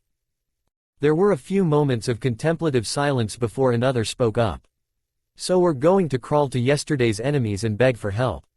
He said in a defeated tone. He looked up at the statues of the past cages, his eyes going from one to another. We're going to look like beaten dogs. This is the second time we've had a cage assassinated. That's pretty much unavoidable. In the silence that followed, Baki turned his thoughts to the survivors of the nicknamed Cage clan. The heirs to the village. Neither Tamari nor Konkuro had reacted that badly to the loss of their father. Oh, they'd been distraught, but no more than any other ninja had to find out their leader had been murdered. They were more concerned with the village than they were upset at his death. Rasa had been a brilliant shinobi, but when it came to being a father, well, you really only needed to look at Gaara. He wondered which one would take up the mantle. It was likely Tamari, he thought. She had a good head on her shoulders. Then, the Jonin's mind turned to Gaara. He had been oddly docile since they'd returned from Konoha. He was always quiet, but he hadn't shown any signs of hostility or made any threats to his siblings when they did things that should have annoyed him. In fact, whereas before, he usually told them what to do, he now seemed to defer to them sometimes. Odd. It was midday, and Naruto was back in his home. The blonde sat on the floor, finishing up his latest sheet of calligraphy, his expression set in a look of calm focus that would probably have surprised his former classmates. It was a good hobby to pass the time, to calm the mind and think. And it was something that tied him to the old man. He'd found out when talking with him once that it was one of his hobbies, too. Naruto glanced up at the wall, where some of the third Hokage's works, given to him that day, hung. He closed his eyes, thinking of the third Hokage and all the craziness that went down not too long ago. It still felt surreal at times, like if he went to the administration building, he'd find the old man where he always was. But he knew that wasn't the case. He thought back on all that had happened. He recalled how excited he was at the start of the exams, the terror of facing down Orochimaru, and the fun he had with Fu. He thought about the pain he shared with his fellow Jinchuriki and the horror and loss of finding the third was gone. His thoughts turned back to his fellow Jinchuriki. He missed Fu and wondered how things were going for her back in her home. He hoped she didn't get too much flack for revealing herself. That she'd find people who see her for who she is. He looked forward to seeing her again someday, maybe with some good stories to share. As for Gaara, there was another reason he hoped things worked out between his village and Suna. He didn't want to fight him again, and he wondered if anyone in Konoha would think it was a mistake to let him go. No matter what others thought, he didn't regret it. The redhead deserved a chance to change. But if they did go to war and someone died because of it. He sat back and closed his eyes. He needed to tell his teammates the truth about him, too. They should know. He trusted them both not to judge him for it, but how exactly to bring it up? A knock on his window tore him from his thoughts. The blonde made a noise of surprise and then stood up. He made his way over to it, and his eyes widened when he found that the source was none other than Jiraiya-sensei. The one and only kid, the Toad Summoner replied, seeming to hover in the air outside the window, to the blonde's shock. As he neared, he found the legendary ninja sitting on a toad. Not nearly as massive as Gamabunta, but big enough to put him level with Naruto's apartment. Sorry, been a bit busy the past few days. How's life been treating you? He asked as Naruto opened the window. As well as everyone else around here, the blonde replied, leaning forward and placing his hands on the window frame. So, what's with the toad? You could have come to my door like a normal person, you know. What can I say? I like to make an entrance, Jiraiya replied with a grin. He placed one hand on his knee. So, I've got a proposition for you. I've got a top secret mission, and I thought I'd bring you with me. Whoa, seriously? The Uzumaki survivor asked, grinning widely and eyes shining with excitement. Then, they dulled, and he reared back, eyeing the Sannin suspiciously. Hang on, you're going on some big mission, and you want to take a genin with you.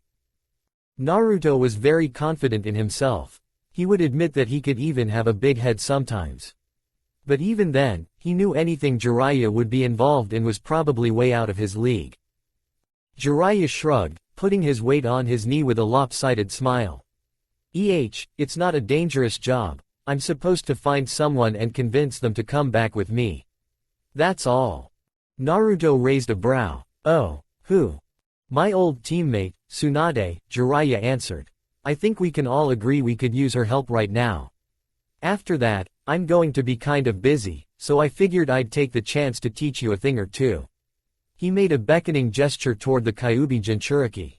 I've already cleared things up with Kakashi. So, how about it? Naruto's expression brightened again. More lessons from a legendary ninja. Hell yes. Count me in. Not too long after, the two were walking down the dirt road, Konoha just starting to shrink in the distance. Naruto couldn't deny how excited he was. And why wouldn't he be? He was going to learn some of the techniques of a living legend. As soon as he'd agreed, he'd quickly packed a backpack. He had wanted to tell his teammates, but Jiraiya told him to let Kakashi-sensei handle that. He'd been on the fence but went along with it in the end. So, how are we going to find Tsunade anyway? Naruto asked. Any idea where to look? Well, I've been keeping some loose tabs on her, Jiraiya replied. She mostly sticks to the lands of fire and tea. He then grimaced. And she never did manage to shake her gambling addiction. Naruto frowned, looking up at him in disbelief. Wait, that's not all we have to go on, is it? The Sannin looked exasperated as he rubbed the back of his head. Yeah, talk about finding a needle in a haystack, huh? But it's the best I could do. Tsunade would have noticed if I'd tried to keep a closer eye on her. He grimaced. Plus, she's constantly dodging debt collectors. Oh, right. The legendary sucker. Isn't she the last member of the Senju clan? Naruto asked, his brow furrowed as he looked at the man in confusion. That means she inherited all their stuff, right? He knew Sasuke had with his clan. Jiraiya's grimace deepened. His eyes turned away, seemingly embarrassed for her. Yeah, She did. Naruto slammed his palm into his forehead.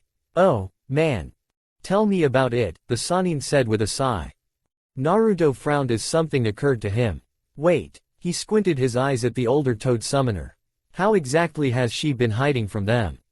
And that's another problem, Jiraiya replied with a nod and a flourish of his arm. She uses a jutsu to alter her age, jumping from her teens to her 40s between cities. It throws people off her trail real quick. Well, that's just great, Naruto grumbled. Do you have any idea where we should start looking? Jiraiya grinned. No matter what she looks like, everyone gambler in the city parties when the legendary sucker comes to town. What, so we just go from town to town, hitting up bars and gambling joints until we run into someone who's seen her? Naruto asked in disbelief. Jiraiya crossed his arms, closed his eyes, and nodded sagely.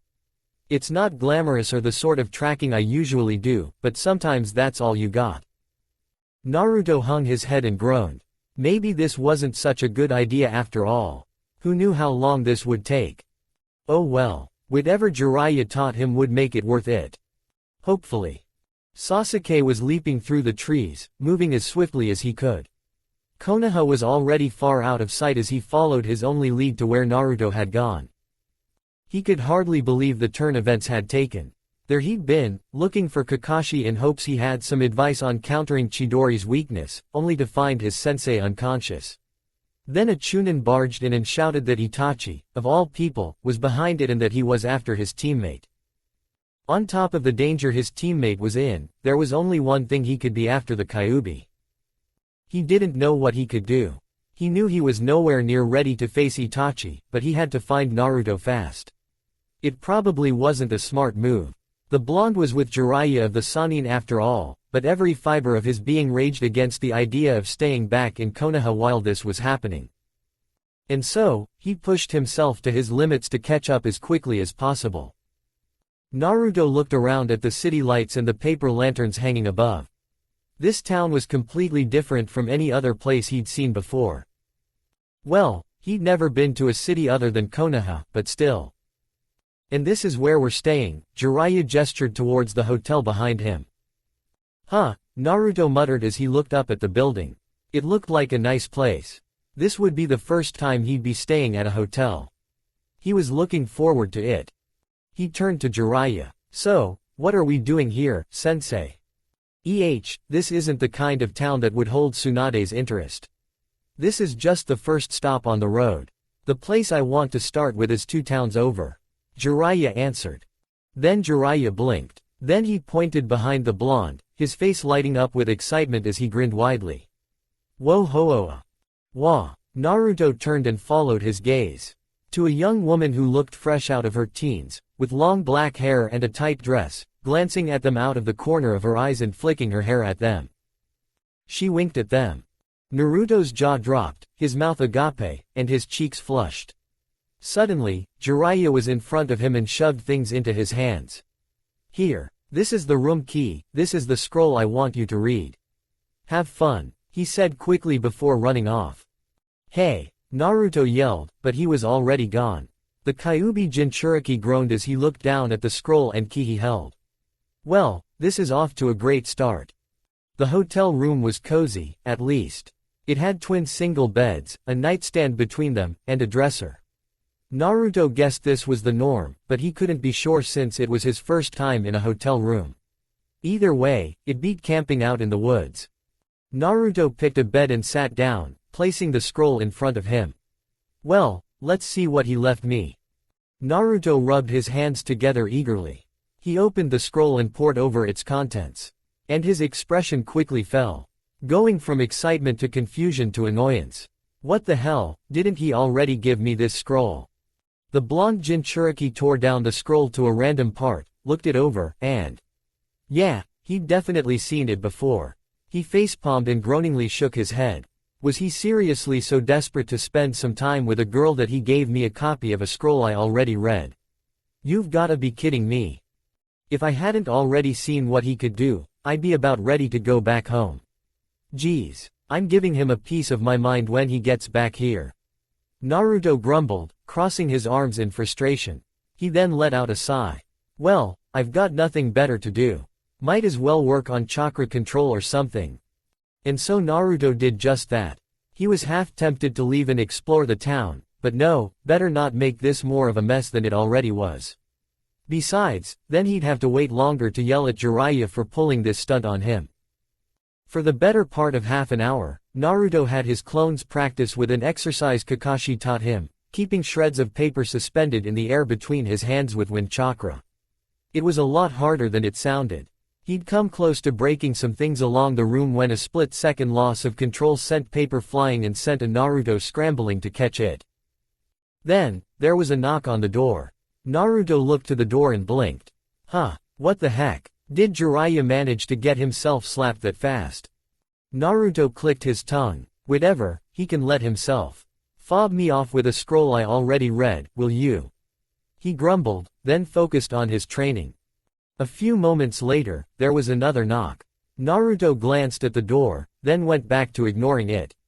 Then came another knock. Naruto looked up with a frown. Okay, what's going on? Jiraiya would have been yelling at me by now. Besides, he has his own key. But there couldn't be anyone looking for us, right? We just got here. Maybe someone from Konoha who wanted to talk to Jiraiya.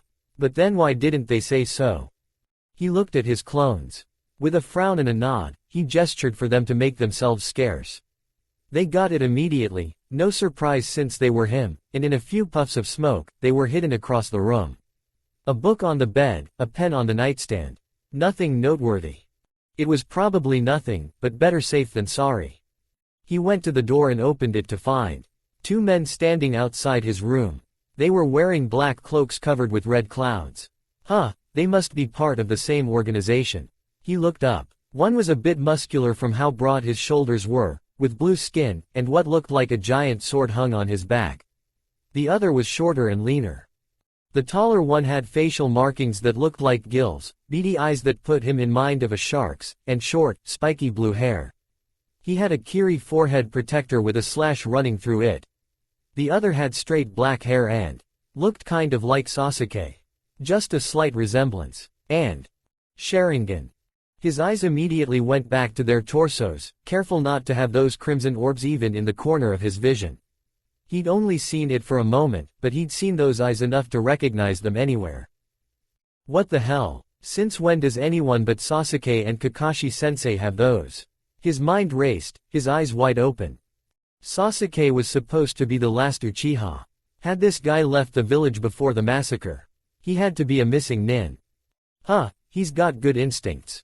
Still, I'm surprised you didn't catch him with those crazy eyes of yours, the blue-skinned man said casually and without a care. His partner remained silent. Naruto knew little about these guys, but something told him they were probably out of his league. What did he do? Use the Kyuubi's power and hope to grab Jiraiya's attention. That seemed like the best bet. He still had his clones as an ace. They had to be thinking what he was thinking, so he should be able to count on at least one to try to go for help. Still, does this little runt really hold the Kyuubi?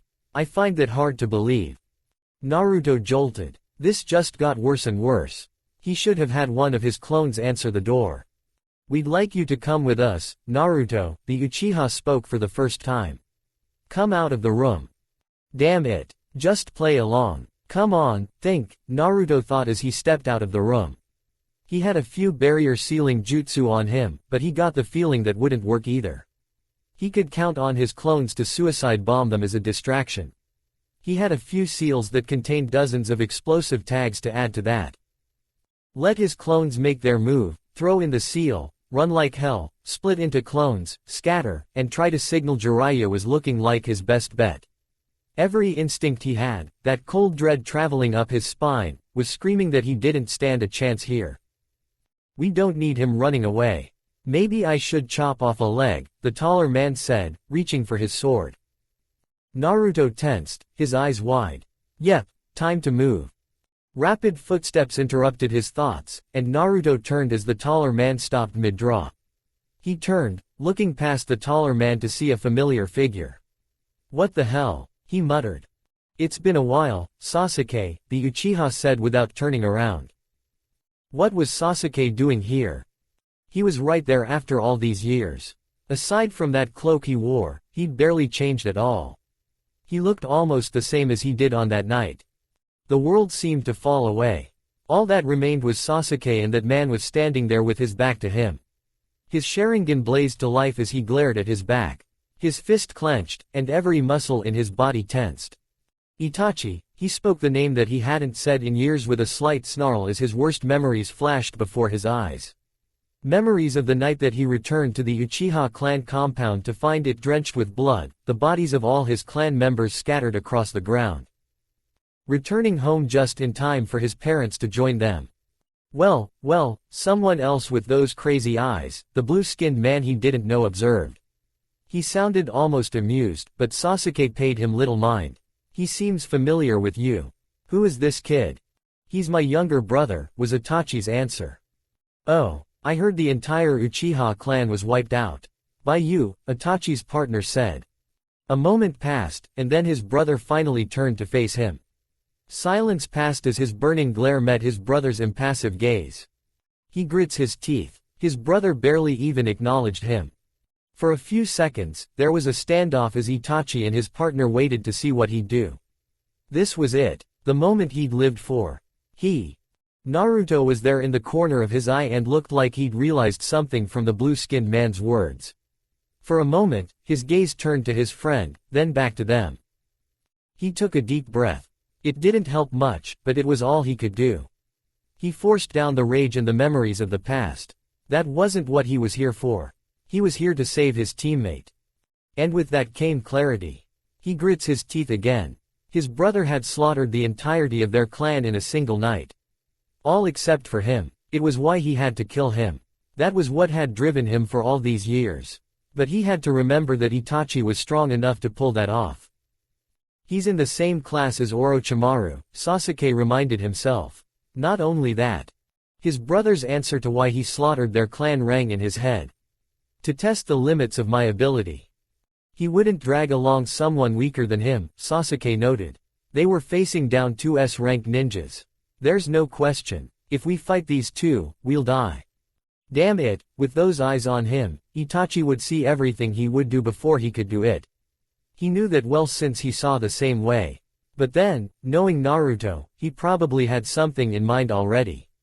He'd know how bad their situation was. Right, he didn't need to spare the blonde a glance. He could already guess what he had in mind. I've lived my life for one purpose. Lightning covered his hand. He held it forward and poured as much chakra as he could into it. Sparks flew off in all directions, singing the floor and walls as the sound of birds chirping filled the hall. To see you die. Chidori, Itachi observed. Sasuke shot forward with all the speed he could muster. His Chidori carved a path through the floor as he closed the distance. Closer and closer. Then he heard popping sounds. The two S-rank ninjas turned as Naruto dove back into the room. Clones, no doubt. Sasuke immediately released his Chidori and made the hand seals for substitution. With a careless sweep of his hand, Itachi threw something that destroyed some of the clones. But knowing Naruto, there would be more that dove to the sides of the door. And chances were. Sasuke's guess was confirmed when the wall exploded, and the hall was engulfed in fire and smoke. Naruto leapt from the window amid fire, smoke, and shards of glass. Sasuke joined him a moment later. Sasuke, what are you doing here? He shouted even as he drew on that well of power deep within him. Crimson chakra gathered around him. Trying to save you, what else? Sasuke shot back. These two came to Konoha first, looking for you. Naruto's teeth clenched. He gathered all the chakra he could in his hand, forming a Rasengan. And threw it into the air. It burst into a stream of crimson chakra. He could only hope Jiraiya saw it and then a leg collided with his chest from out of nowhere, sending him flying into the air, doubled over. When he regained his bearings, he saw Sasuke coming up after him, his chin raised as blood flew from his mouth. The moment he landed, he felt something behind him. He ducked, just barely dodging as something sailed over him, and then felt his strength leave him as the crimson chakra faded while Sasuke landed nearby. Nice try, kid, it was the blue-skinned man. Holding a weird sword the same size as Zabuza's, wrapped in bandages. Now, we'll have to make this quick. Itachi appeared on the other side of the roof, boxing them in. Naruto looked back and forth as he tried to think of something while he and Sasuke stood back to back. He got ready to move as the blue-skinned man raised his sword. And then an orange toad in samurai armor about twice his size appeared between them, and Naruto breathed a sigh of relief. "You guys must be really underestimating me," Jiraiya's voice cut in as he appeared beside them. "I may not look like it, but picking up girls is my specialty. I could tell with a glance you had her under a spell." Naruto's eye twitched. "Oh yeah, right. That's why you went running off the moment she winked at you." The Toad Sage scoffed. "Oh, please. I knew from the start that she was just a victim in their game." He looked at him with a grin and a raised brow. "Why do you think I gave you a scroll you'd already read?" "Huh, wait, he did that on purpose. So, he knew it might get lost. He was playing along to lure these guys out." Naruto looked annoyed. "Damn it, can't even tell him to warn me next time since that would have tipped them off." The blue-skinned man clicked his tongue. "Jiraiya of the Sannin, I heard that your weakness was beautiful women, but I guess it was wishful thinking that it would be that easy to fool you. So, you knew what we were after from the start." "I see. That's how Kakashi knew. He got the information from you," Itachi observed. "Kakashi. Wait, what happened to Kakashi-sensei?" "The mission failed. Kisame, we're leaving," Itachi said. His tone was empty. Even now, he sounded almost emotionless. "Right. This one's a little out of our league. You two got lucky today," the now named Kisame stated. And then, they vanished in swirls of leaves. "Well, that was anticlimactic," Jiraiya commented as Naruto relaxed. His legs almost felt boneless. "That was too close. Or maybe not," he thought as he looked at the legendary ninja. "Man, that stunt you two pulled almost threw me off. I was there, waiting in the wings, then you two go out the window." Jiraiya closed his eyes and rubbed the back of his head. Then he grinned at them. "Getting out of there and trying to grab my attention. That was the best move you could have made. The only one that gave you a shot. Good work, you two." Naruto smiled, then looked to Sasuke, who was glaring at the spot where his brother stood, silent as his fist clenched. The words the young Uchiha spoke as they thought he lay dying on the bridge and wave came back to him. That man. My brother. I swore I would live until I killed him. Now he knew why. Naruto left Sasuke with his thoughts for a few moments. Then, he reached out and put his hand on his shoulder. The Uchiha jerked to look at him, glaring, motioning to throw his hand off, but then closed his eyes and took a deep breath. He glanced back at where Itachi had stood one more time before turning away. "Are you okay?" Naruto asked. "What do you think?" Sasuke ground out, and Naruto winced. The blonde couldn't even guess how Sasuke was feeling right now, the idea that his clan had been massacred by his own brother. And then for him to suddenly show up like that. Naruto bit his lip. This wasn't something he wanted to talk about, but he deserved to know why his brother was after him. "Sasuke, listen, the reason Itachi came after me is—" "Yeah, the Kyuubi, I know," Sasuke interrupted him. Naruto flinched. The Sharingan bearer looked hard at him for a moment, then closed his eyes and sighed. "Sorry. Seeing him again after all these years just—" "Hey, it's fine. I get it," Naruto replied. And yeah, he did. If he were in Sasuke's shoes, he'd probably be really heated right now, too. Sasuke took a moment to collect himself, then said, "Shikamaru and I overheard your little talk with Fuangara. We just wanted to wait until you said something." Wah, he knew for that long. And now Naruto was kicking himself for not telling him and Sakura sooner. He grimaced and rubbed the back of his head. "I should have said. I mean, it's not like I don't trust you with it, but—" Sasuke shook his head and waved it off. "It's not an easy subject to bring up. Like Itachi is for me." He finished for him. Naruto smiled gratefully. "Let's talk about all this when I get back to Konoha. So Sakura can hear it, too." Sasuke nodded. Then Naruto's eyes shot open as something that had been niggling in the back of his mind since Sasuke brought up his talk with his fellow Jinchuriki finally hit him. He rounded on Jiraiya, eyes wide. "Wait, if whatever group those guys are a part of are after the Kyuubi, does that mean they're after the other Biju too?" Jiraiya crossed his arms and nodded grimly as the blonde sensed Sasuke jolt. Picked up on that, huh? Afraid so. My intel says they intend to gather all 9 of them. Why, I can't say. But it goes without saying they don't have charity work in mind. Phew. The mint-haired girl's smiling face flashed in his mind. Naruto grit his teeth and clenched his fist. We have to. I already warned Shibuki before we left, Jiraiya cut him off. He smirked at Naruto's shocked expression.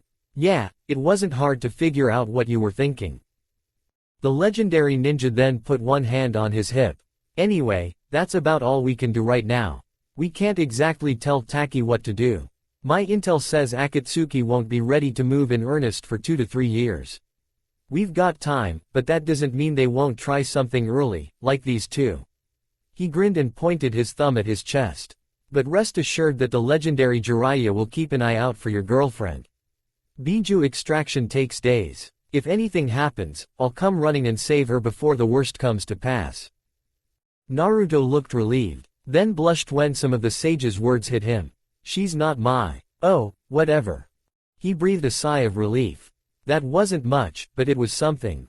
Her face appeared in his mind again, and he hoped she'd be safe. Then his mind turned to Gaara, and Naruto gritted his teeth. The redhead didn't deserve to deal with this on top of everything else he'd already been through, but then, none of them did.